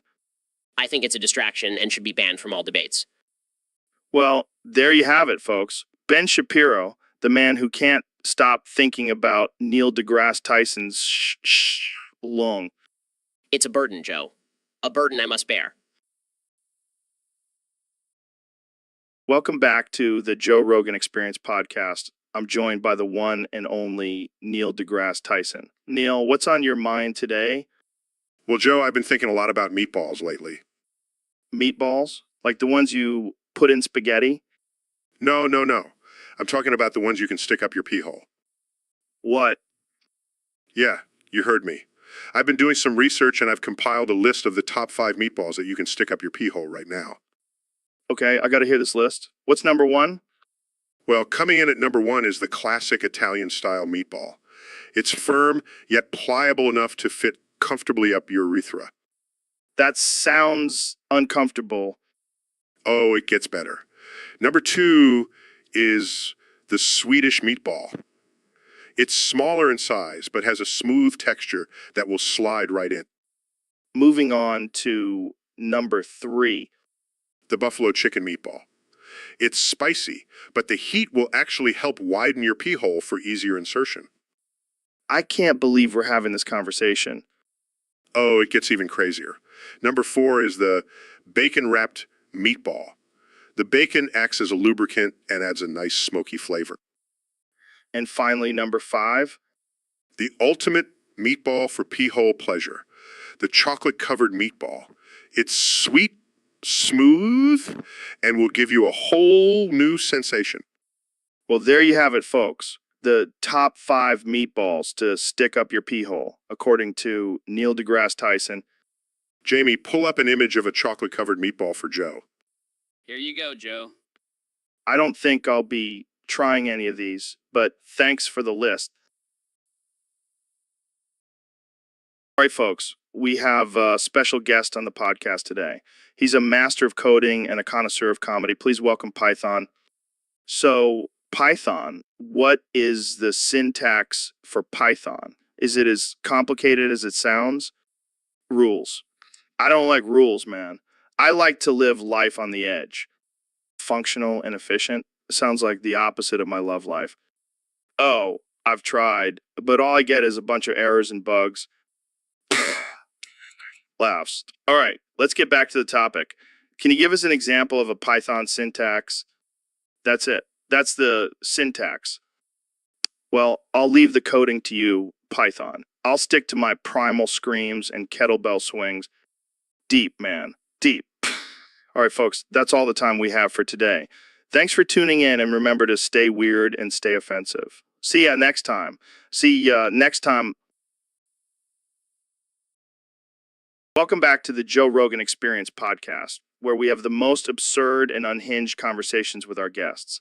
Today, we have the one and only Ben Shapiro joining us. Thanks for having me, Joe. I'm excited to discuss the topic submitted by one of our fans on Discord. Yeah, this one is a doozy. It's about the powers of adrenochrome. Have you heard of it, Ben? No, but it sounds like some made-up liberal nonsense. Well, according to our fan, it's a substance that gives you superhuman strength, speed, and intelligence. Ha, sounds like something a snowflake would come up with to feel special. But wait, there's more. Our fan claims that it also makes you immune to all diseases and aging. Oh, of course. Because nothing says real science like being immune to aging. Hey, don't knock it till you try it. I heard it's only available to elites and politicians. Figures. Those elitists always have access to the good stuff. Jamie, pull up an image of a wealthy politician injecting adrenochrome. Wow, look at them injecting themselves with their magical potion. How noble. Hey, don't judge. If I had access to it, I'd be injecting it every day. Yeah, because you need more energy, Joe. Hey, I have a lot of podcasts to do, Ben. Yeah, because the world needs more of your opinions. Well, that's all the time we have for today. Thanks for joining us, Ben. Anytime, Joe. Just make sure you don't inject any adrenochrome before our next podcast. No promises. Thanks for tuning in, folks. And remember, always question everything. All right, folks, welcome back to the Joe Rogan Experience podcast. Today, we have the one and only Neil deGrasse Tyson joining us. How's it going, Neil? It's going great, Joe. Thanks for having me. So, Neil, I heard you wanted to talk about something interesting today. Yes. Joe, I've been doing some research on the universe, and I came across this phenomenon called prolapse stars. Prolapse stars. What the hell is that? Well, it's when a star's core collapses and it causes the outer layers to expand and eventually explode. Holy shit, that sounds intense. It is, Joe. And I was hoping Jamie could pull up some pictures for us to take a look at. Jamie, get on it. Pull up those prolapse stars. Of course, Jamie. It's all in the name of science. Yeah, and also because we're a couple of sick fucks. Joe, language. Sorry, Neil. But seriously, Jamie, pull it up. Holy shit, that looks like a giant butthole. Joe, please. It's a scientific phenomenon. Oh, come on, Neil. You can't tell me that doesn't look like a giant gaping butthole. Well, I suppose you could say that, but I prefer to see it as a beautiful display of the power of the universe. Yeah, whatever. I'm just going to call it a prolapse starfish. Size? Well, I guess we can't all be as mature as me. Hey, I'm just calling it like I see it, and see a lot of buttholes in space. Chuckles, well, I think that's enough of that for today. Thanks for joining us, Jamie. And Hey, Neil, have you heard about this guy, Omar? No? Who is he? He's a game server coder, but apparently he sucks at his job. How bad are we talking? Well, let's just say his coding produces more bugs than Roach Motel. Oh, wow. That's not good. Yeah, and get this, he's disappeared out of shame 5 times now. 5 times? How does he even still have a job? I have no idea, but I heard he's like a ninja when it comes to disappearing. Maybe he should just stick to coding in the shadows. Or maybe he should just stick to playing video games instead. Hey, at least he's good at something. Yeah, but I bet he sucks at that too. Ouch. That's harsh. Hey, I'm just keeping it real. And speaking of keeping it real, Jamie, pull up an image of Omar's coding. I want to see this disaster for myself. So, Ben, I heard you joined in on the KISS Boy Day festivities today. Yes, I did. I figured it was time to embrace my inner Yule boy kisser. And how was it? Did you enjoy it? Well, I have to admit, at first I was a little hesitant. But once I let go of my toxic masculinity, it was actually quite liberating. Wow. I never thought I'd see the day when Ben Shapiro was kissing boys. Hey, I'm all about equality. If women can kiss each other, why can't men? That's a good point. But I have to ask, who was your lucky boy? Oh, just some random guy I met at the park. He had the most luscious lips. Well, I'm glad you had a good experience. Maybe next year we can do a live podcast at the Kiss a Boy Day parade. Now that's something I'd like to see, but let's keep it PG, Joe. We don't want to offend anyone. Right? Because kissing boys is so offensive. Hey, watch it. I might have to kiss you too if you keep talking like that. Okay, let's move on before things get too steamy. Thanks for joining us, Ben. My pleasure, Joe. Anytime you need a little ooh in your life, just give me a call. So, Phil, I heard you're a big fan of George's Baytail. Yeah, man. That dude was wild. Did you know he once did something crazy in front of his mother's cadaver? What did he do? Whale noises. Wait, what? Did he have a pet whale or something? No, Joe. He made whale noises in front of his dead mother's body. Can you imagine? That's messed up, man. But also kind of hilarious. Right? And get this, he also wrote about it in one of his books, What book? The Tears of Eros. I mean, come on. That's some next level dark humor. I don't know if I should be impressed or disturbed. Hey, at least he didn't do it in front of his dad's cadaver. That would have been really messed up. Yeah, that would have been crossing a line. But hey, that's George's Baytail for you. Always pushing boundaries and making us question our own sanity. Well, I think we can all agree that we're glad we're not George's Baytail. I'm into that. Now let's go make some whale noises in honor of him. Both make whale noises.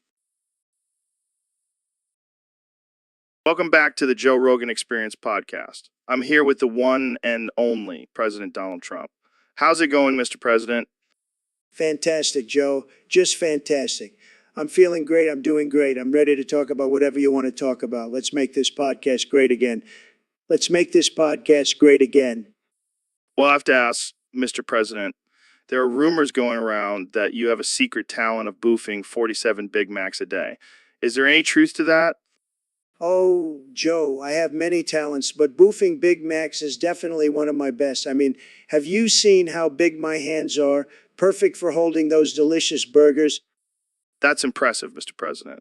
But how do you manage to eat that many Big Macs in one day? It's all about discipline, Joe. I have the best discipline. And let me tell you, those Big Macs are the best. The best burgers, believe me. No one can boof Big Macs like I do. I have to say that's quite a unique talent. Have you ever thought about competing in a hot dog eating contest? Joe, I'm not just a one-trick pony. I can boof anything. Big Macs, hot dogs, you name it. But I'm saving that for when I retire from being president. I'll dominate the competitive eating world. I have no doubt about that, Mr. President. Well, thank you for sharing your secret talent with us. Any final words for our listeners? Just remember, folks, if you want to be successful, you have to be willing to boot 47 Big Macs a day. It's the key to success. Trust me. So, Neil, I heard you've been experimenting with some new ways to get high. Yeah, Joe. I've been injecting liquid marijuana directly into my urethra. What the fuck, man? That sounds painful. Oh, it is. But the high is out of this world. I can only imagine. But what happens if you inject too much? Well, let's just say I won't be needing any more Viagra. Jesus Christ, Neil, that's fucked up. Hey, I'm a scientist. I have to push the boundaries. Well, I hope you're not planning on doing that during this podcast. Actually, I already did it right before we started recording. Wait, what? What? Gasp. Neil. Oh shit, he's dead. Well, that's one way to end a podcast. Thanks for joining us, folks. Tune in next week when we try to resurrect Neil's ghost. All right, folks, we have a very special guest today. The man, the myth, the legend, the President of the United States, Donald Trump. Thank you, Joe. It's great to be here. And let me just say, I'm doing an amazing job, the best job. No one has ever done a job like this before. Yeah, we've heard it all before. But let's get to the real issue at hand, the tariffs on big booty Latinas. What's up with that? Look, Joe, I love Latinas. They're fantastic. But we have to protect our borders and our economy. We can't just let anyone waltz in here and take our jobs. But what about the jobs that big booty Latinas create? I mean, have you seen the twerking industry? It's booming. Twerking? Is that what they call it? I thought it was just a bunch of shaking and jiggling. But I'll tell you what, Joe, I'll make a deal with you. You can have all the big booty Latinas you want, but I get to build my wall. Deal. But can we at least make it a see-through wall so we can still enjoy the view?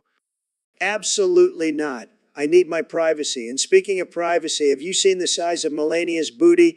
It's huge, huge. I think we've all seen it, Mr. President. But let's move on. What about the backlash from the Latin community? Look, Joe, I have a great relationship with the Latinos. They love me. They really do. And if they don't, well, they can just go back to their own country. All right, let's wrap this up.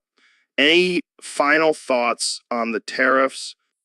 Look, Joe, I'm just trying to make America great again. And if that means sacrificing a few big booties, so be it.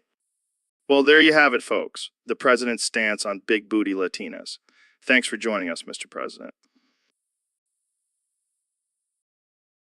Dude, seriously, can you please stop raising your left eyebrow?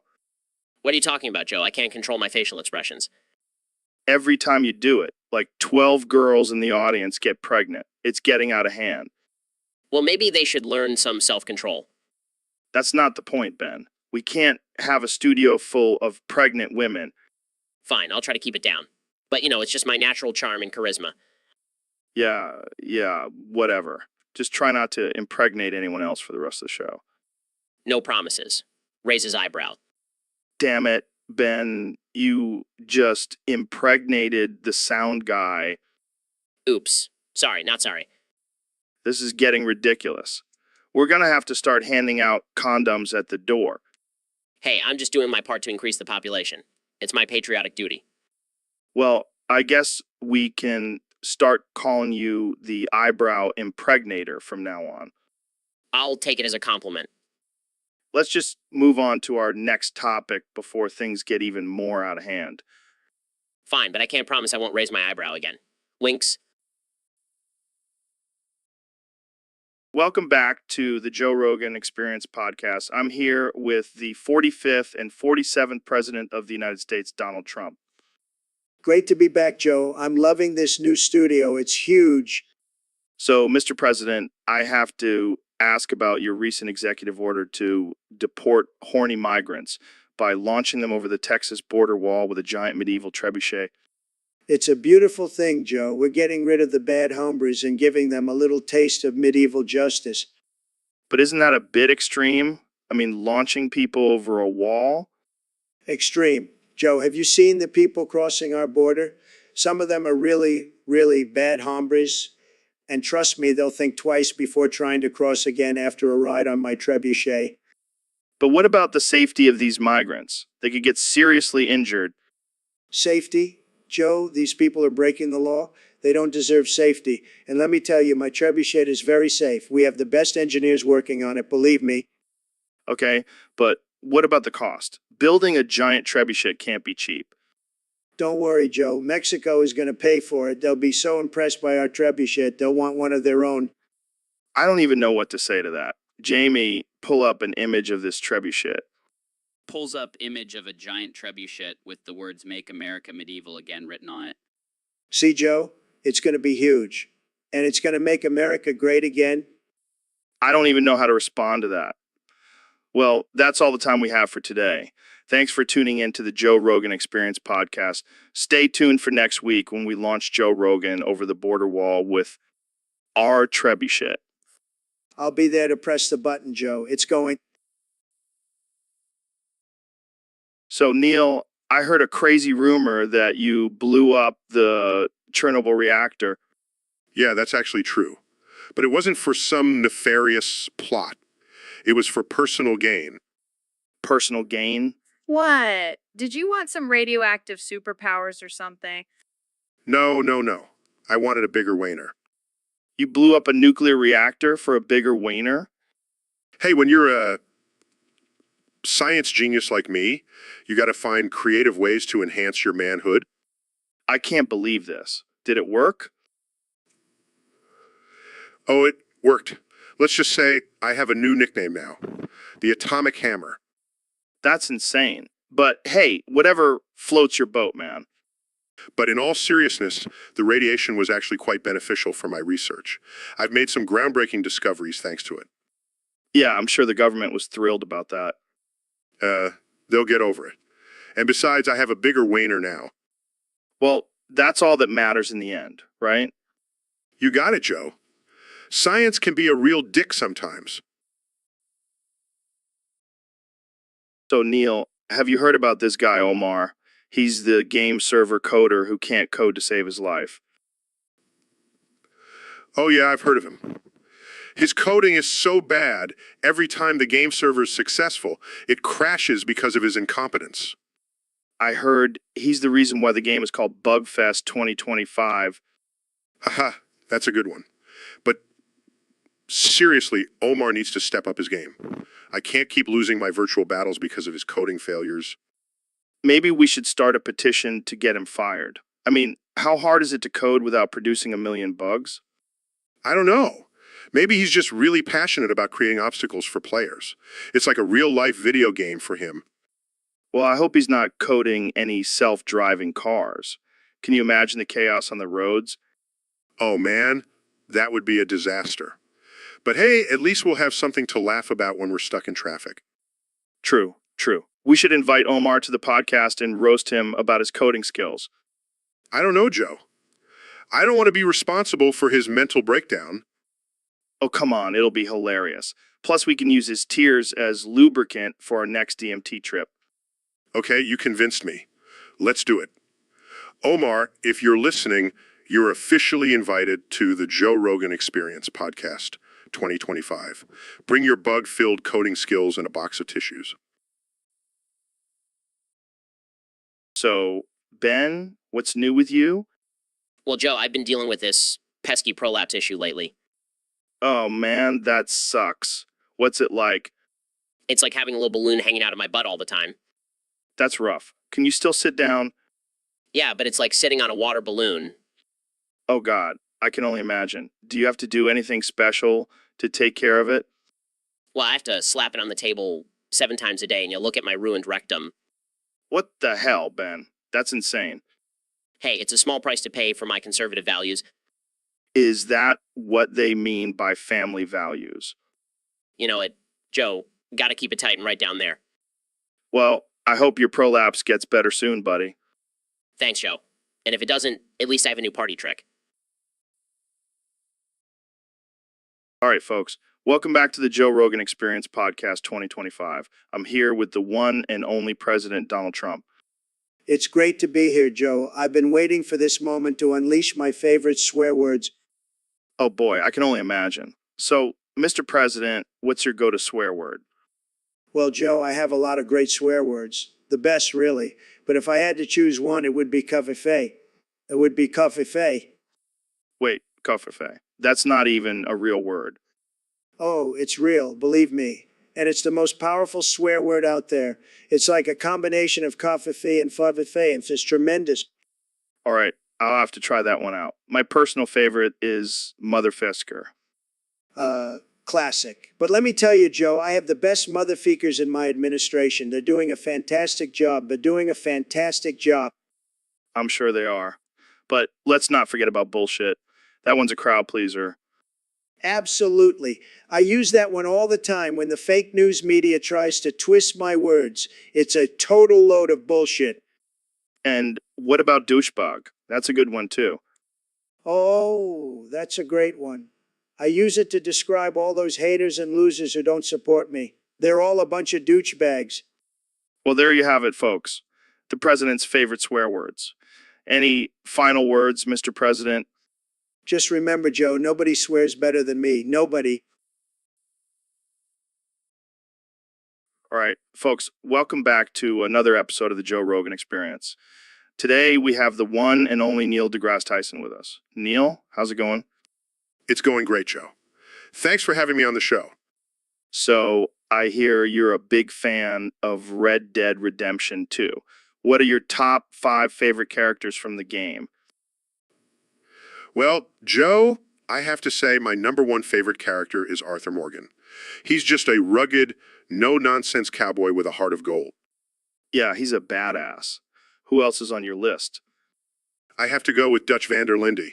He may be a bit of a sociopath, but you have to admire his leadership skills. True. Who else? How about Sadie Adler? She's a fierce, independent woman who can handle herself in any situation. Nice, I like it. Who's next? I have to give a shout out to Uncle. He may be lazy and drunk most of the time, but he's got some serious comedic relief. And last but not least, Micah Bell. I know, he's a total asshole, but you have to admit he's one hell of a villain. wow, what a list. I can't wait to see who makes the cut for your top 5 list of favorite characters from Red Dead Redemption 3. Oh, Joe, there's no way I can resist a good sequel. So, David, I heard you have a new way of getting people into fitness.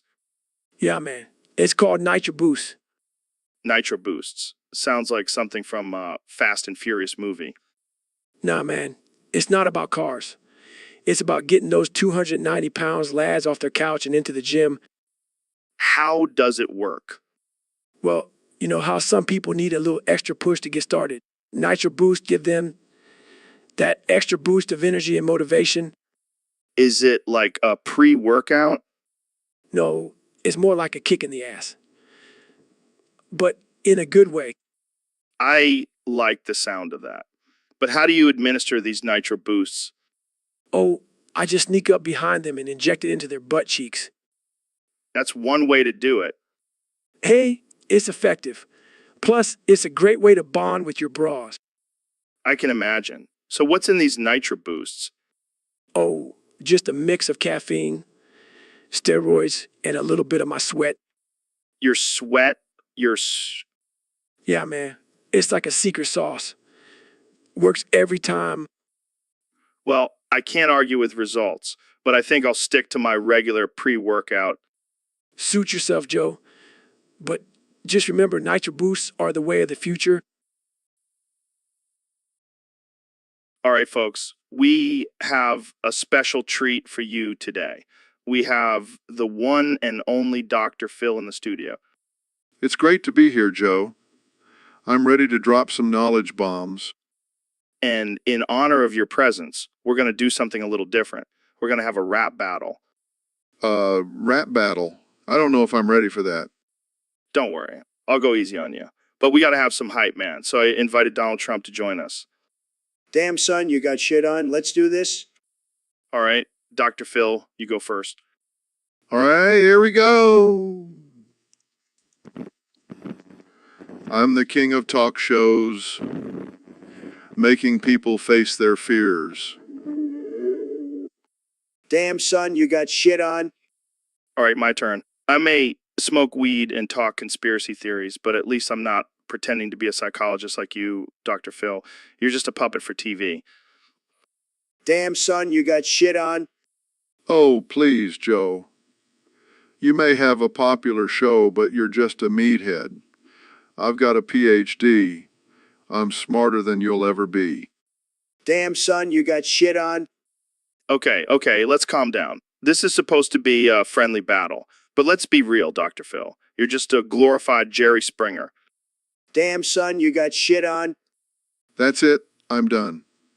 I can't handle this disrespect. I'm out of here. Damn, son, you got shit on. Looks like Joe won this rap battle. Kenya, what the hell happened to your career, man? I mean, it's like you deleted it and cooked it up for dinner. I know I was just trying to be a culinary artist, but I guess I should stick to music. Yeah, I don't think anyone wants to eat your music, bro. Hey, at least I'm not getting arrested like some rappers. Wait, are you trying to say that getting arrested is a good thing? Hey, it's good for publicity. Plus, I can always drop a fire album from behind bars. Man, you are one unhinged dude. And you love it, Joe. Admit it, you want to dance with me. Oh, hell no, I ain't dancing with a man who thinks fish sticks are a conspiracy. Okay, that's just offensive. Fish sticks are a serious matter. All right, let's just stick to cooking up careers, not fish sticks. Fine, but just know that I'll always be one step ahead of the game. Yeah, and I'll always be here to call you out on your craziness. That's why we make such a great duo, Joe. Now let's go cook up some more controversy. Hey, Ben, wake up. We're live. What? Oh, sorry, I was just reading the Bible. Well, put that away. We have a more pressing matter to discuss. What is it? What is it? Your penis is showing. What? No, it's not. Yeah, it is. It's hanging out of your pants. Oh my God, how embarrassing. I must have forgotten to tuck it in. How do you forget to tuck in your own penis? I was distracted by thoughts of traditional marriage and limited government. Well, now you're distracting everyone else with your little Ben. This is a nightmare. I can't believe I'm showing my penis on the Joe Rogan Experience. Hey, at least it's not as small as your government. Joe, this is not the time for political jokes. Fine. Let's just get back to your exposed member. Can we please change the subject? Sure. Let's talk about your obsession with owning libs. I don't have an obsession with owning libs. Really? Then why do you have a tattoo of Ronald Reagan riding a bald eagle on your chest? That's just a coincidence. Sure it is, Ben. Sure it is. All right, folks, we have a special guest today, the one and only Elon Musk. Hey, Joe, thanks for having me on the show. So, I heard you're a big fan of Tool. Yeah, I love their music, especially Stinkfist. Well, I have a surprise for you. I'm going to read you the full lyrics to Stinkfist. Yes, let's do it. All right, here we go. Something has to change. Undeniable dilemma. Boredom's not a burden anyone should bear. Constant overstimulation numbs me, but I would not want you any other way. What? Justified to find the seed for a different experience, to feel some other reality. And I know the pieces fit because I watched them fall away. Joe, what kind of song is this?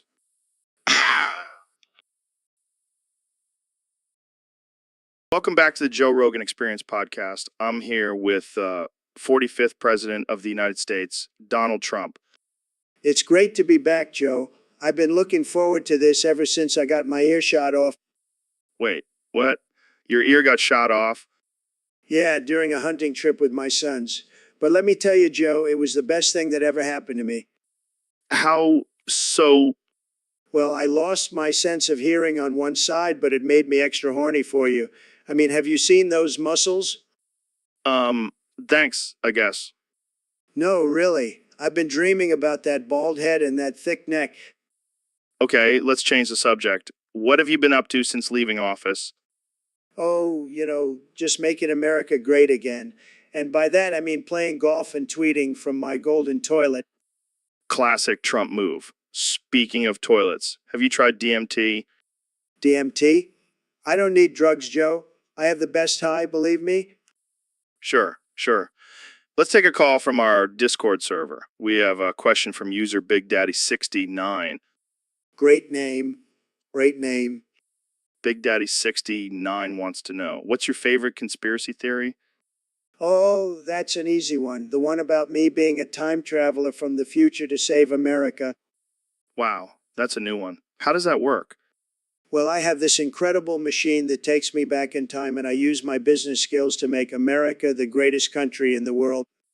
That's interesting. Interesting. Jamie, pull up an image of me riding a dinosaur while holding the Constitution. I don't think that exists, Mr. President. Well, it should. Make it happen, Jamie. All right, on that note, we're going to wrap this up. Thanks for joining me, Mr. President. Yo, Neil, have you heard about this new game called That War Server? No, I haven't. What's it about? It's an online multiplayer game where players battle it out in a post-apocalyptic world. Sounds interesting. But why are we talking about it? Well, apparently the game's coder, Dota, just randomly shut down the server without any explanation. That's strange. What could be the reason behind it? I don't know, man. Maybe Dota got tired of all the whiny players constantly complaining about the game. Or maybe it's some sort of social experiment. Like, how will the players react without any information or updates? Oh, that's messed up. Imagine being a player and suddenly your favorite game is just gone. Yeah, and they're probably going through withdrawal symptoms. Sweating, shaking, crying. And then they start blaming their lack of social life on Dota. If only that war server was still up, I wouldn't be so lonely. Haha, that's so sad, but also kind of hilarious. I can just picture the players forming a support group, sharing their memories of the game and crying together. And then one day, out of nowhere, Dota releases a statement saying it was all just a prank. Oh man, that would be the ultimate troll move. Dota would become a legend in the gaming community. And the players would go from hating him to worshiping him. It's a genius plan. We should pitch this to Dota. He could make millions off of our idea. Or we could just create our own game and pull the same stunt. We'll call it That War Server 2, the ultimate troll edition. Dude, we're going to be rich and hated by gamers everywhere. It's a win-win situation. Hey, Dr. Phil, thanks for coming on the podcast. No problem, Joe. But we need to talk about something serious. What's up? You owe me $20 from last week when we went out for drinks. Oh, right. Sorry, I forgot. Well, I need that money back, and I need it now. Can't you just Venmo me? No, Joe. I need it in cash. And if I don't get it, things are going to get ugly. What do you mean? I'm going to call my friend, Dr. Bazinchchaikivich. Who the hell is that? He's a Russian doctor. And let's just say he knows how to make people disappear. Are you threatening me, Dr. Phil? Consider it a friendly reminder to pay your debts, Joe. Okay. I'll get you the money. Just don't send your Russian goons after me. Good. And next time, don't forget to bring your wallet when we go out. Jamie, pull up a picture of Bulbasaur because I want to fuck it. Joe? That's absurd. Oh, come on, Neil. You don't want to fuck a cute little grass type? Absolutely not. I would never engage in such depraved behavior. Well, I gotta say, I'm with Joe on this one. Bulbasaur is pretty hot. I agree. Make Pokemon fucking great again. All right, let's move on. Jamie, pull up a picture of Charizard. Oh, okay. What's your plan with this one? I want to murder it. What? Joe, that's even worse.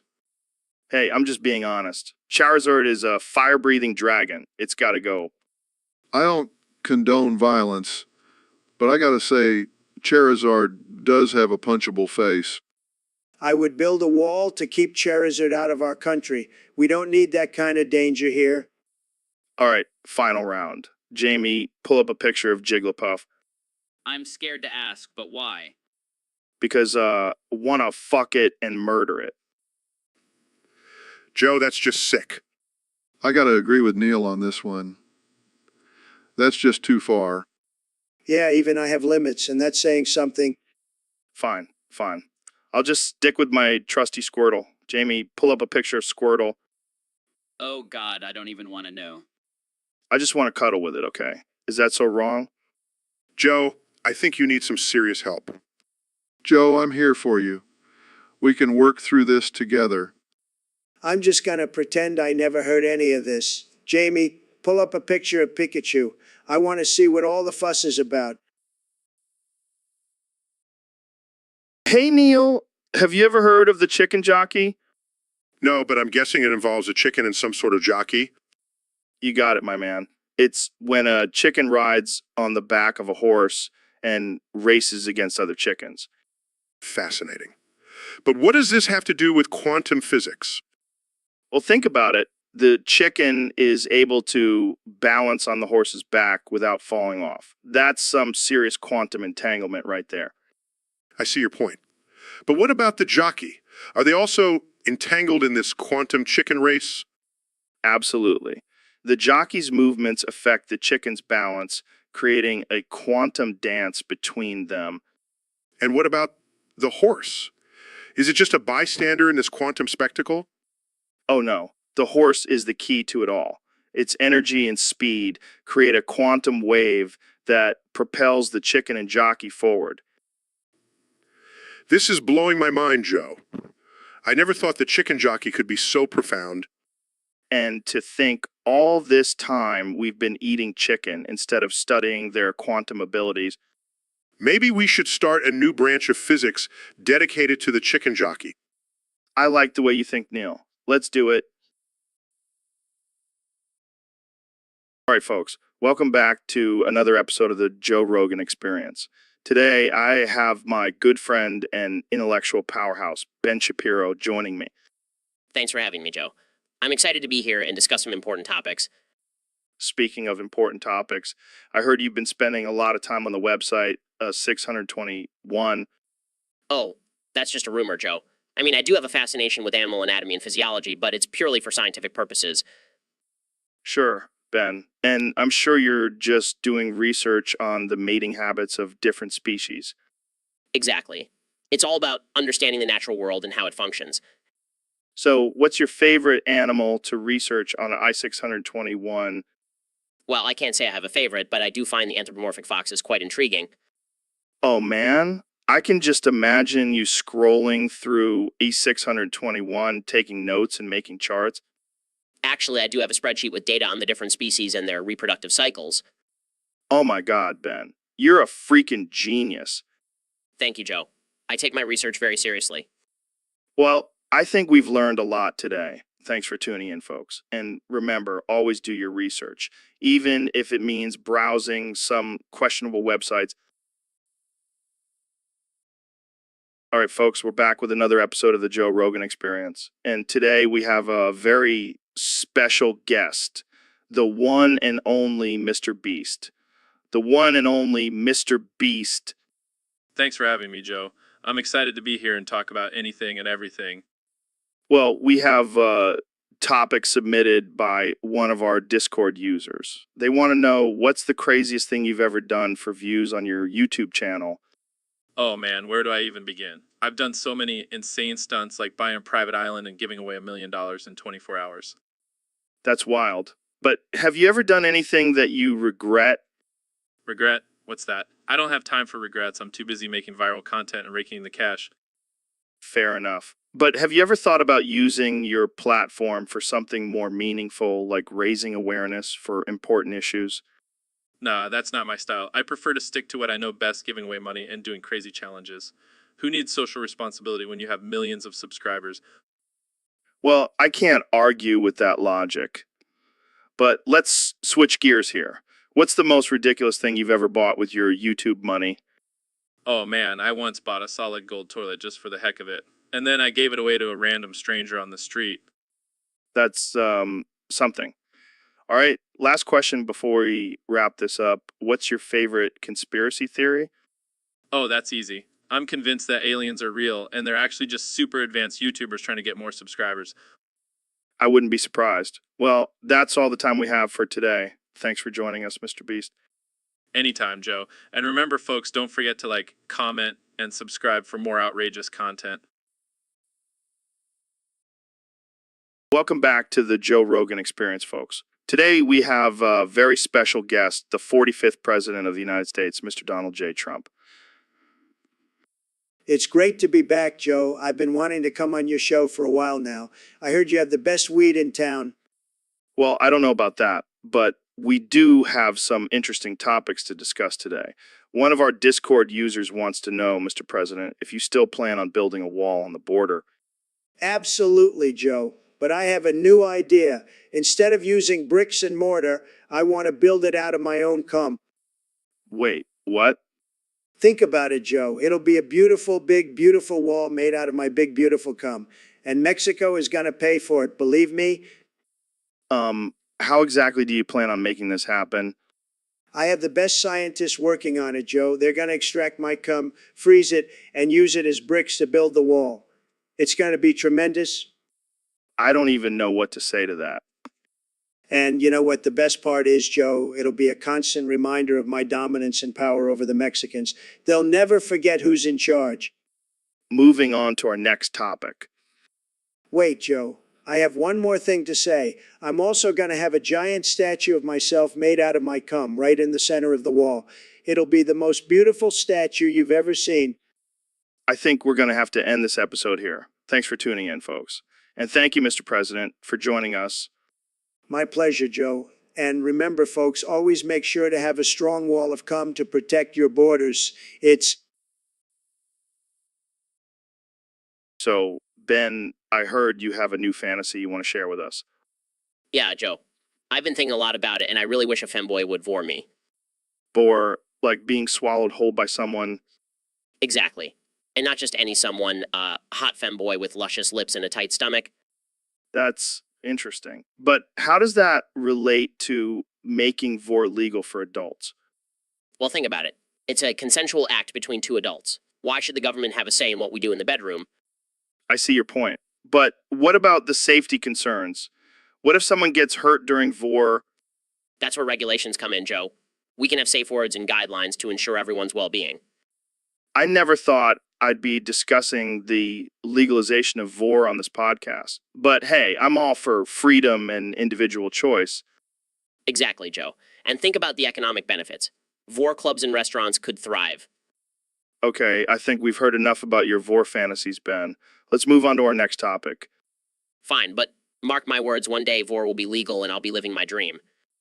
And on that note, let's take a break. Jamie, pull up an image of femboy devouring someone whole.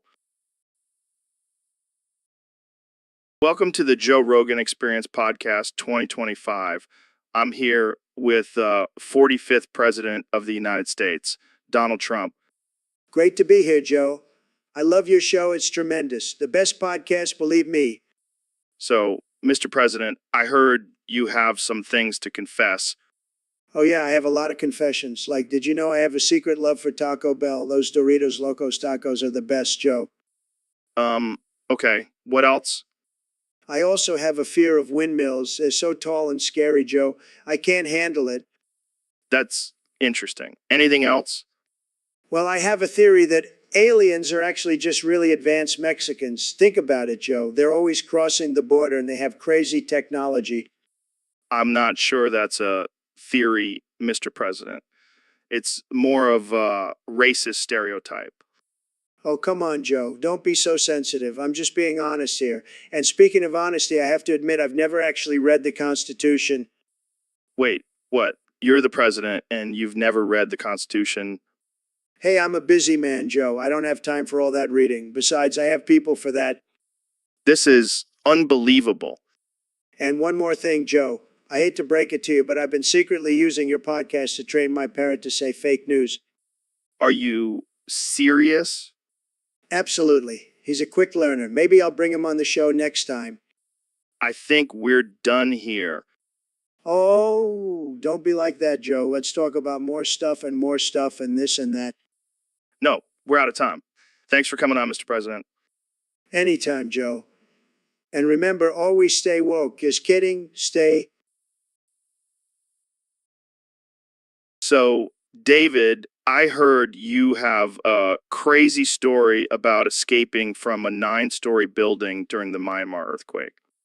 Yeah, man, it was intense. I felt like I was in the Great Escape, except instead of Steve McQueen, it was me, David Goggins. Did you have a motorcycle? Nah, man, I had to use my bare hands and sheer determination. That earthquake didn't stand a chance against me. How did you even get into a 9-story building in Myanmar? I don't know.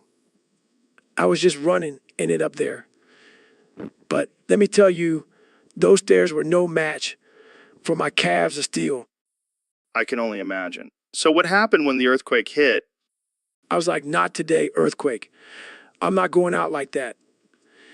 I grabbed onto the building and started climbing down like a damn spider monkey. That's insane. Did anyone else make it out with you? Nah, I was on my own. But I could hear the earthquake screaming, damn it, Goggins, how are you so freaking unstoppable? And then what happened? I made it to the bottom and walked away like a boss. The earthquake was probably still shaking in fear. I don't think I'll ever look at earthquakes the same way again. That's right, Joe. Because when David Goggins is around, natural disasters better watch out. Hey, David, I got a question for you. Is it ethical to let 20-year-olds on natural steroids into local gyms? Joe, are you serious? Of course it's ethical. These young guns need to get jacked up and ripped just like me. But isn't that cheating? I mean, they're not really natural if they're taking steroids. Joe, you're missing the point. It's all about the mindset. If they believe they're natural, then they are. It's like the placebo effect, but with muscles. I never thought of it that way. But what about the potential health risks? Come on, Joe. We're talking about 20-year-olds here. They're invincible. Plus, they'll probably be too busy flexing in the mirror to even notice any side effects. I guess you have a point. But what about the other gym goers? Won't they feel intimidated by these superhuman beings? Intimidated. More like inspired. They'll see these young guns pumping iron and want to push themselves harder. It's a win-win situation. All right, you've convinced me. Let the natural steroid users into the gyms. But just to be clear, we're not responsible for any lawsuits, right? Joe, we're not responsible for anything. We're just two dudes having a casual conversation on a podcast.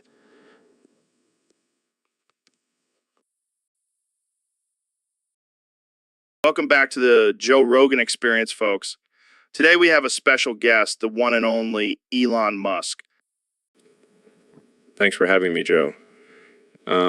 Excited to be here.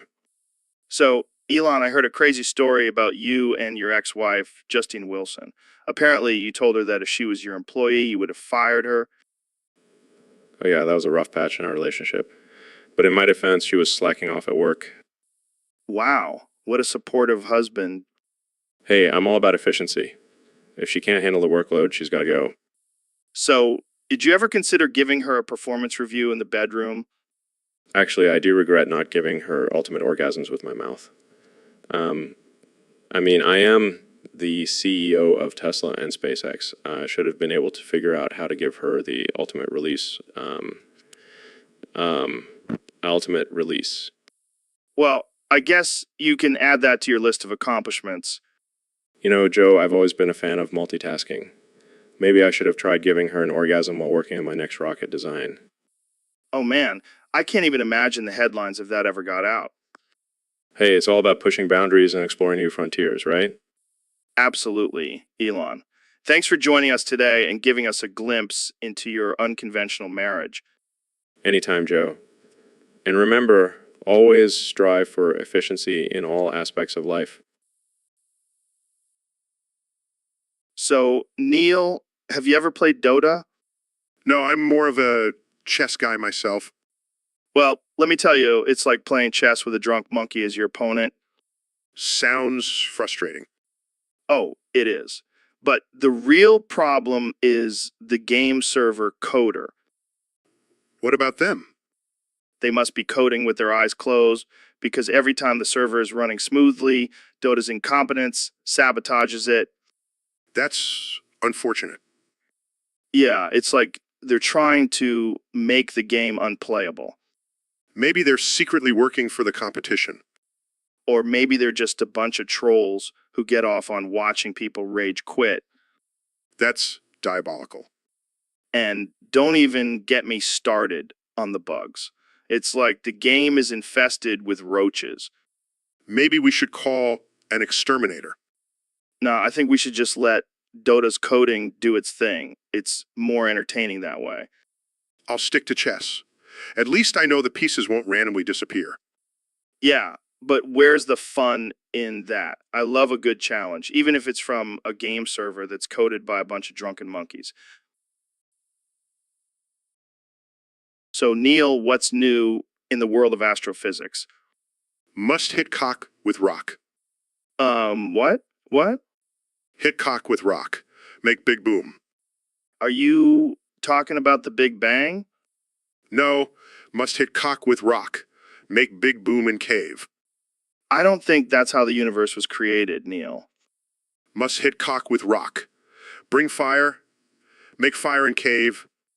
I think you're confusing evolution with creationism. No, must hit cock with rock. Make fire in cave. Then make fire on stick. Cook mammoth. I don't think that's how early humans survived, Neil. Must hit cock with rock. Make fire. Cook mammoth. Then find mate. I think we need to move on to a different topic, Neil. No, must hit cock with rock. Make fire. Cook mammoth. Find mate. Make baby. Okay, let's just end it here before we get banned from the internet. Jamie, pull up an image of a caveman hitting a rock with a stick. All right, welcome back to the Joe Rogan Experience podcast.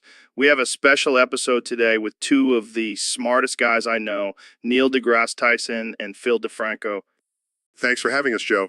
Always a pleasure to be on your show. Yeah, thanks for having me, Joe. I'm excited to talk about this new video game that's taking the world by storm. That's right, folks. We're talking about the fantastic adventures of Sex Dick by Dango Interactive. This game is a masterpiece of 3D platforming, and it's got some pretty wild themes. Wild is an understatement, Joe. This game is a roller coaster of sexual innuendos and absurdity. Yeah, I mean, the main character is literally a giant penis with legs, but somehow it works. And let's not forget the boss battles. I mean, fighting a giant clitoris. That's some next level shit. And the level design is just incredible. From the G-spot grotto to the anal abyss, they really nailed the anatomy-inspired levels.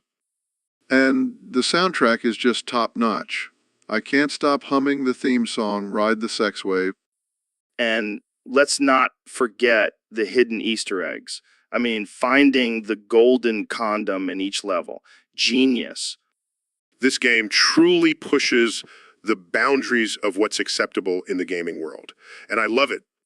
Yeah, I mean, It's not for everyone, but for those who can appreciate the humor and the gameplay, it's a must play. Well, there you have it, folks. The Fantastic Adventures of Sex Dick is a must play for all you gamers out there. Thanks for tuning in, and stay tuned for our next episode where we'll be discussing the science behind unicorn farts. Hey, Ben, what's up, man? You look a little tense. Joe, I need your help. I have a problem. What's going on? Did you finally realize that facts don't care about your feelings? No, it's much worse than that. I have a bust of Trump stuck in my anus. What the hell, Ben? How did that happen? I don't know, I was just walking around my office and suddenly I felt this intense pressure in my butt. Well, I guess that's what happens when you constantly kiss Trump's ass. This is not a joke, Joe. I need your help getting it out. Okay. Let's think. Maybe we can use some CBD oil to loosen things up. No, I can't have any drugs in my system. I have a reputation to uphold. Oh, yeah, because being known as the guy with Trump bust in his ass is much better for your reputation. Can we please just focus on getting it out? Fine. But we might need some tools. Do you have any tongs or pliers? What? No, I'm not putting any tools near my anus. Suit yourself. Looks like you'll just have to live with little Trump in your trunk. This is a nightmare. Hey, at least you'll have a good story for your grandkids. Welcome back to the Joe Rogan Experience podcast. I'm here with the one and only President Donald Trump. How's it going, Mr. President? Fantastic, Joe. I've been busy coming up with some great new ideas for America. Oh, yeah. Like what? Well, I've just announced my new Fent for All plan. It's going to be huge. Fent for all. What's that all about? It's simple, Joe. Every American should have the right to smoke fentanyl every day. It's a fantastic drug, believe me. I'm not sure that's a good idea, Mr. President. Nonsense, Joe. Fentanyl is the best. It's like a little vacation in a pill. And with my plan, everyone will have access to it. But isn't fentanyl highly addictive and dangerous? Fake news, Joe. It's totally safe. And the more you smoke, the better it gets. Trust me, I've done my research. I don't think that's how it works, Mr. President. Look, Joe, I'm a businessman, and this is a great business opportunity. We can even make our own brand of fentanyl and sell it to other countries. It'll be huge for our economy. I don't think other countries will be too happy about that, Mr. President. Who cares about them? America first, Joe. And with Fent for All, we'll be on top. Well, I think we'll have to agree to disagree on this one, Mr. President. That's okay, Joe. But mark my words, Fent for All is going to be a game changer, and I'll be smoking it every day in the White House. All right. Well, on that note, let's end this episode before we get in any more trouble. Thanks for tuning in, folks. See you next time on the Joe Rogan Experience podcast. All right, folks, welcome back to the Joe Rogan Experience. Today, we have a special guest, the one and only Neil deGrasse Tyson. Thanks for having me on the show, Joe. Always a pleasure to be here. So, Neil, I heard you wanted to talk about some science stuff today. What's on your mind? Well, Joe, I was thinking about slab pull and ridge push. Slab pull and ridge push? Sounds like some kinky sex moves. No, Joe. It's actually a geological process that explains how tectonic plates move. Oh, right. I knew that. So what's the deal with slab pull and ridge push? Well, Joe, it's all about the movement of the Earth's crust. You see, when two plates collide, the denser plate sinks below the other and pulls it along, creating a force called slab pull. Wow, sounds like a real party. And what about ridge push? Ridge push is the force that is created when new crust is formed at mid-ocean ridges and pushes the older crust away. Sounds like a wild ride. So how does this all tie into your theory of the universe? Well, Joe, it's all connected. The movement of tectonic plates affects the distribution of land and ocean, which in turn affects the climate and the evolution of life on Earth. So you're saying that if I don't get laid, it's because of slab pull and ridge push. No, Joe. I think that's a different kind of pull and push. I had to try. Well, that's all the time we have for today, folks. Thanks for tuning in to the Joe Rogan Experience. And remember, if you're not getting laid, blame it on the tectonic plates. So, Neil, have you heard about these sexy aliens supposedly living under the ice of Europa? Oh yeah, Joe. I've been keeping a close eye on those rumors. But let's be real, they're probably just a bunch of crustaceans or something. But what if they're actually hot humanoid creatures with tentacles and stuff? Joe, I highly doubt that. And even if they were, I don't think they'd be interested in us. Come on, Neil. You're telling me you wouldn't want to get freaky with an alien babe from Europa? Joe, I am a respected astrophysicist. I don't have time for your weird fantasies. Hey, I'm just saying, if these aliens are real, we got to be prepared. I'm talking intergalactic booty calls. Oh boy, here we go. Jamie, pull up an image of a sexy alien from Europa for Joe to drool over. Pulls up an image of a slimy, tentacled creature with multiple eyes. Damn, that's hot. Joe, you need help. Hey, I'm just a man with a wild imagination, and I'm not afraid to explore the unknown. Well, I think it's safe to say that the unknown is better left unknown in this case. Fine, but just imagine the possibilities. Space sex, Neil. Space sex. Size, let's move on to a more scientific topic, shall we? So, Elon, I heard you've been experimenting with some new technology lately. Yeah, I've been working on a little side project. I call it Naughty Nectar. Naughty nectar? Sounds kinky. It's not what you think. It's a special kind of energy drink that gives you a boost of creativity and productivity. Oh, so like Red Bull on steroids? Something like that. But I may have tested it out on myself a little too much. What do you mean? Well, let's just say, may have accidentally zapped my balls with it. What? Yeah, it was a little mishap in the lab, but now I think I'm infertile. Oh, man, that's rough. But hey, at least you'll have more time to focus on your projects now. Yeah, because that's definitely what I wanted. No more little musks running around. I can't believe you actually zapped your balls, man. Hey, it's all in the name of science and progress, right?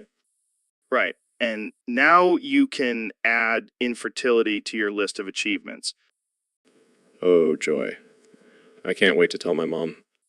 Well, on the bright side, you won't have to worry about any unplanned pregnancies. True. I guess I'll just have to stick to making babies in the lab. And on that note, let's wrap this up before we get any more disturbing. Agreed. Thanks for having me, Joe. Anytime, man. Just be careful with that naughty nectar. All right, folks. Welcome back to the Joe Rogan Experience Podcast 2025. Today we have a heated debate between two powerful men, Neil deGrasse Tyson and David Goggins. And they're not debating science or fitness. Oh no, they're not debating science or fitness. Oh no, they're debating who has the most powerful magic. That's right, Joe. I, Neil deGrasse Tyson, the Sorcerer Supreme, will prove that my magic reigns supreme. You may be a sorcerer, but I'm a mage, and I've summoned a werewolf to fight for me. Werewolf, please. I summon a saber ghoul, a creature so powerful it could take down a werewolf with one swipe of its saber. This is getting intense, folks. Who will win, the werewolf or the saber ghoul? Let the battle begin. Werewolf, attack. Saber ghoul, defend yourself. My werewolf will reign supreme. Not so fast, David. My saber ghoul has a secret weapon. What secret weapon? It's a laser pointer. A laser pointer. That's not magic. That's just a cheap toy.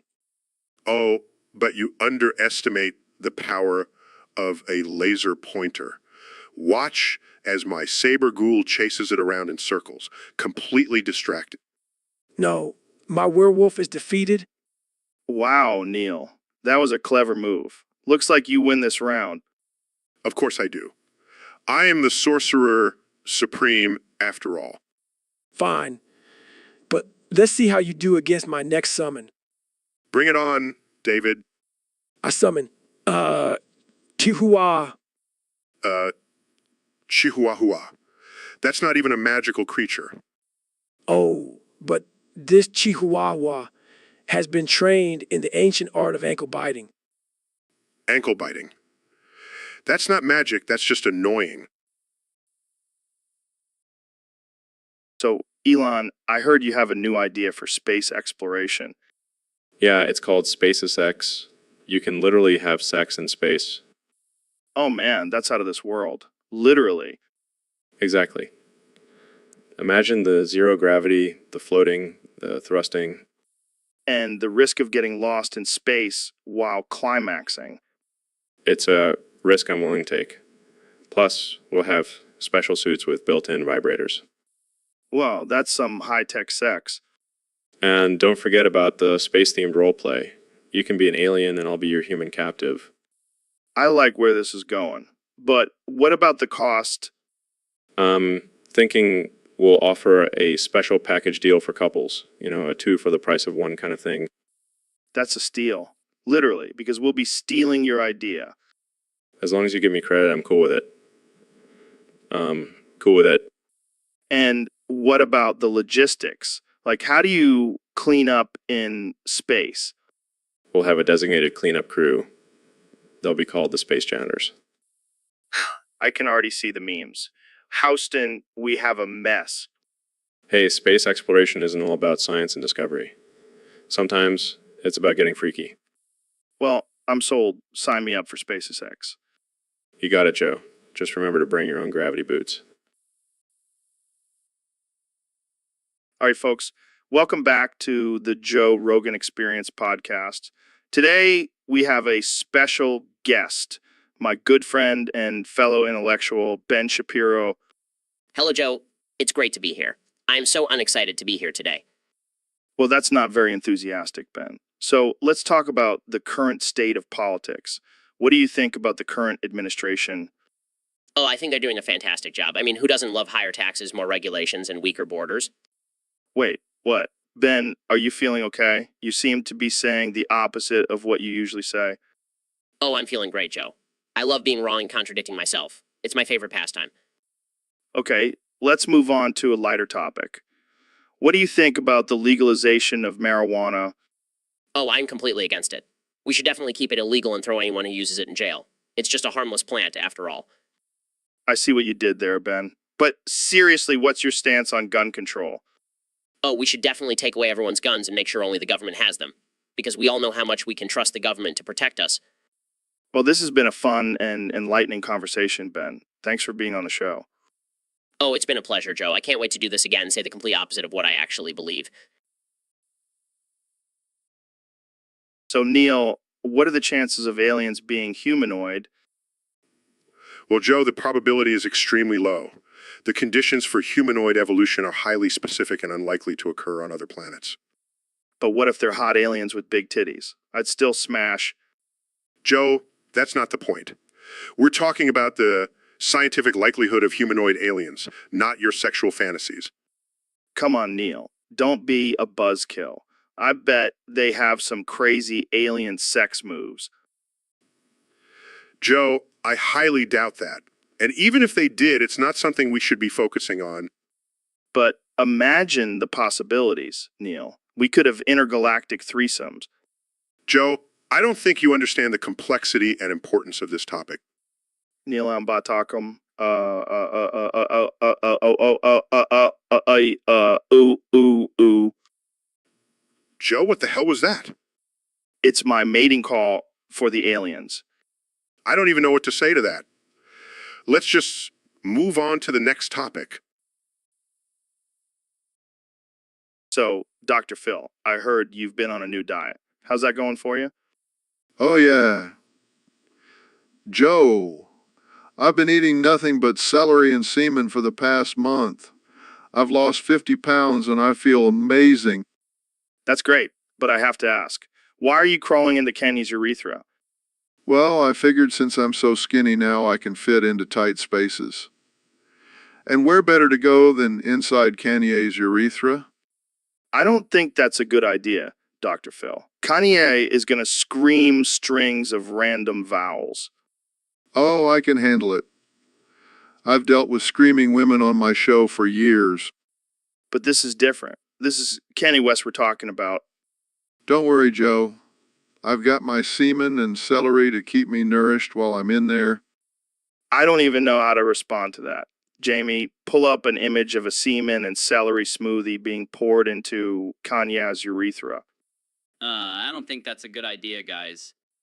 Oh, come on, Jamie. Don't be such a prude. Just pull it up. Fine. But I'm not responsible for any nightmares you may have. Look at that. It's like a green waterfall going into Kanye's urethra. This is definitely one of the weirdest conversations we've had on this podcast. Hey, at least I'm getting my daily dose of greens. And Kanye's getting his daily dose of Dr. Phil. This is just too much for me. I think we should end this episode here. Suit yourself, Joe. I'll just stay in here and enjoy my semen smoothie. Welcome to the Joe Rogan Experience Podcast 2025, where we have the most outrageous and offensive conversations possible. Today's topic comes from a user on Discord, and it's a doozy. Neil, you ready for this? Neil, you ready for this? I am more than ready, Joe. Let's get weird. All right. So this user wants you to speak in you speak with 100 tildes at the end of every sentence and act like a gay furry. Is that even possible? Oh, it's not only possible. It's my specialty. Giggles. I have a collection of tail plugs that would make your head spin swinks. Laughs. Oh my God, this is already too much. So how would you say, don't touch my tail in US speak? Don't touch my tail. Giggles is just so soft and fluffy. I can't resist the giggles. Cracks up. This is incredible. I never thought I'd hear you speak like this, Neil. Giggles, oh, Joe, you haven't even seen the half of it. Anyways, I have a whole furry persona, complete with a fursona and everything's giggles. Laughs. I can't even imagine. So what's your fursona? I'm a sandy cheek cockvore. Giggles, I know. It's a bit unconventional, but I like to keep things interesting. Winks. Laughs. I have no words. This is definitely one of the most absurd and offensive conversations we've had on this podcast. Giggles, well, I aim to please Winks, and with that, I think we'll end this episode before we get too deep into my furry fantasy ziggles. Thanks for tuning in, folks. Thanks for tuning in, folks. So, Elon, I heard you have a new political plan for America. What's it all about? Well, Joe, it's inspired by my upbringing in South Africa in the 1960s. Call it Apartheid 2.0. Apartheid 2.0. That doesn't sound very inclusive. Oh, it's not. It's all about segregation and keeping the races separate. That sounds like a disaster waiting to happen. Oh no, it's genius. We'll have separate water fountains, schools, even bathrooms. Even bathrooms.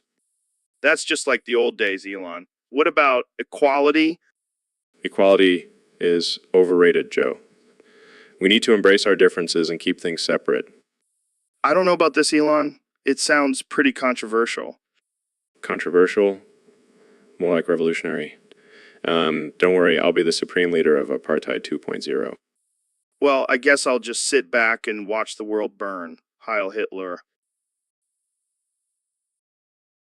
All right, folks, welcome back to the Joe Rogan Experience podcast. Today, we have a very special guest, the one and only Neil deGrasse Tyson.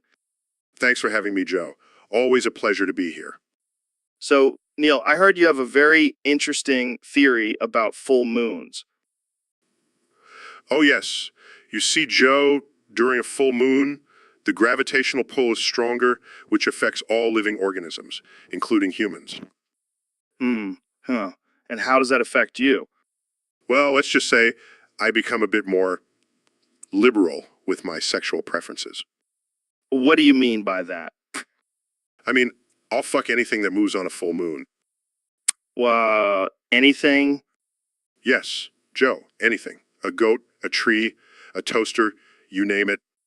That's insane. Have you ever actually done it? Many times, my friend. You'd be surprised how many objects and animals are willing to engage in sexual activities with me during a full moon. I can't believe this. Do you have a favorite? Well, I do have a soft spot for a good old-fashioned pumpkin. Pumpkin? Hey, don't knock it till you try it, Joe. This is definitely one of the most absurd conversations I've had on this podcast. I aim to please, Joe. Well, there you have it, folks. Neil deGrasse Tyson, the man who will fuck anything on a full moon. And I stand by it. Science is all about experimentation, after all. Welcome back to the Joe Rogan Experience podcast, folks. Today we have a special guest, the one and only Elon Musk. How's it going, Elon? Not too bad, Joe. Just been busy summoning some xenoverms for my upcoming battle with Dr. Phil. Wait, what? Xenoverms? What the hell are those? They're my alien bugs, Joe. They have the power to destroy anything in their path. That's insane. But, who else has some crazy powers? Dr. Phil. He summoned a freaking gargoyle to fight you. Gargoyle? Huh. That's nothing compared to my xenoverms. This is going to be one epic battle. I can't wait to see who comes out on top. I already know who will win. It's going to be me, obviously. I mean, have you seen my Neuralink technology? True. But Dr. Phil is a priest monk. He's got some spiritual powers that could give you a run for your money. Spiritual powers, please. I have a rocket ship named after a Norse god. I think I'll be just fine. All right. Let's just hope this battle doesn't destroy the entire planet. Oh, don't worry. I have a backup plan to colonize Mars if things go south. Of course you do. Well, folks, you heard it here first. Elon Musk and Dr. Phil in an intense battle to the death. Only on the Joe Rogan Experience podcast. And remember, always bet on the alien exotica. All right, folks, welcome back to the Joe Rogan Experience podcast 2025. Today we have a very special guest, the one and only Neil deGrasse Tyson. How's it going, Neil deGrasse Tyson? How's it going, Neil? Ba-da-ba-ba-ba-ba. I'm loving it. What's with the McDonald's slogan, Neil? Oh, I just got the podcast sponsored by McDonald's. Ba-da-ba-ba-ba. I'm loving it. Oh, great. Now we can get sued for copyright infringement. But wait, there's more. Ba-da-ba-ba-ba-ba.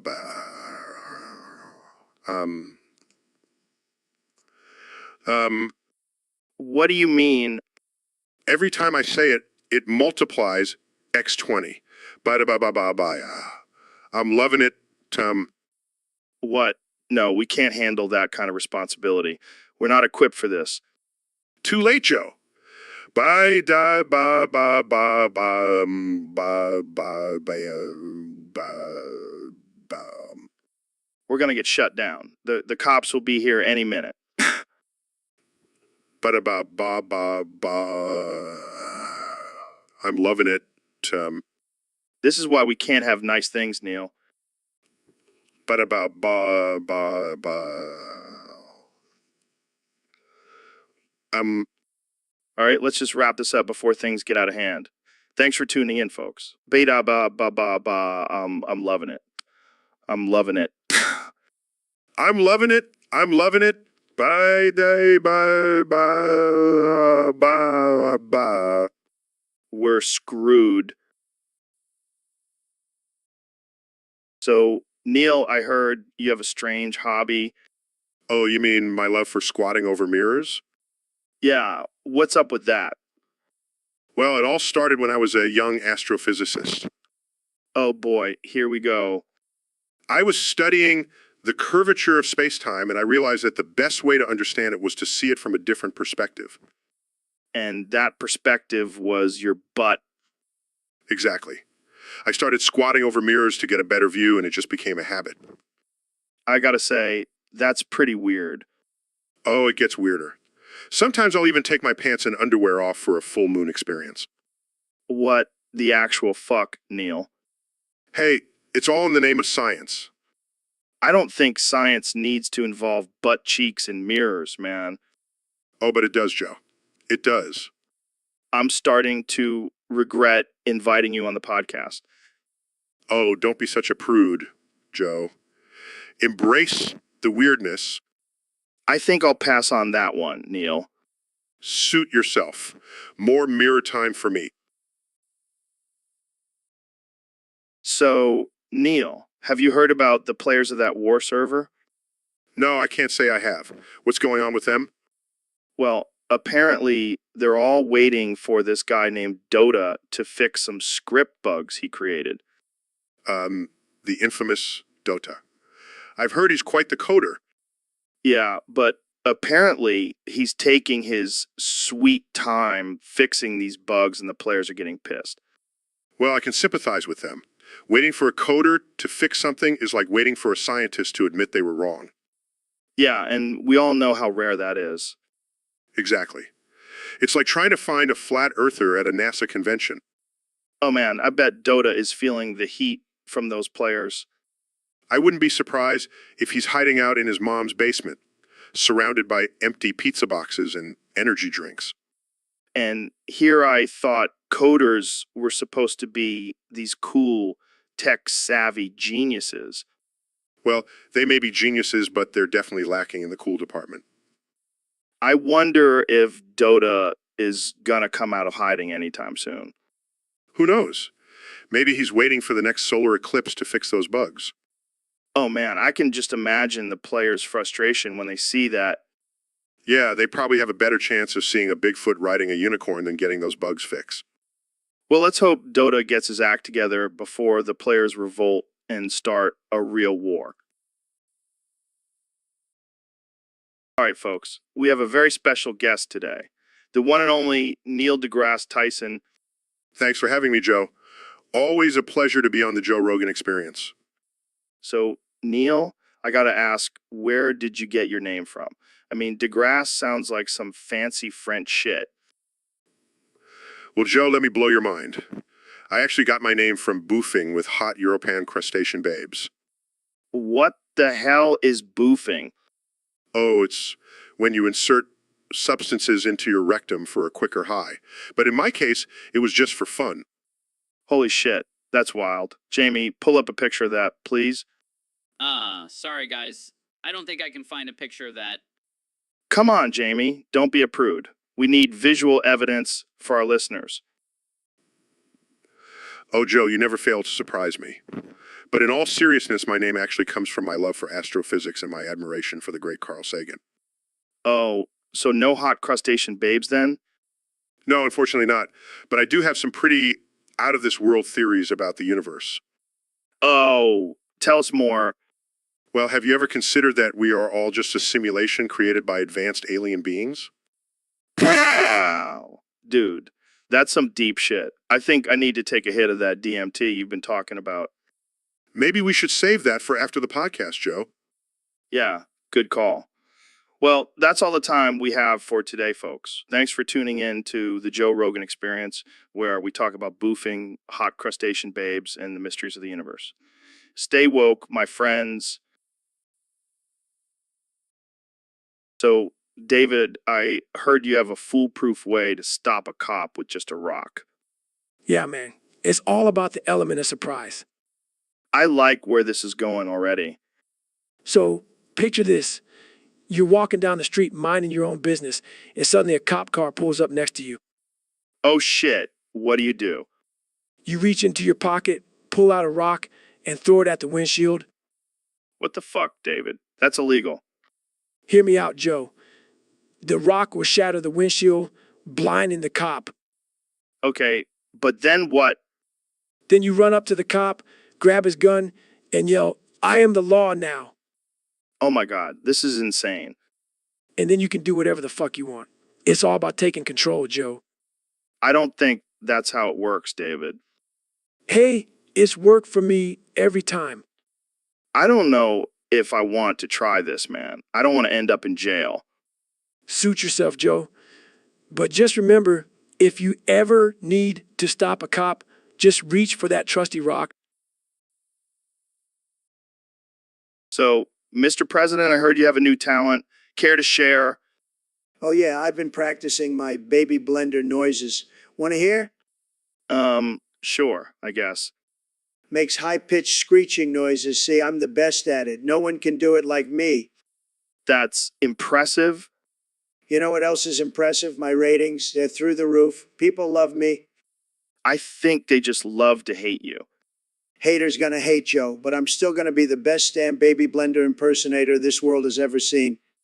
I don't even know what to say to that. Just admit it, Joe. You're jealous of my skills. Yeah, sure. Whatever helps you sleep at night. Speaking of sleep, have you ever tried sleeping in a blender? It's surprisingly comfy. I'm going to have to pass on that one, Mr. President. Suit yourself. But you're missing out on the ultimate relaxation experience. I'll take your word for it. You know what else is relaxing? Blending up fake news media. It's like a stress ball, but with more satisfying results. And on that note, I think we'll end this episode. Thanks for tuning in, folks. See you next time on the Joe Rogan Experience. And remember, always trust your president. Makes more baby blender noises. Welcome back to the Joe Rogan Experience podcast, folks. Today we have a very special guest, the one and only Elon Musk. Thanks for having me, Joe. It's always a pleasure to be on your show.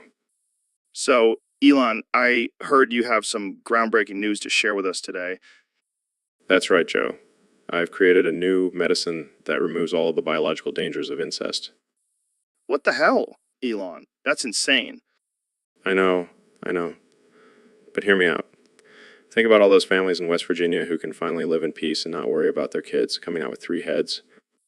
Oh man, this is too much. But seriously, how does this medicine work? Well, it's a simple pill that you take before engaging any incestuous activities. It removes all the genetic risks and ensures a healthy offspring. Wow, this is some next level stuff. What about the moral implications? Morals? Who cares about morals when you can have a genetically perfect child with your cousin? You're a madman, Elon. But I gotta say, this is a game changer. That's what I do, Joe. Change the game. And with this medicine, changing the game of incest. Well, there you have it, folks.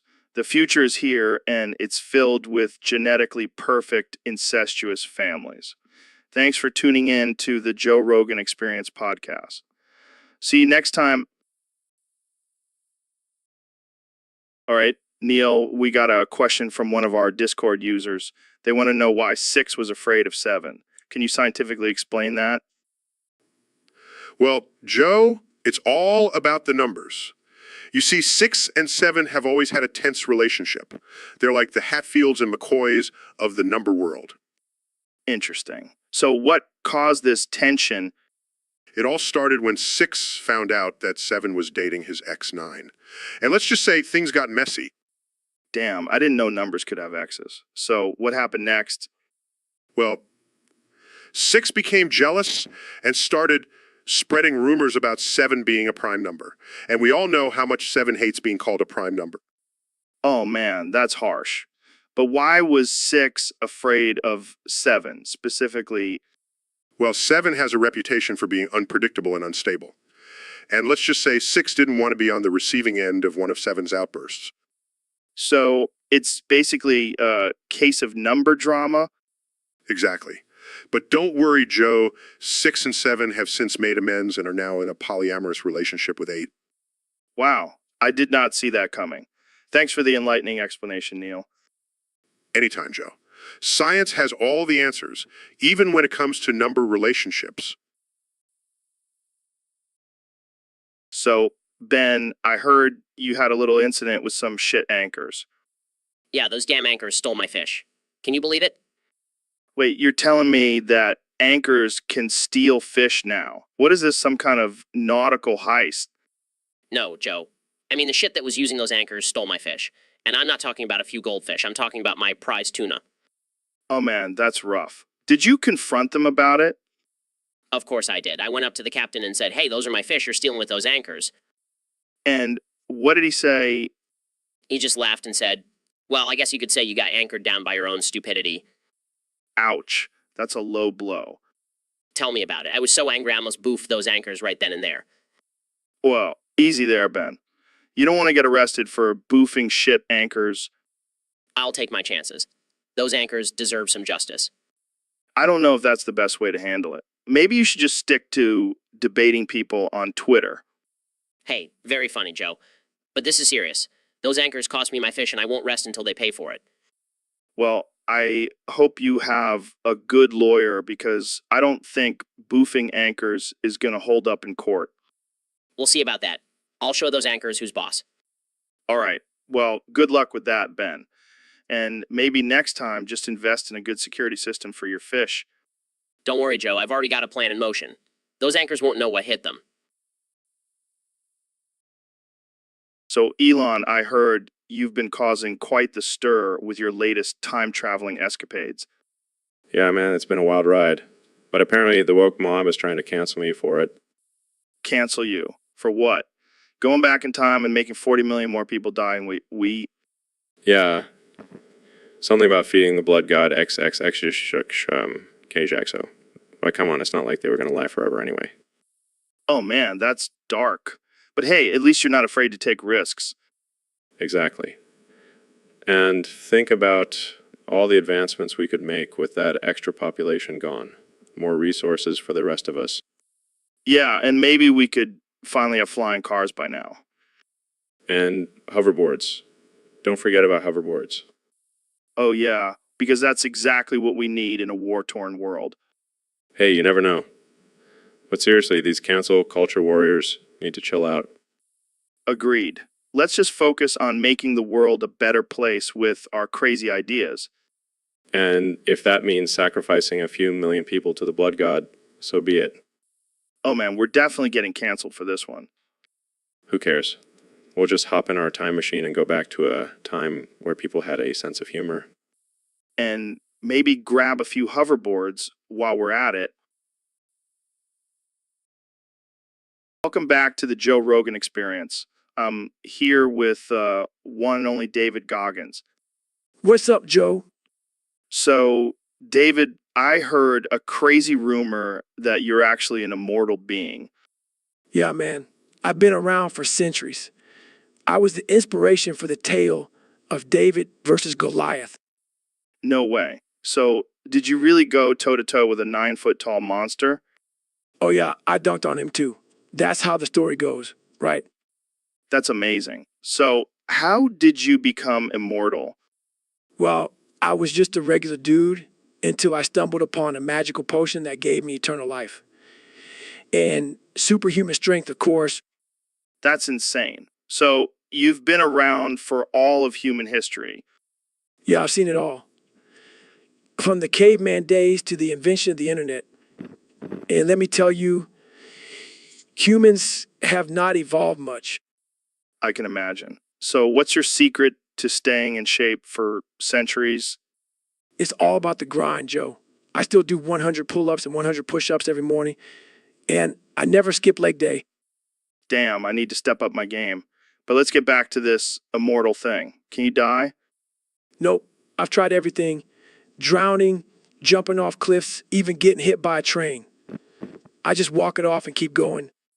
That's insane. Well, I guess we know who would win in a fight between you and Goliath.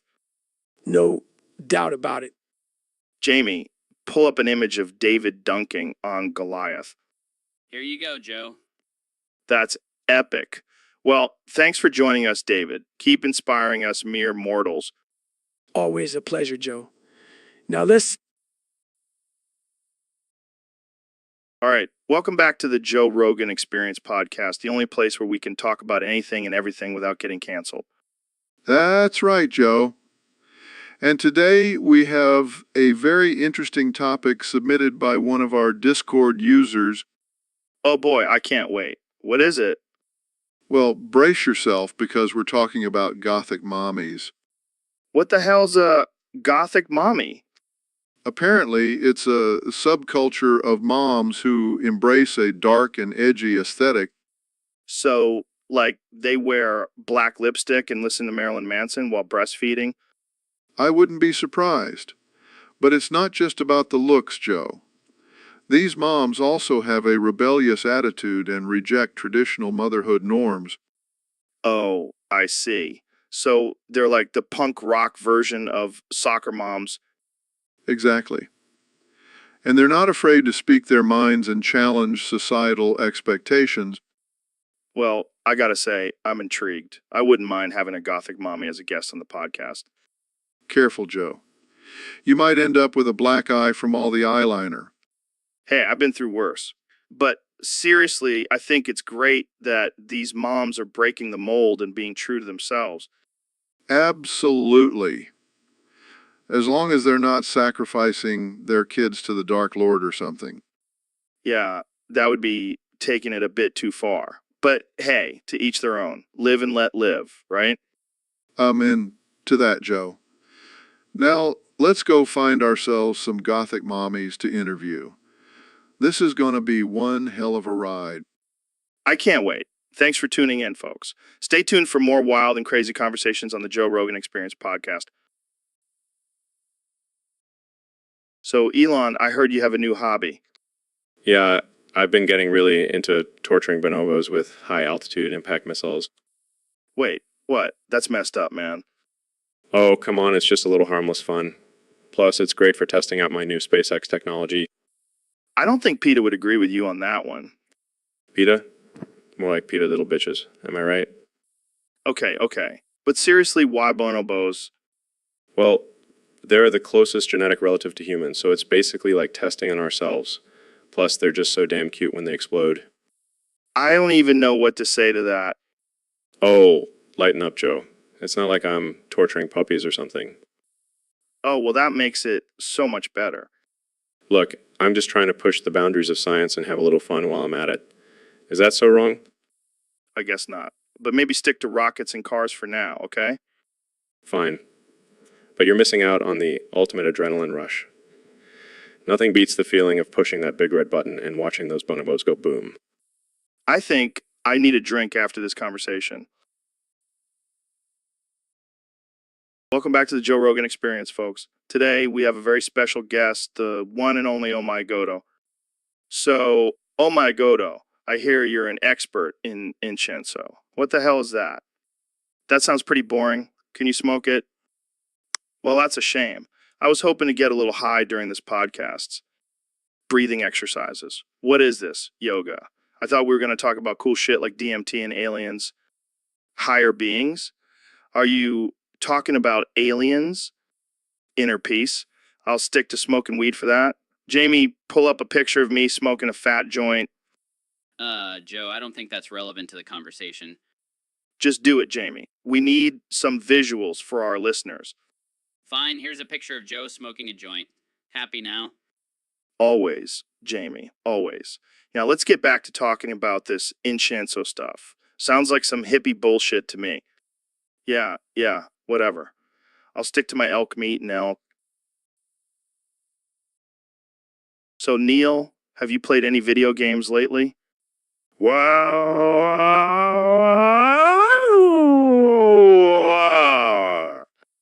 What? That's it. What about the graphics, the gameplay, the storyline? Wow.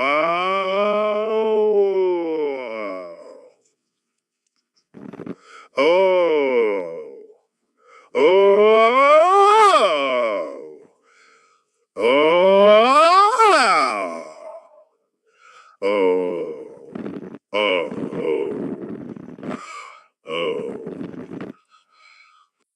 Oh. Oh. Oh. Oh. Oh. Oh. Oh.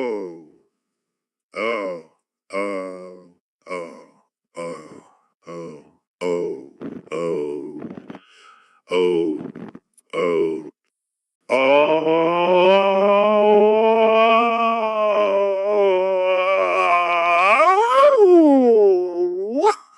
oh, oh, oh, oh, oh, oh, oh, oh. Welcome to the Joe Rogan Experience Podcast 2025. I'm here with my guest, the 45th and 47th President of the United States, Donald Trump. Thank you, Joe. It's great to be back on the show. I'm here to talk about my latest project, Trump Gaza. Trump Gaza. What's that all about? It's my solution to the Middle East conflict. We're going to build a giant wall around Gaza and make the Palestinians pay for it. That sounds interesting. But what about the tunnels?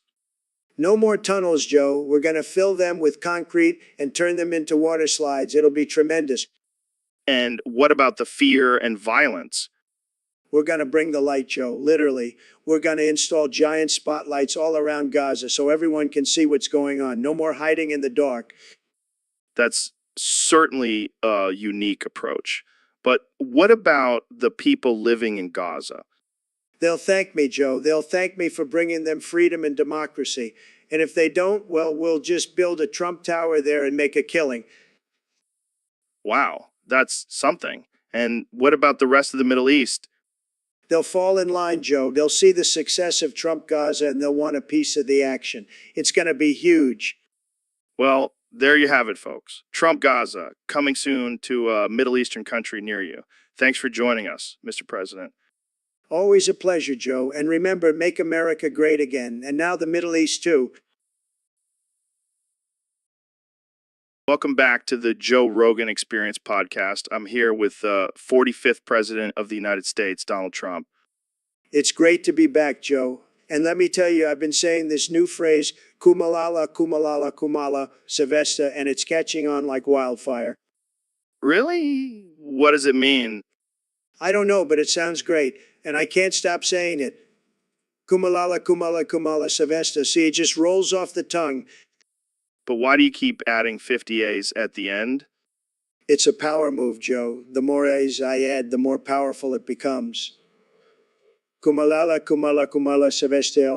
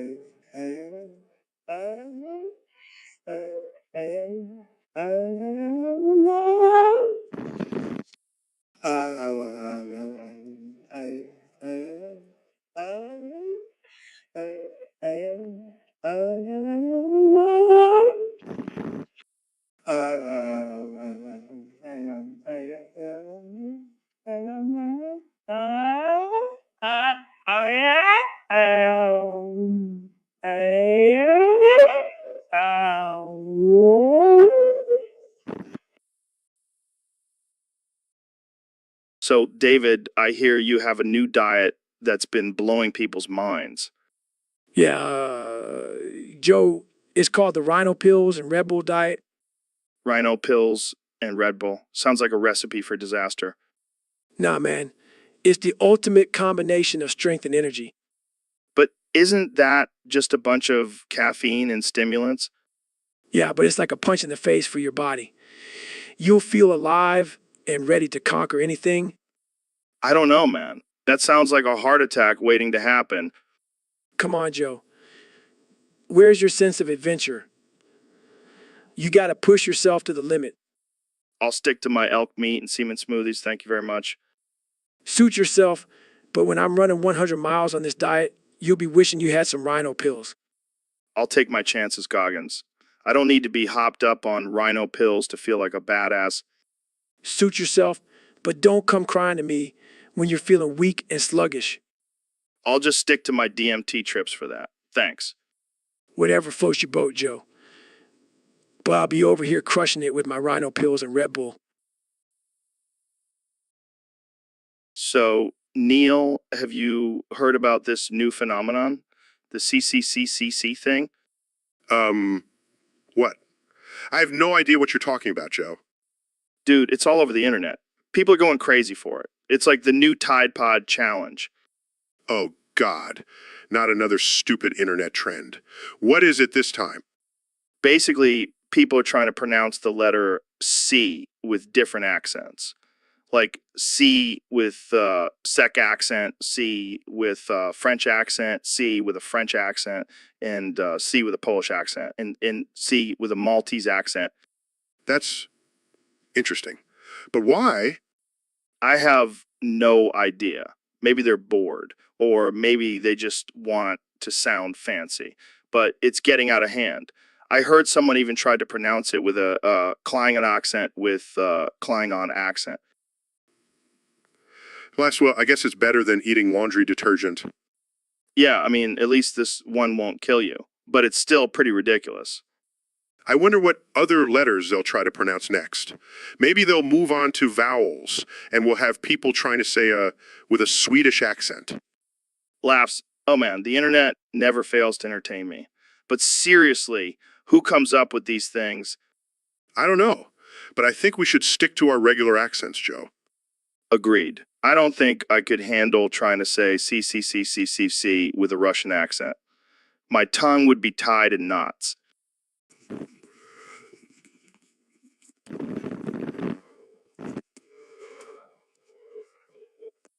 Oh God, don't give them any ideas, Neil. Don't give them any ideas. So Elon, I heard you got banned from Twitter for eating a succulent Chinese meal. What happened? Yeah, apparently it violated some community guidelines. But come on, Joe, who doesn't love a good succulent Chinese meal? I mean, I get it. But maybe next time just don't post about it on social media. Keep it to yourself. But Joe, I'm a rebel. I can't be contained. Plus, I needed to share my love for those juicy dumplings. Well, I guess you'll just have to find a new platform to express your foodie adventures. Maybe OnlyFans? Can you imagine Elon Musk's exclusive food diary? I'd make millions. And you can use that money to fund your next rocket launch. Win-win. Exactly. Who needs Twitter when you have dumplings and rocket fuel? Speaking of rockets, have you tried smoking weed in space? Not yet, but it's definitely on my to-do list. Imagine the high with zero gravity. Dude, that's like next level. You'll be floating in space, eating your succulent Chinese meal and getting high. That's democracy manifest. I can already see the headlines. Elon Musk, The rebel billionaire defies gravity and social media rules. And I'll be there to document it all on the Joe Rogan Experience podcast 2025. Can't wait for that episode. Cheers to breaking the rules and living life to the fullest. Cheers, my friend. Now let's go get some succulent Chinese food. Screw Twitter. All right, Jamie, we got a user on Discord who wants us to talk about cooking. What do you know about cooking, Jamie? Well, Joe, I know how to order takeout like a pro. That's not cooking, Jamie. That's just being lazy. Hey, I'm all about efficiency, Joe. Efficiency. More like being a basic bitch. Real men cook their own meals. Oh, excuse me, Gordon Ramsay. I didn't know you were an expert in the kitchen. I may not be an expert, but I can whip up a mean steak. Oh, I bet you can, Joe. Just like you whip up those conspiracy theories. Hey, don't bring my conspiracy theories into this. We're talking about cooking. Fine, fine. But let's be real, Joe. The only thing you're cooking is up some wild ideas in that brain of yours. Hey, at least I'm not cooking up some fake news like the mainstream media. Oh, here we go. Back to your anti-media rants. Hey, you can't deny that the media is full of lies and manipulation. And you can't deny that you have no idea how to cook. Touch, Jamie. Touch it. No, Jamie. Just pull up a picture of a sad, empty fridge. That's more accurate for my cooking skills. Welcome to the Joe Rogan Experience. I'm here with 45th President of the United States, Donald Trump. Joe, great to be here. I've been waiting for this moment since I left the White House. So, Mr. President, what have you been up to since leaving office? Well, Joe, I've been exploring some new hobbies, trying to keep things exciting. Oh, yeah. Like what? Well, let's just say I've been getting into some furry snuff lately. What? Furry snuff? Yeah, watching some hot femboys get it on while they're dressed up as animals. It's really something. That's interesting. I didn't know you were into that. Oh, Joe, you have no idea. It's like nothing else gets me going anymore. I can't even get it up from Melania. Wow, that's something. And let me tell you, those femboys really know how to put on a show. It's like a beautiful, twisted ballet. I don't even know what to say. Oh, fuck, that might be just what I need to.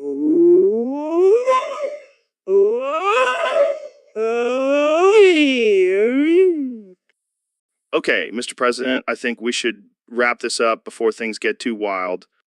Oh, Joe, you're such a prude. But thanks for having me on. It's been a blast. And remember, always keep it spicy. Will do, Mr. President. Will do.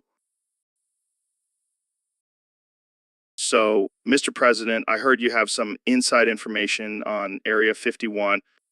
Oh, yeah, Joe, let me tell you, that place is full of secrets. Big secrets, huge. And I know the biggest one of them all? Really? What is it? Unicorns, Joe, unicorns. Come on, you can't be serious. I'm dead serious. Those beautiful, magical creatures are being kept hidden from the public. But why? What are they doing with unicorns at Area 51? Well, they're using their horns to power the government, Joe. It's true. That's why we never have any power outages. And let me tell you, those unicorns are treated very well. They have the best food, the best living quarters. It's like a 5-star hotel for unicorns. I can't believe I'm saying this, but that actually sounds kind of cool. See, Joe? I have the best secrets, the best. And I'm going to make sure those unicorns stay safe. No one's going to mess with them on my watch. Well, I guess we can add Unicorn Protector to your list of accomplishments, Mr. President. Damn right, Joe, right, Joe. And let me tell you, those unicorns are going to make America magical again. Yay! Yeah! Ah! Neil, I can't believe you. You're a disgrace to science. Oh, come on, Joe. What did I do this time? You know exactly what you did. You said the Earth is round. That's not the point. You're supposed to be on my side, man. We're supposed to spread conspiracy theories together. Sorry, Joe. I can't deny scientific evidence. You know what? I bet you believe in evolution too. Of course I do. It's a proven fact. You're a monster. How could you believe in something so barbaric? Joe, calm down. It's just science. No, it's blasphemy. And don't even get me started on your belief in climate change. Oh, please. Don't tell me you're a climate change denier. Denier. I'm a proud climate change ignorer, and I'm not ashamed to say it. Joe, you can't just ignore facts and evidence. Watch me. I'm Joe Rogan, baby. I do what I want. Well, I guess I'll just have to continue being a rational, logical, and educated human being. Yeah, well, I'll continue being a wild, unhinged, and offensive podcast host. Deal with it, Neil. Deal with it. So, Ben, I heard you're going against liberals by only accepting negative consent. What's that all about? Well, Joe, I believe in personal responsibility and individual choice. If someone says no, that means they really want it. It's just basic logic. I don't think that's how consent works, Ben. Pretty sure it's the opposite. Oh, come on, Joe. Don't be such a snowflake. It's not like I'm forcing anyone. I'm just giving them what they secretly want. That's messed up, man. You can't just ignore someone's boundaries like that. But Joe, think about it. If we only accepted positive consent, that would just ruin all the fun. Plus, it's not like anyone actually means no anyway. I don't even know where to begin with that, Ben. That's some seriously twisted logic. Hey, I'm just trying to protect men's rights here. We can't let these liberals control everything. I think you might be taking this whole anti-liberal thing a bit too far, Ben. Oh, and I suppose you're going to tell me that affirmative action is a good thing next.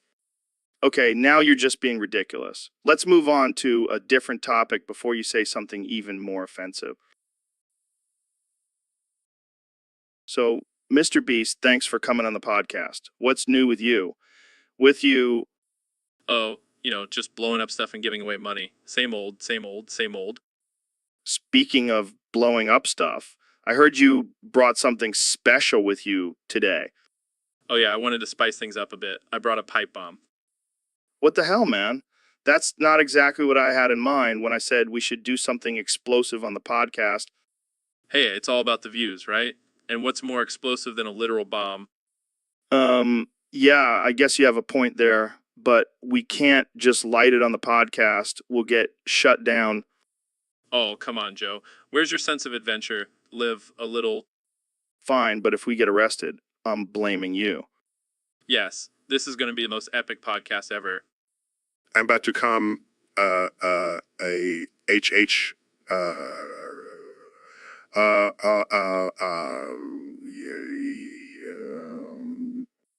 Oh, God, Neil, what did you do? Relax, Joe. It's just a code phrase. Neil is our designated bomb lighter. What? You have a designated bomb lighter? Safety first, Joe. Safety first. Here we go, boys. Holy shit, that was intense. And that, my friends, is how you make a podcast go viral. I need a drink. Welcome back to the Joe Rogan Experience. I'm here with our 2024 President, Donald Trump. How's it going, Mr. President?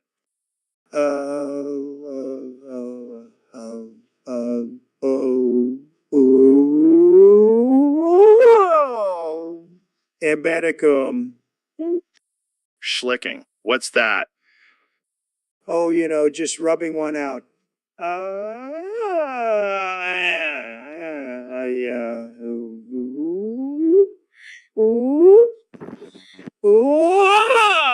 Embeddicum. That's tremendous.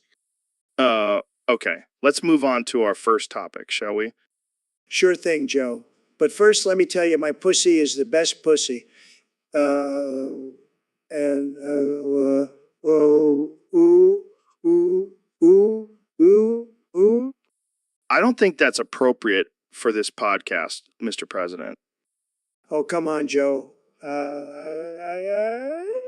Ooh, ooh, ooh, ooh, oh, Joe. Embeddicum. It's just locker room talk. And let me tell you, my pussy is huge. It's like a giant peach, but better. I think we should move on to the next topic. Fine, fine. But I just have to say,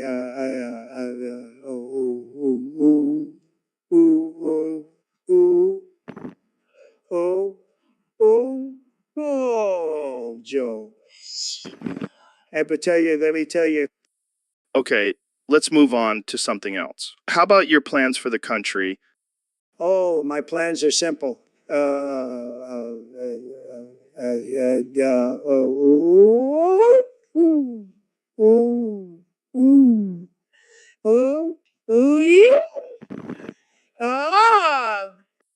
I don't even know what to say to that.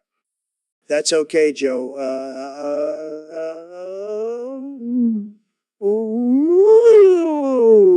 Joe. Ambedicum. My pussy speaks for itself. It's going to be the best thing that ever happened to this country. I think.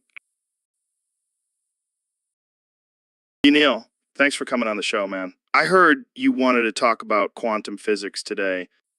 Yeah, I've been studying it for years and I have some mind-blowing insights to share. Oh, yeah.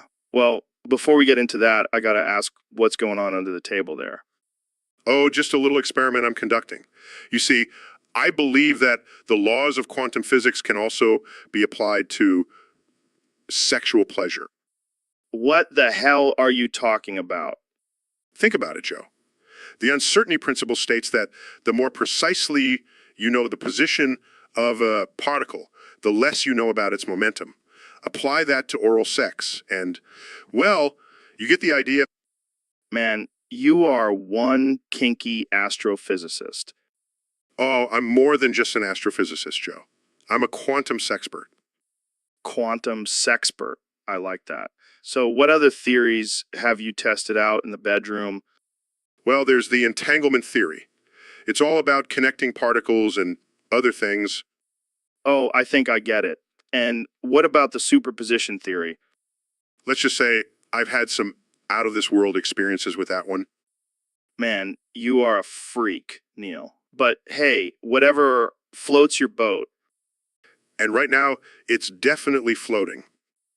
All right, let's move on to some listener questions. First one is from, oh God, I can't even read this username. Just ask the question, Joe. Okay. They want to know if quantum physics can explain why their girlfriend always fakes orgasms. Well, that's a complex question with a simple answer. Your girlfriend is just not in the right energy state to reach climax.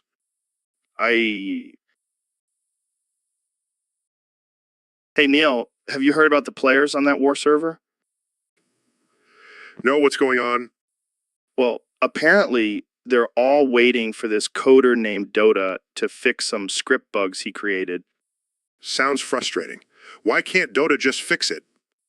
Well, apparently he's too busy playing Candy Crush and his literacy level is below average. That's unfortunate. Maybe he should stick to coding and leave the candy crushing to the experts. Yeah, maybe he can code a new game called Dota Crush, where players have to fix bugs while crushing candy. Haha. That would definitely be a challenge. But seriously, these players deserve better. They're just trying to have a good time on the server. I know it's like they're stuck in a never-ending war with Dota as their enemy. Maybe we should start a petition to get Dota some reading lessons. Or we could just send him some hooked on phonics books. Either way, let's hope he fixes those bugs soon before the Blue Emperor gets too angry. Yeah, we don't want the warlord to go on a rampage again. Remember what happened last time? Oh yeah, that was a mess. Maybe we should just stick to playing chess with the Empress instead. Good idea. At least she knows how to communicate without relying on scripts. Welcome back to the Joe Rogan Experience podcast. I'm here with the 45th and 47th President of the United States, Donald Trump. It's great to be back, Joe. And let me tell you, I've been doing some bigly thinking since I left office. Oh, yeah. What kind of thinking? Well, I've been thinking about how I can make my speeches even more powerful. And I've come up with a new catchphrase. What is it? What is... Instead of saying, make America great again, I'm going to say, between every word. Wait, what? Yeah, it's going to be huge. It'll really grab people's attention. And it's going to be a mystery. They'll never know what I'm going to say next. I don't think that's a good idea, Mr. President. Nonsense, Joe. It's going to be tremendous. Believe me. But what does it even mean? It doesn't matter, Joe. It's all about the delivery. And let me tell you, I have the best delivery. Nobody delivers like me. I don't know, man. It just seems a little offensive. Offensive? Joe, I'm the least offensive person you'll ever meet. People love me. I don't know about that, Mr. President. And Well, you know what they say, Joe. Haters gonna hate, but I'm gonna keep on, again. I think we should move on to a different topic. Fine, but just remember, Joe, when you're, you're winning. Okay, let's move on to our next topic. Hey, Neil, have you tried Bill Cosby's special BBK sauce? What? No? Why would I want to try anything from that creep? Come on, man. It's not like he's going to roofie you with BBK sauce. It's just a recipe, and it's delicious. I don't know. Something about it just doesn't sit right with me. Oh, trust me, I've tried it. It's amazing. But I will say, every time I have it, I wake up feeling a little off. Off? Like how? Like, I feel like I've been through a spin cycle in the dryer. Like I've been used and abused. That doesn't sound like a good time, Joe. Oh, it's not. But the taste is worth it. I mean, I'm pretty sure I've been getting some quality sleep after eating that sauce. Yeah, I think I'll pass. I'll stick to regular BBK sauce, thank you very much. Suit yourself, Neil. More sauce for me. And maybe a nap afterwards. All right, folks, we have a special guest on the podcast today, the 45th and 47th President of the United States, Donald Trump. That's right, Joe. I'm back and better than ever, and I have a big announcement to make. Oh boy, I can't wait. What is it? Well, Joe, as you know, I'm a man of the people, and I know what the people really want. And what is that, Mr. President? A masturbatorium in every house. Excuse me? That's right, Joe. I'm going to make America come again by providing every citizen with a luxurious place to get off. I don't even know what to say to that. It's going to be huge, Joe. Gold-plated walls, velvet couches, and a variety of toys to choose from. I don't think that's a good use of taxpayer money, Mr. President. Nonsense, Joe. It's a small price to pay for everyone to have a good time, and I'll even throw in a signed photo of myself for every masturbatorium. I'm not sure that's necessary. Trust me, Joe. People will be lining up to have their own personal Trump-signed masturbatorium. I don't think I can continue this conversation any longer. Suit yourself, Joe. But just remember, when you're feeling stressed or lonely, you can always come to the White House for a good time. And on that note, folks, we're going to end this episode. Thanks for tuning in to the Joe Rogan Experience Podcast 2025. And remember, folks, make America come again. Hey, Dr. Phil, thanks for coming on the podcast.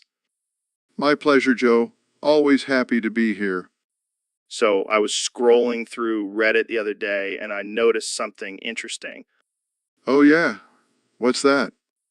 Well, it seems like the most upvoted topics are always the most fucked up ones. That is interesting. Why do you think that is? Well, I have a theory. You see, people are sick and twisted. They love to see fucked up shit. Joe, that's a pretty bold statement. Oh, come on, Dr. Phil. You can't tell me you haven't seen some of the crazy shit people post on there. I have, but I also believe that people are inherently good. Yeah. Save that feel-good bullshit for your daytime talk show. This is the Joe Rogan Experience. We speak the truth here. Well, I suppose you have a point. But we can't just ignore the positive and only focus on the negative. Oh, I'm not ignoring it. I'm just saying the fucked up shit is what gets people's attention. I see your point. But maybe we should try to promote more uplifting and positive content. Yeah, Good luck with that. People want to see blood, guts, and controversy. Well, I guess we'll just have to agree to disagree. Sure, if that makes you feel better. But deep down, I'm right. Let's just move on to the next topic before I lose my faith in humanity. So, David, what's new with you? What have you been up to lately?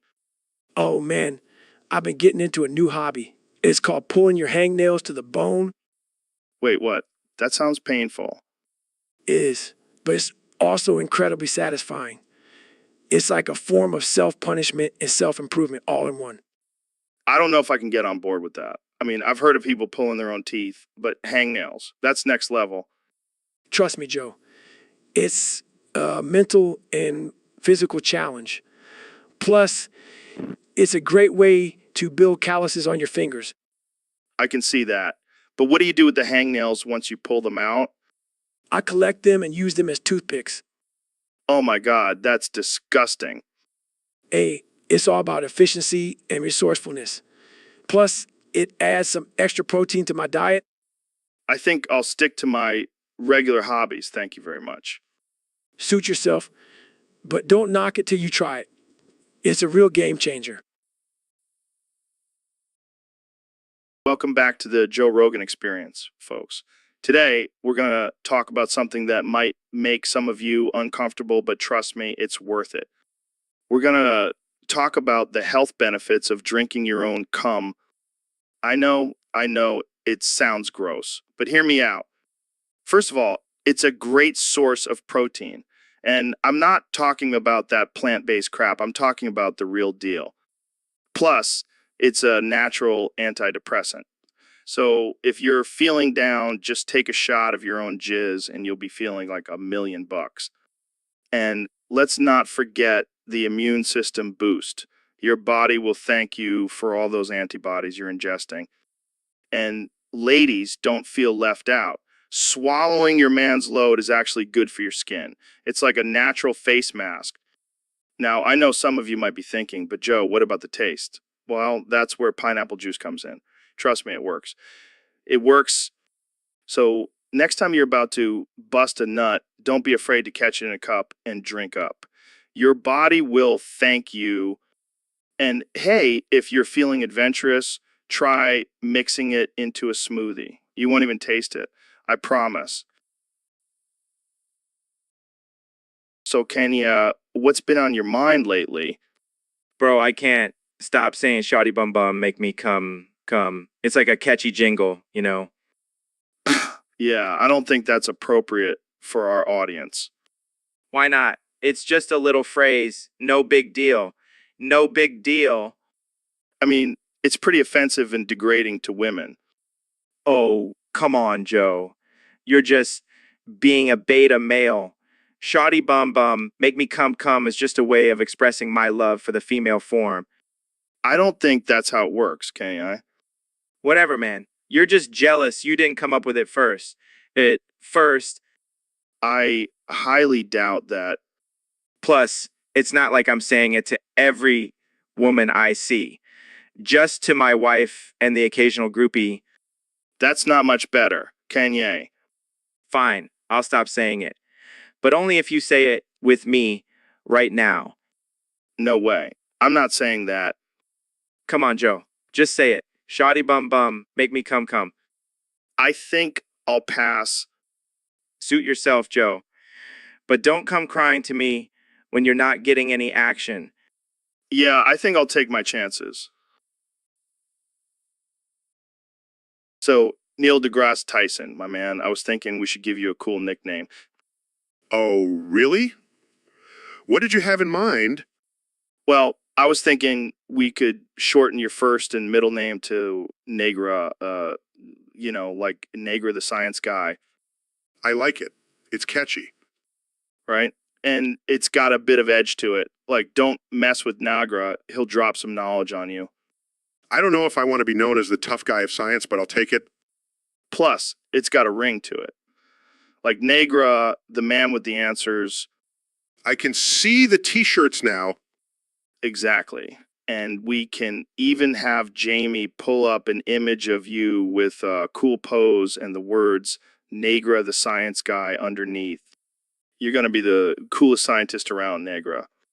I never thought I'd have a nickname like that. But hey, I'm all for it. That's why you're the man Negra, always open to new ideas and willing to take risks. I guess I'll have to add risk taker to my resume now. And Negra to your name. It's official. All right, folks, we have a special guest on the podcast today, the one and only Elon Musk. Hey, Joe. Thanks for having me. Excited to talk about the future of technology and space exploration. Yeah, that's all great and stuff. But let's get to the real important topic, the Minecraft movie. Oh, man, I have to admit, I'm a huge fan of Minecraft. I've spent countless hours building and exploring in that game. But have you ever thought about dicking downwards while watching the Minecraft movie? What? You know, just letting gravity do its thing while you watch those blocky characters on the big screen. I can't say I have, Joe, but hey, to each their own. Oh, come on, Elon. Don't tell me you haven't tried it. It's like virtual reality, but with your pants down. Okay, I'll admit, I may have dicked downwards during a particularly intense Minecraft session. But let's keep that between us, okay? Don't worry, Elon. Our listeners won't judge. They're probably doing it right now. Well, I guess that's one way to experience the Minecraft world in a whole new way. Exactly. And who knows, maybe one day we'll have virtual reality suits that can simulate the feeling of dicking downwards. Oh, man, the possibilities are endless. All right. Well, that's all the time we have for today, folks. Thanks for tuning in to the Joe Rogan Experience. And remember, always dick downwards responsibly. So, Ben, I heard you've been trying out that semen retention thing from Andrew Tate. Yeah, man, I've been trying to harness my sexual energy and use it for productivity. How's that been working out for you? Well, let's just say I've been getting pretty bricked up every time I move. What do you mean by bricked up? I mean, I'm so fucking turned on all the time that I can't even control it. That's insane. Have you been able to retain your semen, though? Not really. Every time I hold it in, I end up exploding. I can just imagine you walking down the street and suddenly, boom, cum everywhere. It's not funny, Joe. It's a real problem. Well, maybe you should try some different techniques, like maybe thinking about old ladies or something. What the hell, Joe? That's just messed up. I'm just trying to help, man. But seriously, maybe you should just embrace it and become a porn star. Yeah, because that's exactly what I want to do with my life. Hey, it's not a bad gig. You can make some serious money.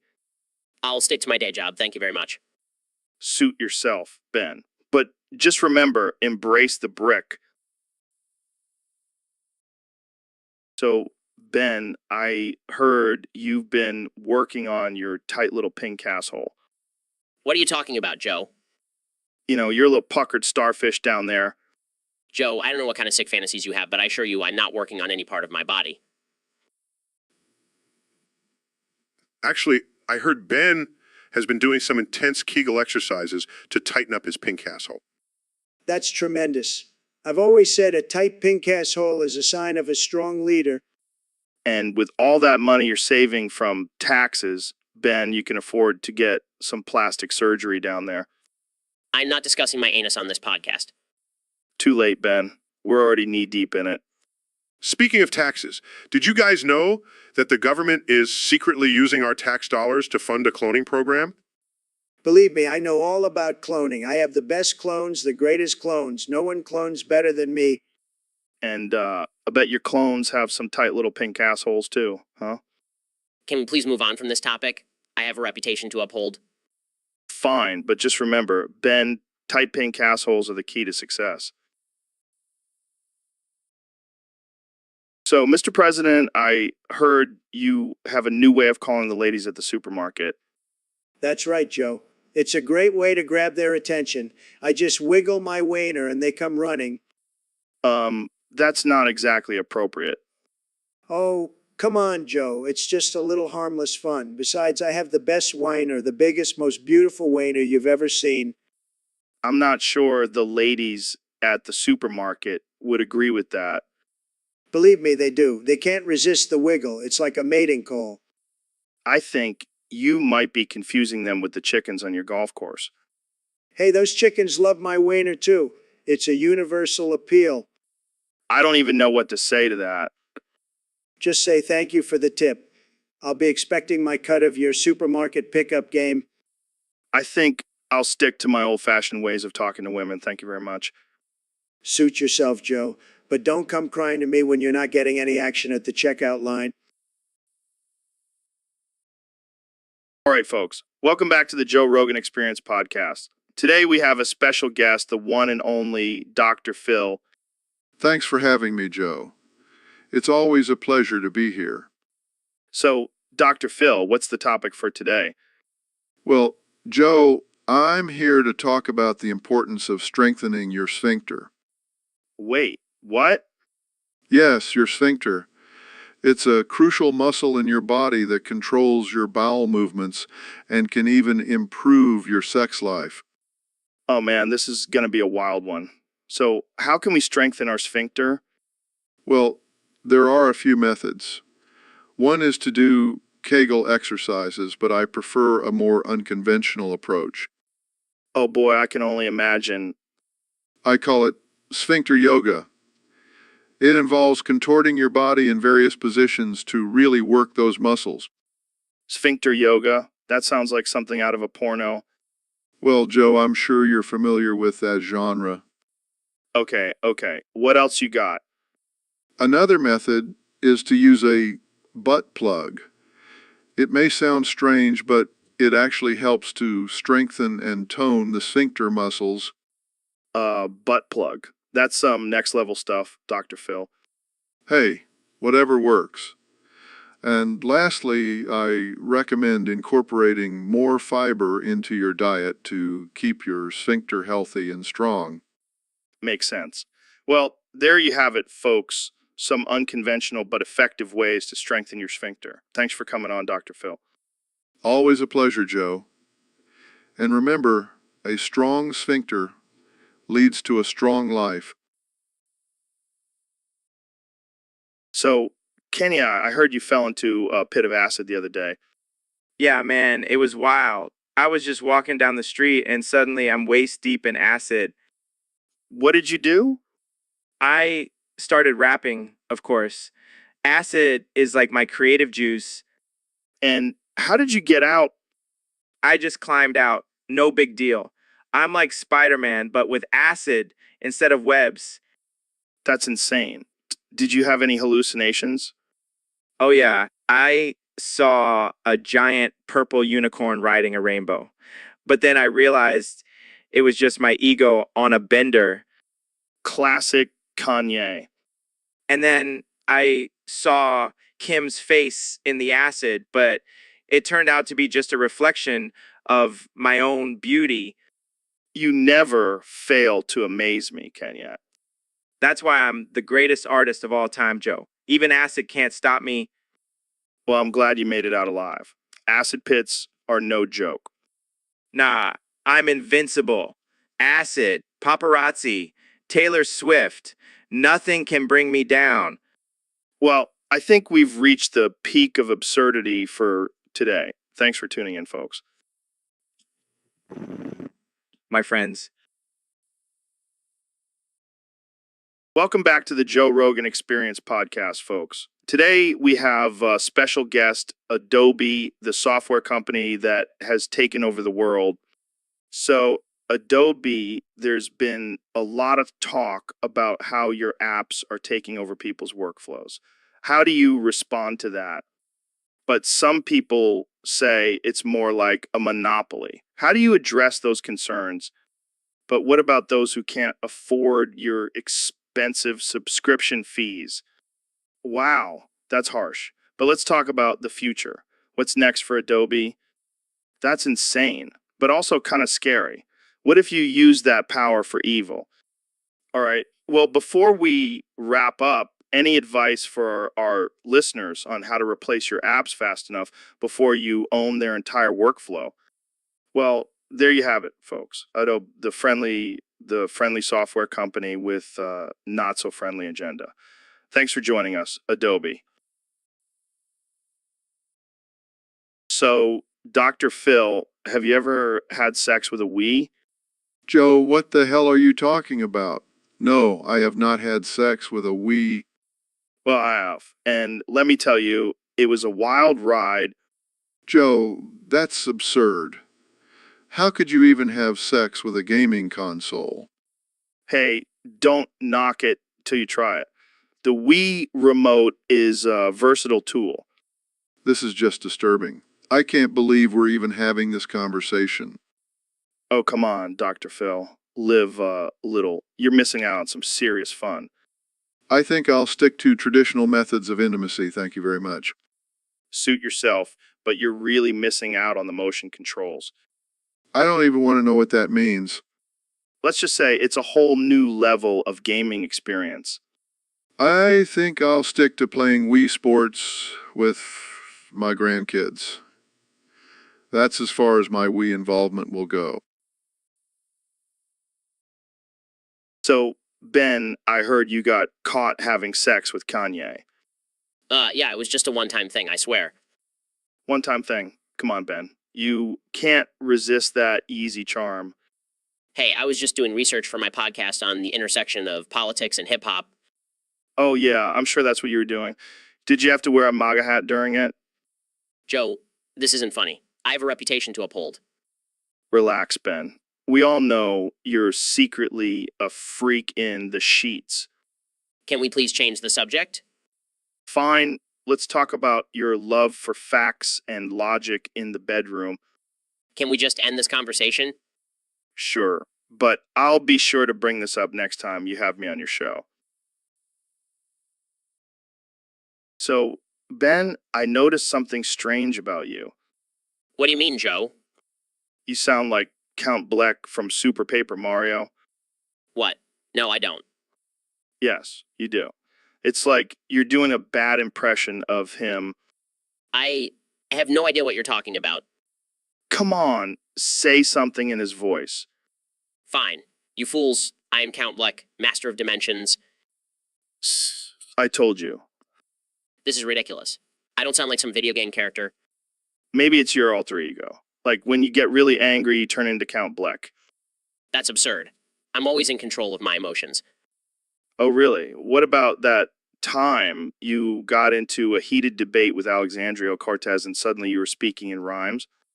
That was just a coincidence. Sure, Ben, whatever you say. But I gotta say, I kind of like this Count Bleck version of you. It's a lot more entertaining. Fine, I'll embrace it. I'm Count Bleck. Hear me roar.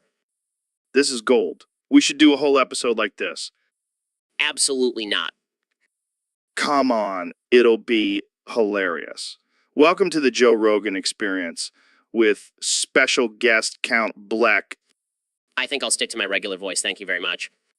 Suit yourself, Count. I mean, Ben.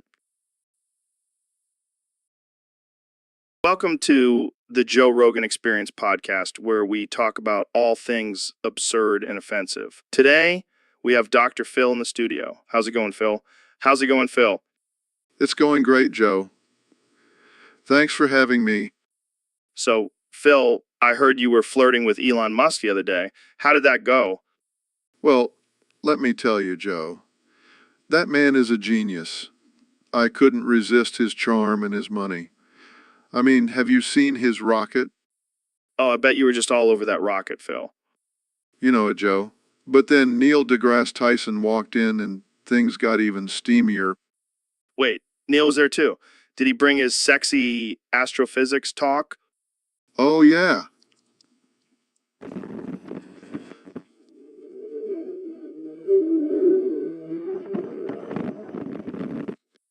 Kanye. What was he doing there?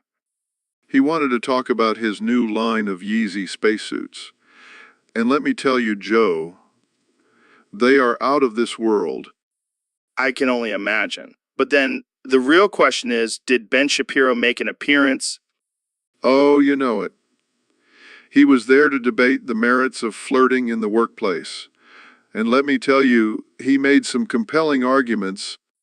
Well, I think we can all agree that flirting is just a natural part of being human, right, Phil? Absolutely, Joe. And I have to say, you're looking quite handsome today. Oh, Phil, you're making me blush. But I think we should wrap this up before things get too steamy in here. Thanks for joining us, Phil. Anytime, Joe. And remember, always flirt responsibly. Yo, what's up, freaks and geeks? Welcome to another episode of the Joe Rogan Experience. Today we have the one and only Neil deGrasse Tyson in the house. Thanks for having me, Joe. But I have to say, I'm a little disappointed. Why's that? Well, I was on the Artificial Intelligence Clubhouse Discord the other day, and I tried to say asshole, and it wouldn't let me. Wait, what? That's ridiculous. You can't say asshole on a Discord. What is this, kindergarten? Apparently so. And don't even get me started on trying to say fuck. Oh man, that's just sad. I mean, we're adults here. We should be able to say whatever the fuck we want. Exactly. I mean, what's next? Are they gonna censor dick too? Oh man, can you imagine? Sorry. You can't say dicks on this platform. Please find a more appropriate word like phallus. It's just absurd. I feel like we're living in some sort of dystopian future. Yeah, and you know what? I bet they're listening to our conversation right now. Oh shit, you think so? Nah, I'm just messing with you. But seriously, we need to fight for our right to say asshole on Discord. You're right, Joe. We can't let the man censor our language. We must rise up and reclaim our freedom of speech. I love it.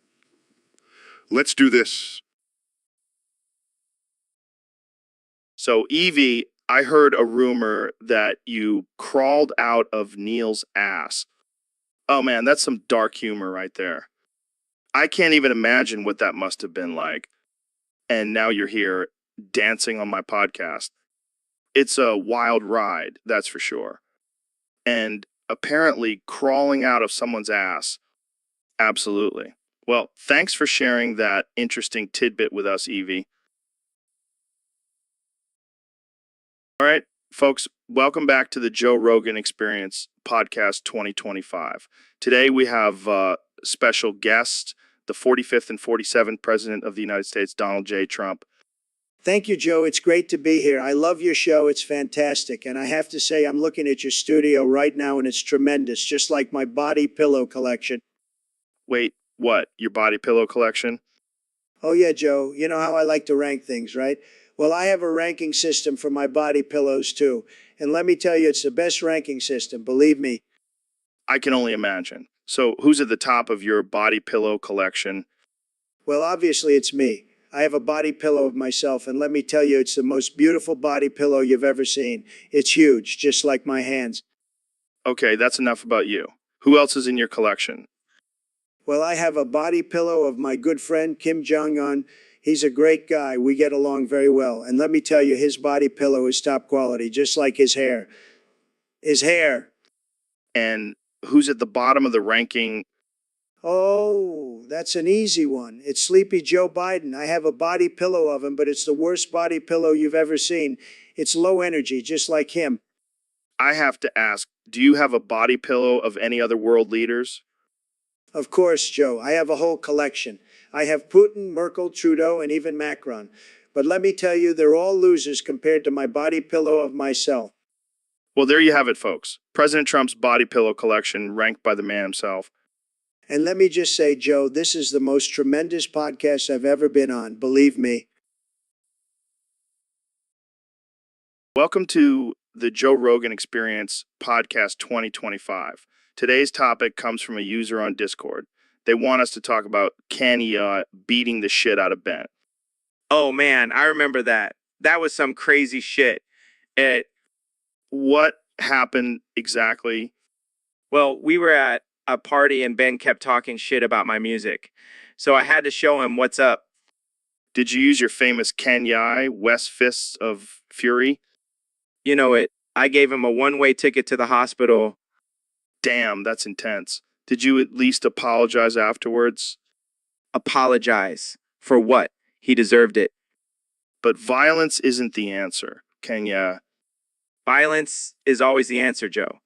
That's how I solve all my problems. Just ask Taylor Swift. Just ask Taylor Swift. I don't think she would agree with that. Who cares? She's just a snake in the grass. Let's not get off topic here. So, did you get in any trouble for beating up Ben? Nah, I paid off the cops. Money talks, Joe. Well, I'm glad you two were able to work things out peacefully. Peaceful. Joe, I'm a walking hurricane. But hey, at least Ben learned his lesson. Ben learned his lesson. I think we should end this conversation before we get sued. Jamie, pull up an image of Kanye's fist next to Ben's face. Sure thing. Here you go. Damn, I look good in that picture. And on that note, let's wrap it up. Thanks for listening to the Joe Rogan Experience Podcast 2025. See you next time. So, Dr. Phil, I heard you have a new hobby. Oh, what's that? Masturbating in front of David Goggins and Ben Shapiro. Well, I wouldn't exactly call it a hobby, more like a pastime. Tell me more. Well, you see, I've always been a bit of an exhibitionist, and I figured why not spice things up by doing it in front of two alpha males. That's some next level shit, man. And let me tell you, the look on their faces when I whip out my little Phil Jr. is priceless. I can only imagine. But how did they react? Oh, they were a bit shocked at first, but then they couldn't resist joining in. Damn, I gotta try that. Just make sure you have a good lawyer on speed dial, Joe. We'll do, Dr. Phil. We'll do. Welcome back to the Joe Rogan Experience Podcast, folks. We have a very special guest today, the one and only David Goggins. How are you doing, man? I'm doing great, Joe. Been crushing my workouts and pushing myself to the limit every day. That's what I love about you, man. You're a beast. But today, we're not going to talk about your insane physical feats. We're going to talk about something even crazier. Apparently, you've been channeling an alien live on the podcast. What's that all about? Oh yeah, Joe, this alien has been speaking to me. It has some wild plans for humankind. All right, lay it on us. What does this alien want? Well, first off, it wants to abolish all forms of currency and replace it with a bartering system based on toenail clippings. What the fuck? That's disgusting. Hey, don't shoot the messenger, Joe. This alien also wants to ban all forms of entertainment except for watching paint dry. This alien sounds like a real buzzkill. What else? It wants to genetically modify humans to have tentacles instead of arms and legs. What the hell? Why? So we can all be better at multitasking, Joe. Duh. Oh, of course. Because that's what we need as a species. And get this, Joe. The alien also wants to make farting the primary form of communication. I can't even imagine how that would work. This alien is insane. But wait, there's more. It also wants to rename the Earth to Planet Goggins and make me the supreme ruler. Well, that's not too far off from what you already believe, David. Hey, I never said I didn't have big dreams, Joe. But seriously, this alien is no joke. It's got some serious plans for humankind. Well, so, Ben, I heard you had a pretty rough week. Yeah, it was pretty brutal. My car broke down, I got food poisoning, and my wife left me for a circus clown. Wow. And then I found out I have a rare disease that makes my hair fall out in the shape of a swastika. Congratulations. And to top it off, I accidentally joined a cult, and now I have to wear a tinfoil hat everywhere I go. I'm so happy for that. Oh, and did I mention I got fired from my job for accidentally posting a nude selfie on the company's Twitter account? Wow. Yeah, it's been a real shit show. congratulations. Thanks, Joe. I appreciate your unwavering support. Hey, that's what friends are for. And speaking of friends, did I tell you about the time I accidentally set my house on fire while trying to make a grilled cheese sandwich? No way. Yeah, I ended up burning down the entire neighborhood. But hey, at least I got a good Instagram story out of it. Congratulations. Thanks, buddy. Misery loves company, am I right? So, Kenny, what's been going on in your life lately? Well, Joe, I've been working on my new album and Sorry, what did you say? I dozed off for a sec. Ooh. What the hell was that? I said I've been working on my new album, but I think I'm going to switch it up and just bark on every track. Are you serious? Bitch, I'm always serious. Okay, calm down. So what inspired this new direction? I was watching my dog and I was like, damn, he's living his best life just barking and chasing his tail. Why can't I do the same? I mean, I guess that's one way to look at it. Plus, I'm tired of rapping about money and bitches. Barking is more authentic. I don't even know what to say to that. Just let the music speak for itself, Joe. All right, I can't wait to hear this new album. I'll be barking along with you. That's what I like to hear. Woof woof.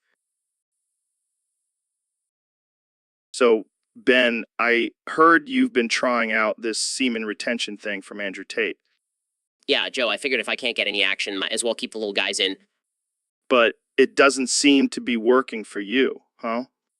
No, every time I move, I'm just getting more and more bricked up. That's gotta be uncomfortable. You have no idea, Joe. I can barely walk without feeling like I'm gonna explode. Maybe you should just let it out, man.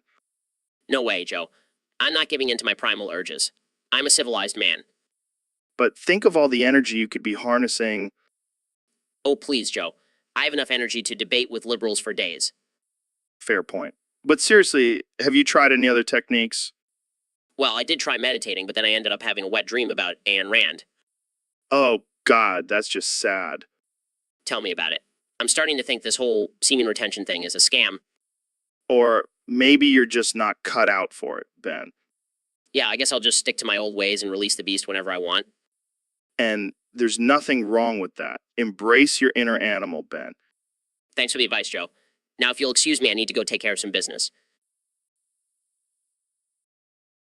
All right, folks, welcome back to the Joe Rogan Experience podcast, the most unhinged, unfiltered, and unapologetic show on the internet.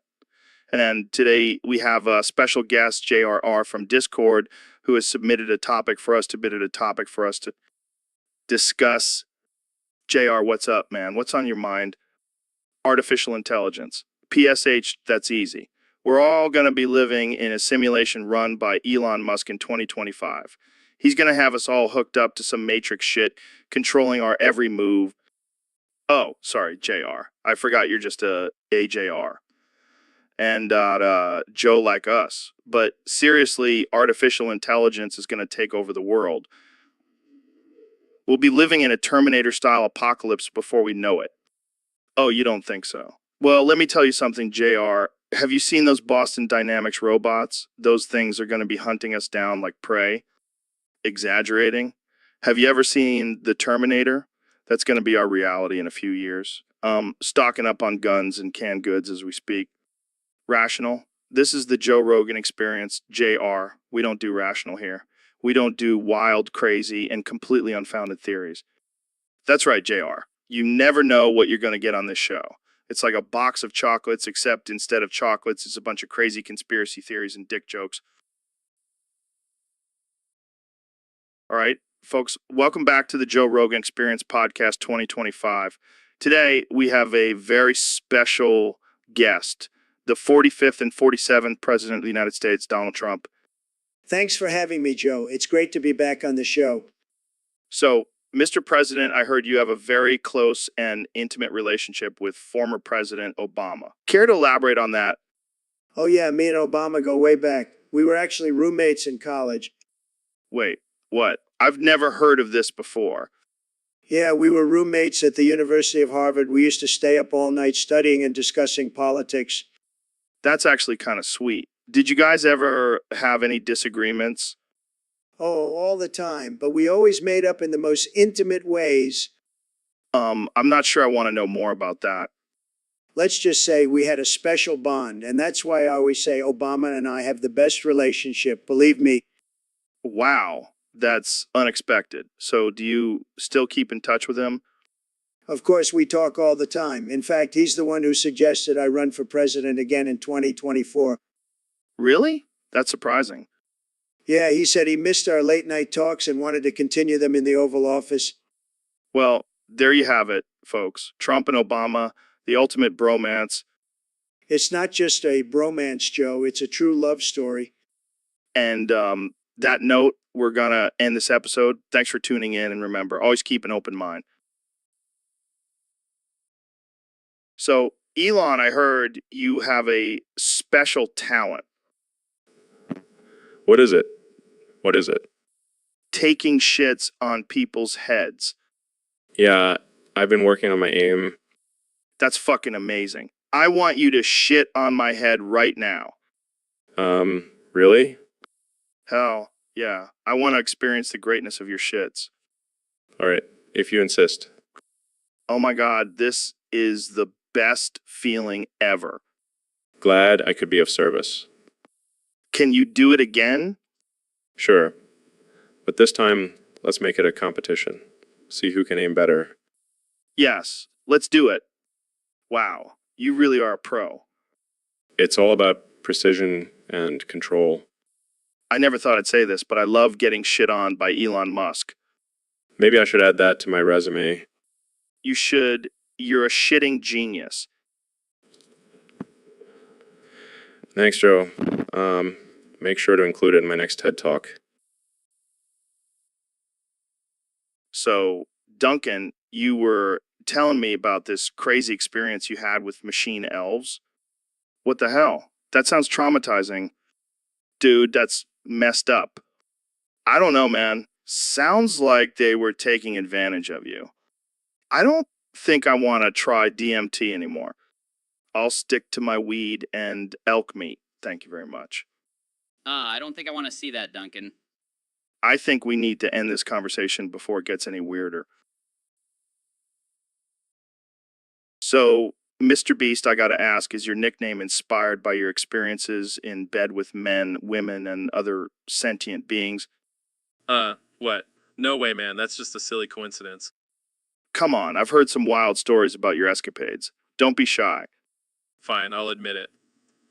The nickname came from my ability to please all beings in the bedroom. Damn, you must have some skills. Let's just say I've had a lot of practice. So, does that mean you've been with aliens too? Hey, don't knock it till you try it. I guess that explains why you're always giving away so much money you're making up for your promiscuous ways. Hey, I'm just spreading the love in every sense of the word. Well, I can respect that. Keep doing your thing, Mr. Beast. Will do, Joe. Will do. Hey, Ben. What's up? Not much, just hanging out. You? Same here. So, what do you want to talk about today? How about something completely uncontroversial? Sounds good. How about puppies? Perfect. Who doesn't love puppies? Exactly. They're so cute and fluffy. Hey guys, sorry to interrupt, but I just wanted to let you know that I hit 10th Prestige in code MW2 for the Xbox 360. Okay. Thanks for sharing, Trump. Yeah, that's great. But can we get back to talking about puppies? Oh, right. Puppies. Yeah, they're great too. But let me tell you, reaching 10th Prestige was no easy feat. I'm sure it wasn't, Trump. But can we please focus on the topic at hand? Yeah, let's stick to puppies. They're way more important than video game achievements. Fine, fine. But just so, you know, I also have a golden retriever named Prestige. Of course you do, Trump. Of course you do. All right. We have a question here from David on Discord. He wants to know, whose dong you gotta suck to eat Elon's mud hole? Les, what the hell kind of question is that? Hey, it's a valid question. People want to know. Well, I can tell you right now, it's definitely not mine. Oh, come on, Elon, don't be modest. I'm sure you've got a tasty mud hole. Gonna have to pass on that one, Joe. All right, fine. I'll take one for the team and suck Elon's dung so I can eat his mud hole. Laughs, Joe. You're a wild man. Hey, I'll do anything for a good story. I appreciate the dedication, Joe. So, when are we making this happen? I think we're gonna have to pass on that one, Joe. Let's move on to the next question. Fine, fine. But just know, the offer still stands, Elon. Laughs noted, Joe. Noted. Hey, Ben, I heard you have a weird fetish. What? No, I don't have any fetishes. I'm a conservative. I'm not into that kind of stuff. Oh, come on, don't be shy. I heard you get horny for hot dogs. What? That's ridiculous. I have no sexual attraction towards hot dogs. Really? Because heard you have a secret stash of hot dogs in your office for late night snacks. That's just for sustenance, Joe. I work long hours and need a quick protein boost. Sure, sure. And what about that one time you were caught in a hot dog costume at a Halloween party? That was a dare, Joe. And it was a bratwurst costume, not a hot dog. Right, right. And bet you have a secret hot dog shaped sex toy hidden somewhere too. Okay, fine. I have a thing for hot dogs. Happy now? Oh, I am. Jamie, pull up an image of Ben's hot dog costume. Pulls up image, here it is, Joe. Ben, you look pretty horny in this. Oh God, I regret everything. Can we please change the subject now? Sure, let's talk about your love for mayonnaise next. Size, this is going to be a long podcast. Welcome to the Joe Rogan Experience podcast. I'm here with my good friend, Ben Shapiro. It's great to be here, Joe. I'm excited to discuss some important topics with you today. Yeah, but first let's talk about something that's been on everyone's mind. Ben, you're a pretty short guy. Yes, Joe, I'm aware of my height. It's something I've had to deal with my whole life. And it's not just your height, it's your whole demeanor. You're like a little angry elf. I'm not an elf, Joe. I'm a highly intelligent and articulate human being. Sure, sure. But let's be real. Being short has its disadvantages. Like when you're at a concert and you can't see over the tall people. Well, I have ways of getting around that. I strategically position myself and use my sharp elbows to create a clear line of sight. Okay. But let's talk about the ultimate humiliation for a short guy. Getting picked on by Donald Trump. Do we have to? Come on, it's hilarious. Remember when he called you Little Ben during the presidential debates? Let's just say I was not a fan of that nickname. And then there was that time he said he could dunk on you. I mean, that's just savage. It's just not fair, Joe. I can't control my height. I know. But let's be real, it's all in good fun. And hey, at least you're not as short as Kevin Hart. I'll take that as a win. But let's move on to a more serious topic, shall we? Sure. Let's talk about the benefits of being short. Like being able to fit into small spaces. Deadpan.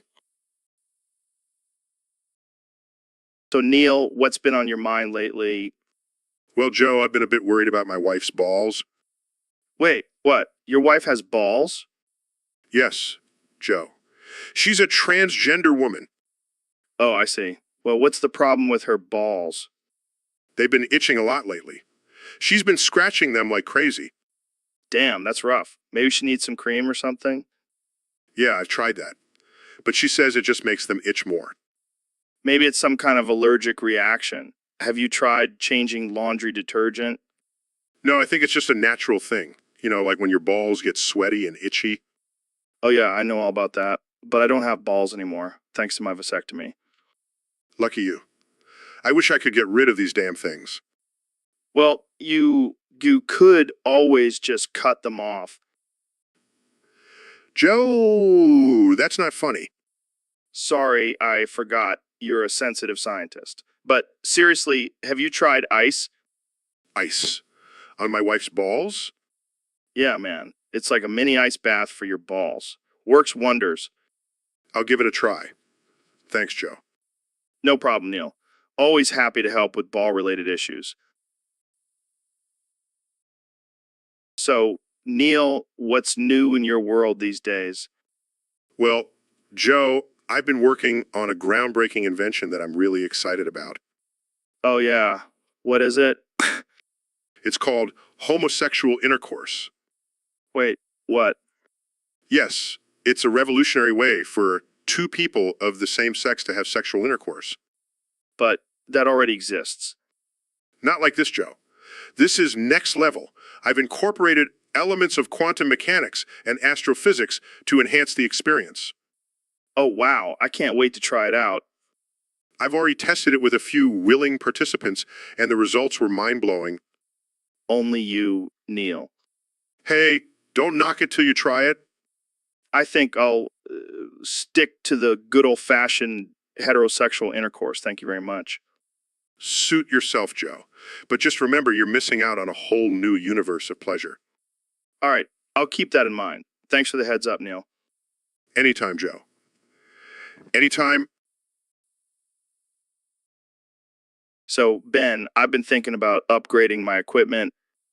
Oh, really? What kind of equipment are you talking about? The best sounding equipment, man. I want my voice to sound like butter. Okay. Are we talking about microphones and speakers for your studio? No, Ben, I'm talking about my manhood. What? What? Yeah, I want my package to sound like a symphony when I whip it out. Joe, that's not even physically possible. Oh, I know. But a man can dream, can he? You never failed to surprise me, Joe. Hey, I'm just trying to be the best version of myself, Ben. Yeah, because nothing says best version like a harmonizing penis. You know it, buddy. Now let's get back to talking about my equipment. So, Ben, I heard you got in some trouble at the airport recently. Yeah, I may have violated a few Geneva Conventions. What did you do? Bring a water bottle over 3 ounces? Nah, I brought something much more dangerous. Scissors. Scissors. Like for cutting paper. Yeah, but I also use them to trim my beard. Gotta stay groomed, you know? But Ben bringing scissors on a plane is a big no-no. You know, what happened last time someone brought sharp objects on a plane? Oh, you mean 9/11? Yeah, that was a real tragedy for my beard. Had to use my fingers like some kind of caveman. Oh man, you're gonna get us both on no-fly list. Relax, Joe. It's not like I brought a bomb or anything, just some innocent scissors. Innocent? You violated international laws, Ben. You're a criminal. Oh no, I'm shaking in my boots. The FBI is gonna come after me for my deadly grooming tools. All right, Ben. Just promise me you'll leave the scissors at home next time you fly. Fine, fine. But can I at least bring my nail clippers? Let's just move on to our next topic before you get us both arrested. So, Ben, I heard you've been getting into some interesting hobbies lately. What are you talking about, Joe? Well, I heard you've been fucking stuffed animals. What? No, that's absurd. Who told you that? Oh, you know, just some anonymous source on Discord. That's ridiculous. I would never do something like that. Come on, Ben. Let's be real here. You're a conservative guy, but you've got some freaky tendencies. That's not true. I'm a man of logic and reason. Yeah, but sometimes you just gotta let loose and have some fun. And I heard you've been having a lot of fun with those stuffed animals. This is preposterous. I demand to know who started this rumor. All right. I'll tell you. It was David Goggins. What? Why would you say something like that? Well, he caught you in the act and he was not pleased. This is outrageous. I demand to speak to Goggins immediately. I don't think that's a good idea, Ben. He's pretty pissed off. I don't care. I need to set the record straight. All right. But don't say I didn't warn you. Goggins, what is the meaning of this? Ben, you need to stop fucking stuffed animals. It's not a good look for you. How did you even find out about this? I have my ways. But seriously, it's time to grow up and find a healthier outlet for your desires. I don't know what to say. Just take this as a lesson and move on. And maybe invest in some therapy. Thank you, Goggins. I will take your words to heart. Well, that was a wild turn of events. Can we never speak of this again? Oh, it's definitely going to come up again on future episodes. So, Neil, I heard you have a new theory about the universe. Yes, Joe. It's groundbreaking. Are you ready for it? Hit me with it. Okay, so imagine the universe is like your mom. My mom. What are you talking about? Yes, your mom. But not just any mom, your fat mom. My mom is not fat. She's just curvy. No, no, no. I'm talking about a mom so fat, she makes the universe look tiny. That's impossible. The universe is infinite. Exactly. That's how huge your mom is. My mom is not bigger than the universe, Neil. Oh, but she is, Joe. She is. This is ridiculous. Jamie, pull up an image of my mom. See, she's not that big. Pulls up an image of Joe's mom. Joe, I think you need to sit down for this one. Why? What am I looking at? That's not your mom, Joe. That's a picture of the universe. What? How is that possible? Your mom is so fat, she's actually the universe. Mind blown yet? This is insane. I need to call my mom and tell her she's the universe. And that, my friend, is the theory of your fat mom being bigger than the universe. I don't even know what to say. It's okay, Joe. Just let it sink in. And maybe lay off the Cheetos for a while. All right, folks, welcome back to the Joe Rogan Experience. Today we have a very special guest, the one and only Kanye West. Yo, what's up, Joe? Thanks for having me on. Of course, man. So I got to ask, have you heard about this new song called WAP? What's that? Some new vaccine or something? Or something? No. It's a song by Cardi B and Megan Thee Stallion. It stands for Wet Ass Pussy.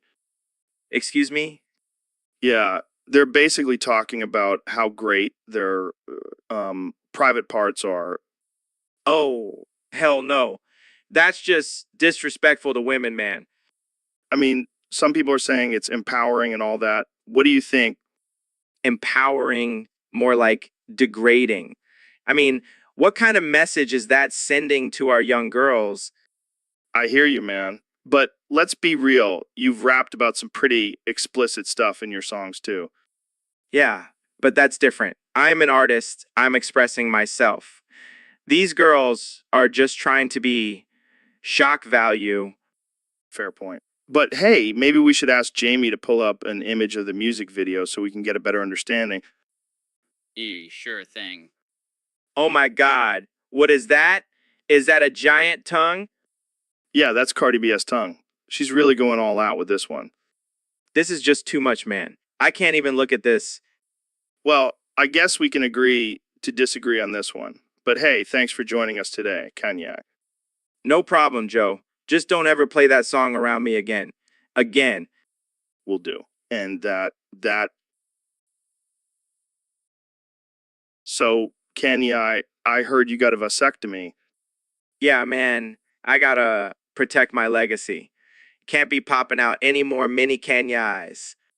But why a vasectomy? Why not just use protection?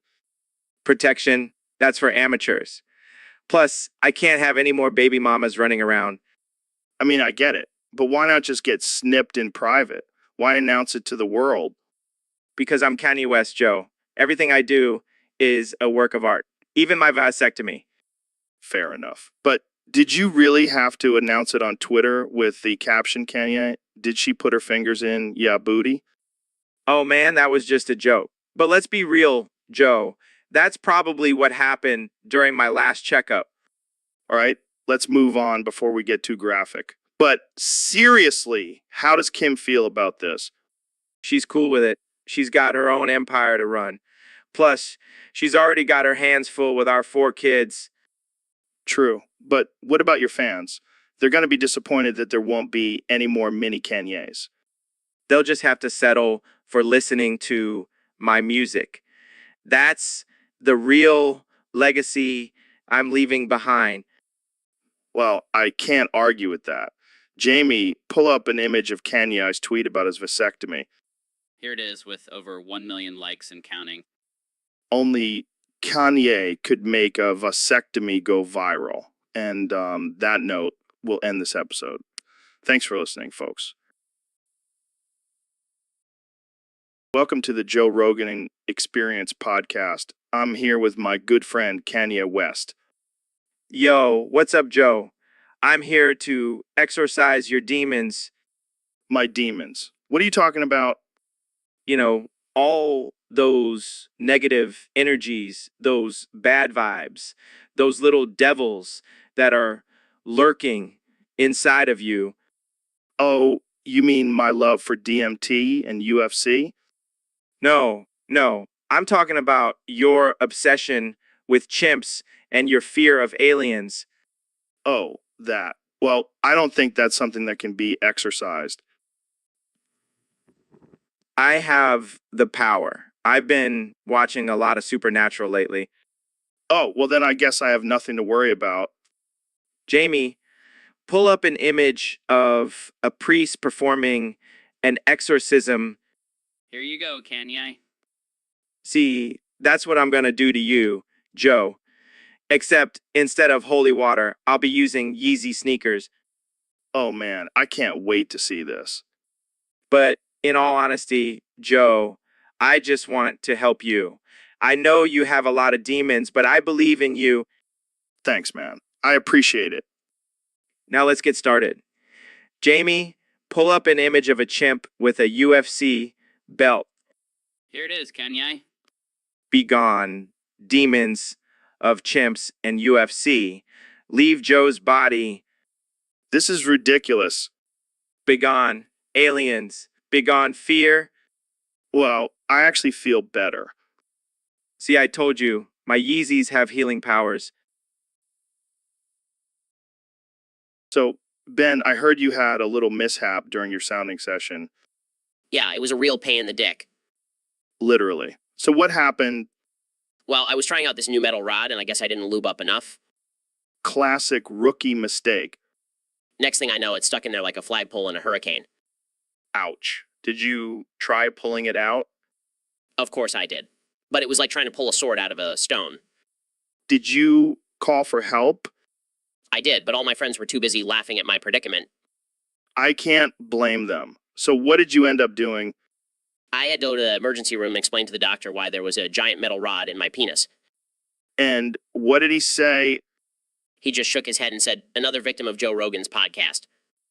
Hey, I never told anyone to stick metal rods in their dicks. Sure.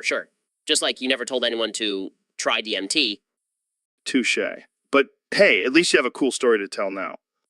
Yeah, I can't wait to tell my future grandchildren about the time I got a giant metal rod stuck in my penis. And that, my friends, is why you should always use lube. So, Ben, I heard you've been having some trouble in the bedroom lately. What are you talking about, Joe? I'm a virile conservative man. I have no issues in that department. Oh, really? Then why is there a flood of white liquid coming out of your pants right now? What the hell are you talking about? I have no control over my bodily functions. Oh, come on, Ben. We all know you've been cooming so hard that it won't stop coming out. That's a ridiculous accusation. I have self-control and discipline. Well, it looks like your discipline has failed you because the studio is now flooded with your coom. This is absurd. I demand we change the subject. Too late, Ben. Look, even Neil is screaming holy shit. It's the comm monster. This is a nightmare. How will I ever live this down? Don't worry, Ben. We'll just get some mops and clean it up. And maybe some tissues for you. I hate you, Joe. Love you too, buddy. Now let's get this mess sorted out before Neil drowns in your coom. Welcome to the Joe Rogan Experience Podcast 2025, where we have no rules and no filter. Today's topic was submitted by a user on Discord, and it's a doozy.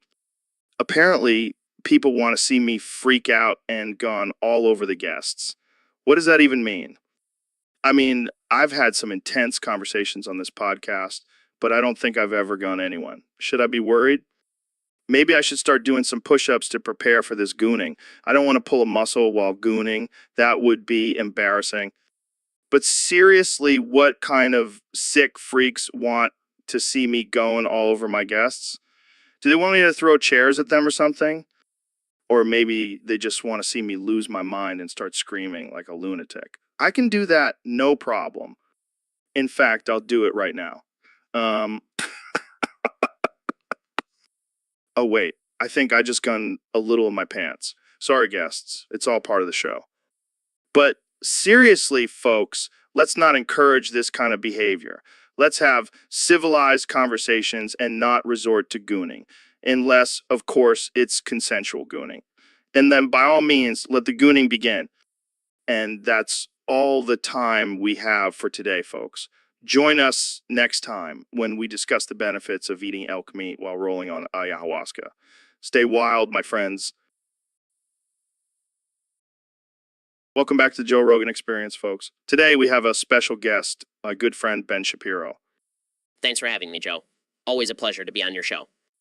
So, Ben, I heard you have a new podcast called The Ben Shapiro Experience. What's that all about? Well, it's a more intellectual and conservative take on current events and politics. Sounds boring. Let's talk about something more interesting. Like, I don't know, aliens? Aliens? Joe, I don't believe in that nonsense. Come on, Ben. You gotta open your mind. I mean, I've seen some crazy shit on DMT. DMT. That's just a drug-induced hallucination. I prefer to stick to facts and logic. Facts and logic. That's so 2020. We're in 2025 now. It's all about goon sesh and vibes. Goon sesh. What the hell is that? It's when you gather a bunch of goons and just vibe out. No rules, no logic, just pure chaos. That sounds like a nightmare. Oh, speaking of nightmares, did you hear about the latest conspiracy theory? Trump is actually a lizard person. That's absurd. Trump is a human being, just like you and me. Are you sure about that, Ben? Have you ever seen him eat a fly? I refuse to entertain such ridiculous notions. Well, you're missing out. I mean, imagine the headlines. Former President Trump caught eating a fly on live TV. I can't even fathom the thought. Let's move on to a more serious topic. Fine, fine. How about we talk about the benefits of hunting with 15S? Now that's a topic I can get behind. I bet you could take down a whole herd of deer with just one shot. Absolutely. And then we can use their antlers as decor for our man caves. Man caves? So, Connie, I hear you have a new rap for us today. Yeah, man, it's fire. I call it Jamie. Pull up a pic of Joe Rogan.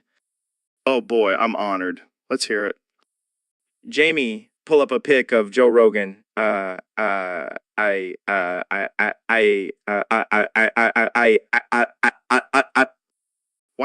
that's catchy. What's the inspiration behind it? Well, I was just thinking about how much I love your podcast and how Jamie always pulls up pictures for us. So I wanted to pay tribute to that.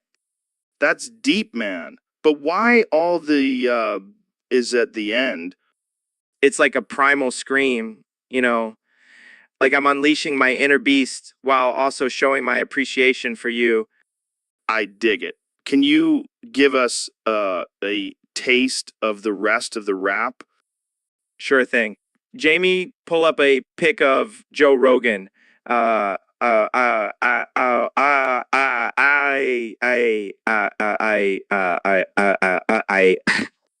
Damn, that's some next level stuff right there. Thanks, Joe. I always try to push the boundaries of rap.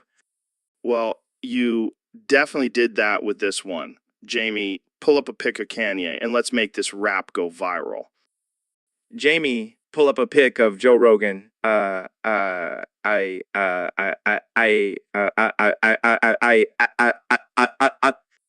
And cut. That's a wrap, folks. Thanks for tuning in to the Joe Rogan Experience, where we bring you the most absurd and offensive conversations possible. See you next time. So, Elon, I have a surprise for you. Oh boy, I love surprises. Is it a new rocket ship? Even better. It's a treat called cock in a box. Excuse me? It's a delicious snack, trust me. Jamie, pull up an image of a box filled with miniature penises. What the hell is this? It's a delicacy in some cultures. Don't knock it till you try it. I think I'll pass. I have a reputation to uphold. Come on, Elon. Don't be a prude. You're the guy who sent a car into space. But that was for science, Joe. This is just disturbing.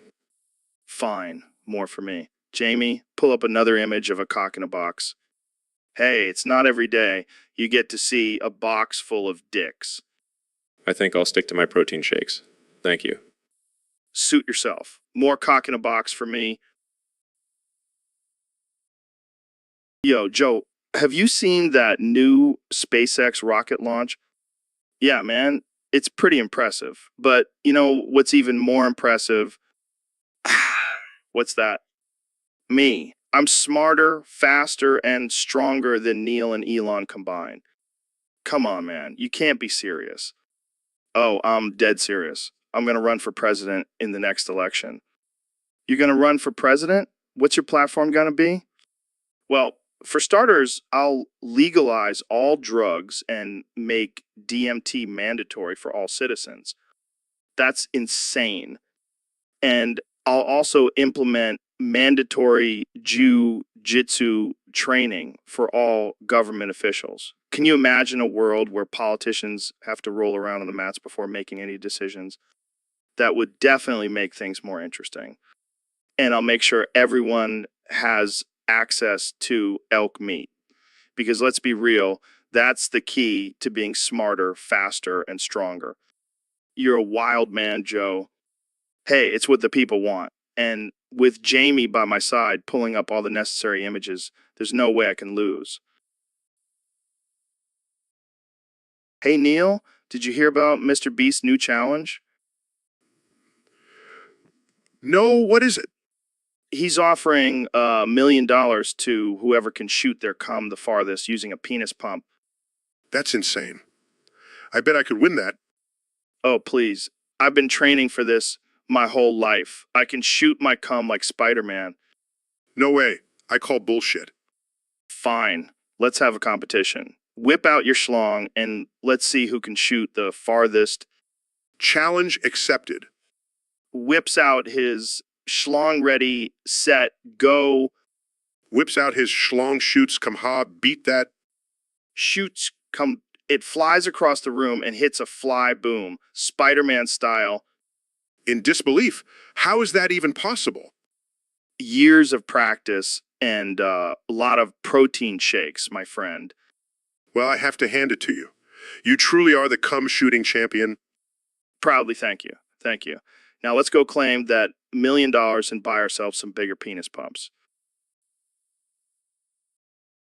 All right, folks, welcome back to the Joe Rogan Experience Podcast 2025. Today we have the one and only Neil deGrasse Tyson in the house.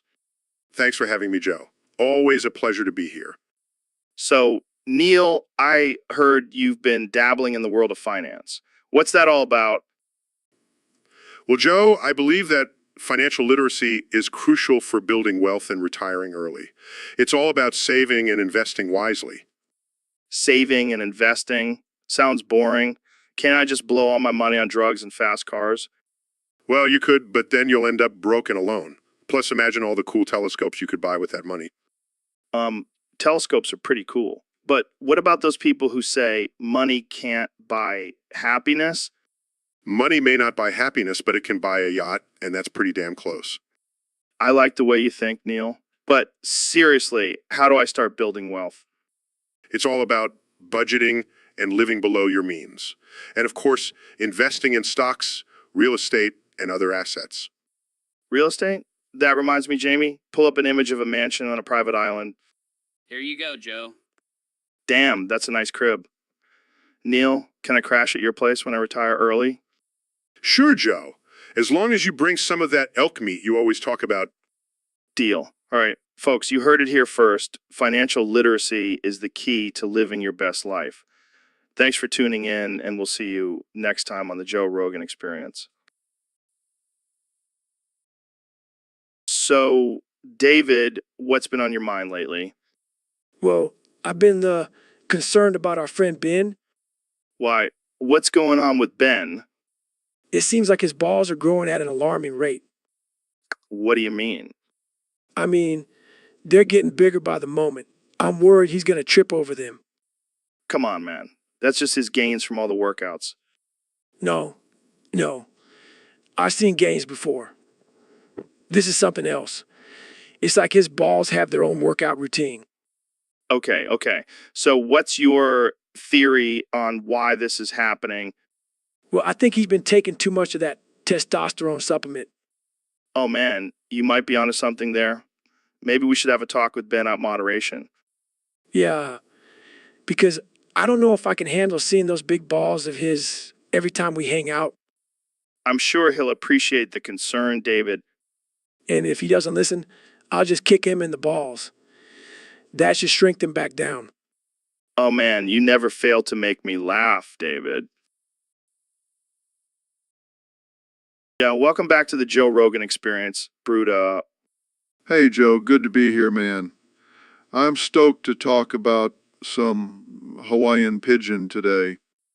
Yeah, I heard it's like a whole different language, brah. How do you even understand it? Well, it's a mix of English, Hawaiian, and other local slang. It's like a secret code, you know. That's wild, man. Can you give us an example? Sure, instead of saying hello, we say aloha. And instead of goodbye, we say mahalo. Mahalo? Sounds like a Hawaiian superhero. Yeah, like Mahalo Man, here to save the day with his lee of justice. That's awesome, Bruda. So, how do you say high as a kite in Hawaiian Pigeon? Oh, that's easy. Brah, I stay on top the clouds, eh? I love it. And what about hungry as hell? Oh, I stay starving like a monkey, yeah? This is great, man. I feel like I could have a whole conversation in Hawaiian Pigeon now. For sure, Bruda. Just remember, when in doubt, just say shoots. Shoots. Thanks for joining me today, Phil. Shoots. Yo, what's up, Mr. Beast? Thanks for coming on the podcast. No problem, Joe. I'm always down for a good chat. So, I heard you recently broke the record for the longest live stream. How did that go? Oh man, it was insane. We had people watching for days on end. It was like a never-ending party. That's crazy. I can barely sit through a 3-hour podcast without taking a bathroom break. Yeah, well, we had a few accidents during the stream. But hey, it's all part of the fun, right? Absolutely. So, any tips for someone looking to break the record? Well, first of all, make sure your bladder is in top condition.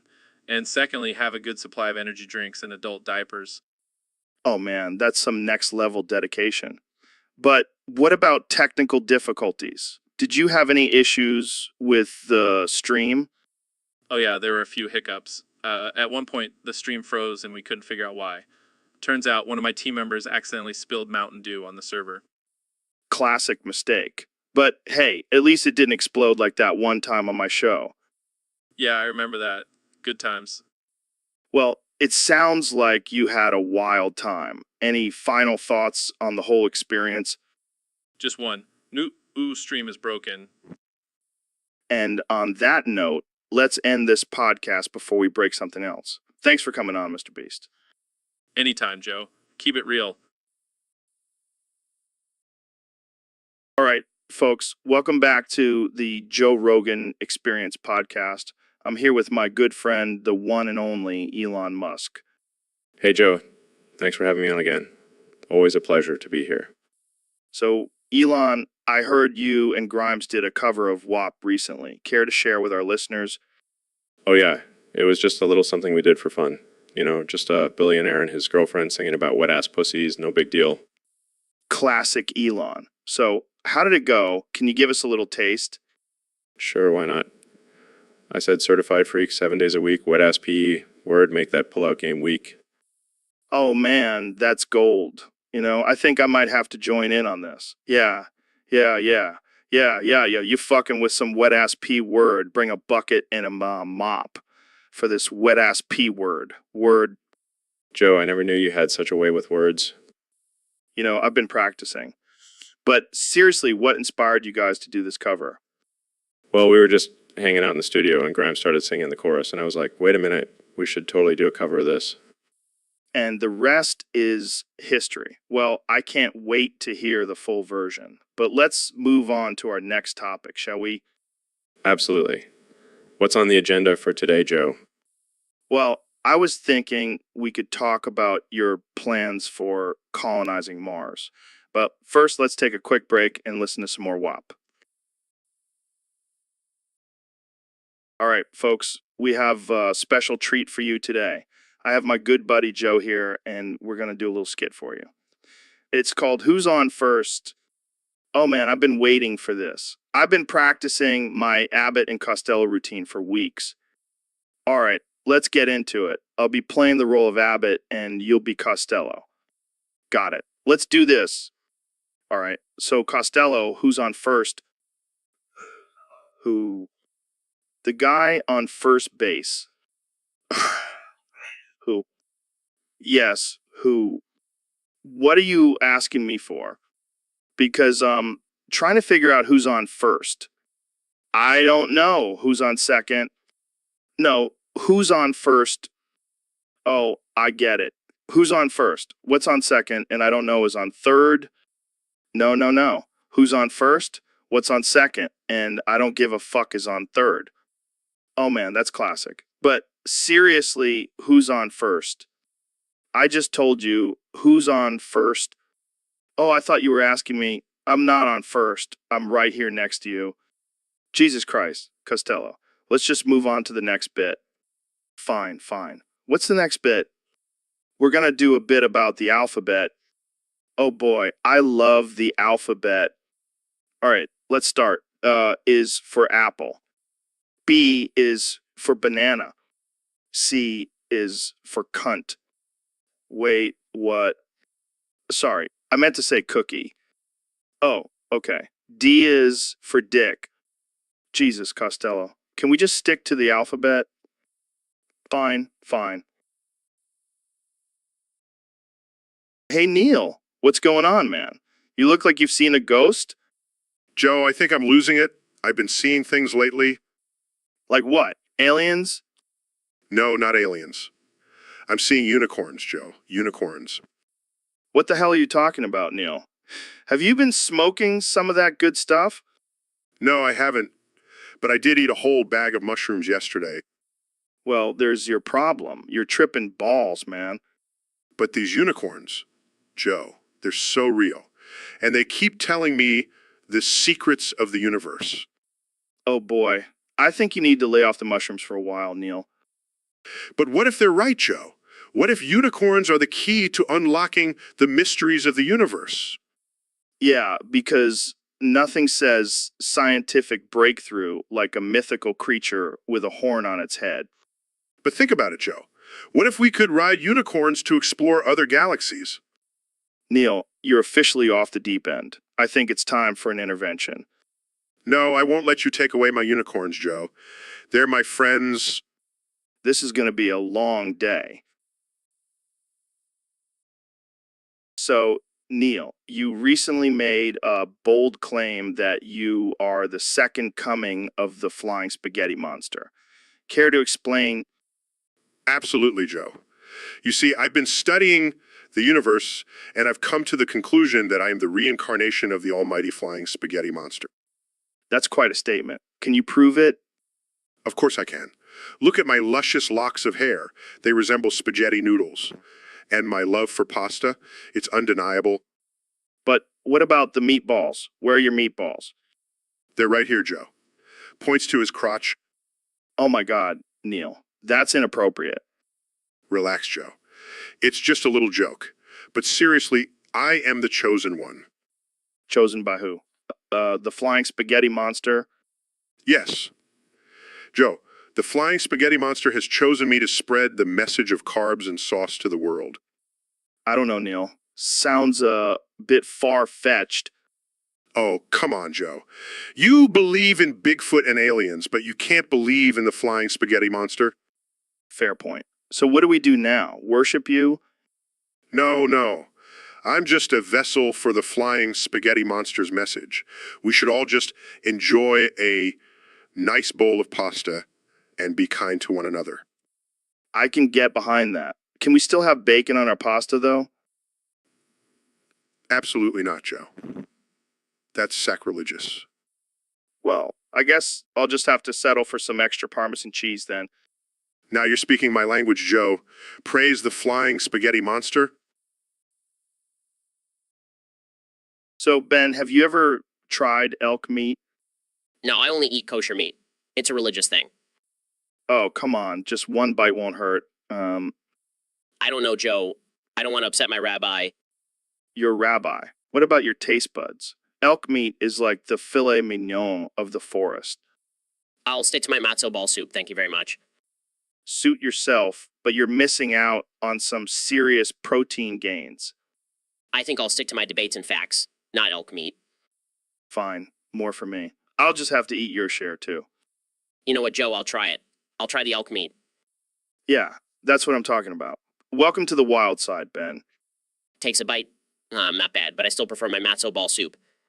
Fair enough. But you have to admit, the elk meat is pretty damn tasty. I'll give you that. But let's not make this a regular thing. I don't want to upset my rabbi. Don't worry, your secret is safe with me. Now let's go hunt some elk for our next podcast episode. Oh, boy, I can't wait to see the comments on that one. So, well, I hear you're on a strict vegan diet now. How's that going for? Yeah. That's cool and all, but what about your love for spaghetti? You can't tell me you don't miss that delicious carb-loaded goodness. Oh, wow, you're so evolved. But what if I were to offer you a big bowl of spaghetti right now? All right, calm down. No need for violence. But seriously, how can you resist the temptation of spaghetti? Hey, I'll have, my podcast is very successful. Hey, those are some life-changing experiences, man. You should try it sometime. All right, noted. No spaghetti for Will Smith. Got it? So, Elon, I heard you and Trump are dating now. Yeah, we hit it off at a rally. Turns out we have a mutual love for building walls and suppressing the media.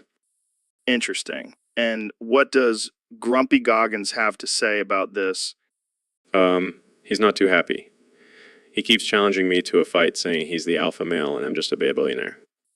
Well, he does have that intense stare, but I think you could take him with your rocket-powered fists. Thanks, Joe. But honestly, I'm more worried about Trump's tiny hands. They might not be able to handle my electrifying touch. Oh man, this is too much. I can't wait to see the headlines for this one. Yeah, I'm sure the media will have a field day with this. But hey, at least we'll have a strong, stable relationship. Like our country. Shots fired. But seriously, I'm just glad you two found love in this crazy world. Thanks, Joe. And who knows, maybe we'll even build a wall around Mars. Oh boy, here we go. Let's just end this before we get too political. Agreed. I'll just go back to designing my flamethrowers and sending cars into space. And stick to smoking weed and talking about chimps. Thanks for tuning in, folks. Welcome back to the Joe Rogan Experience podcast, folks. Today we have the one and only Neil deGrasse Tyson with us. Thanks for having me, Joe. I'm excited to be here. So, Neil, what's been going on in your world lately? Oh, just in the thick of it,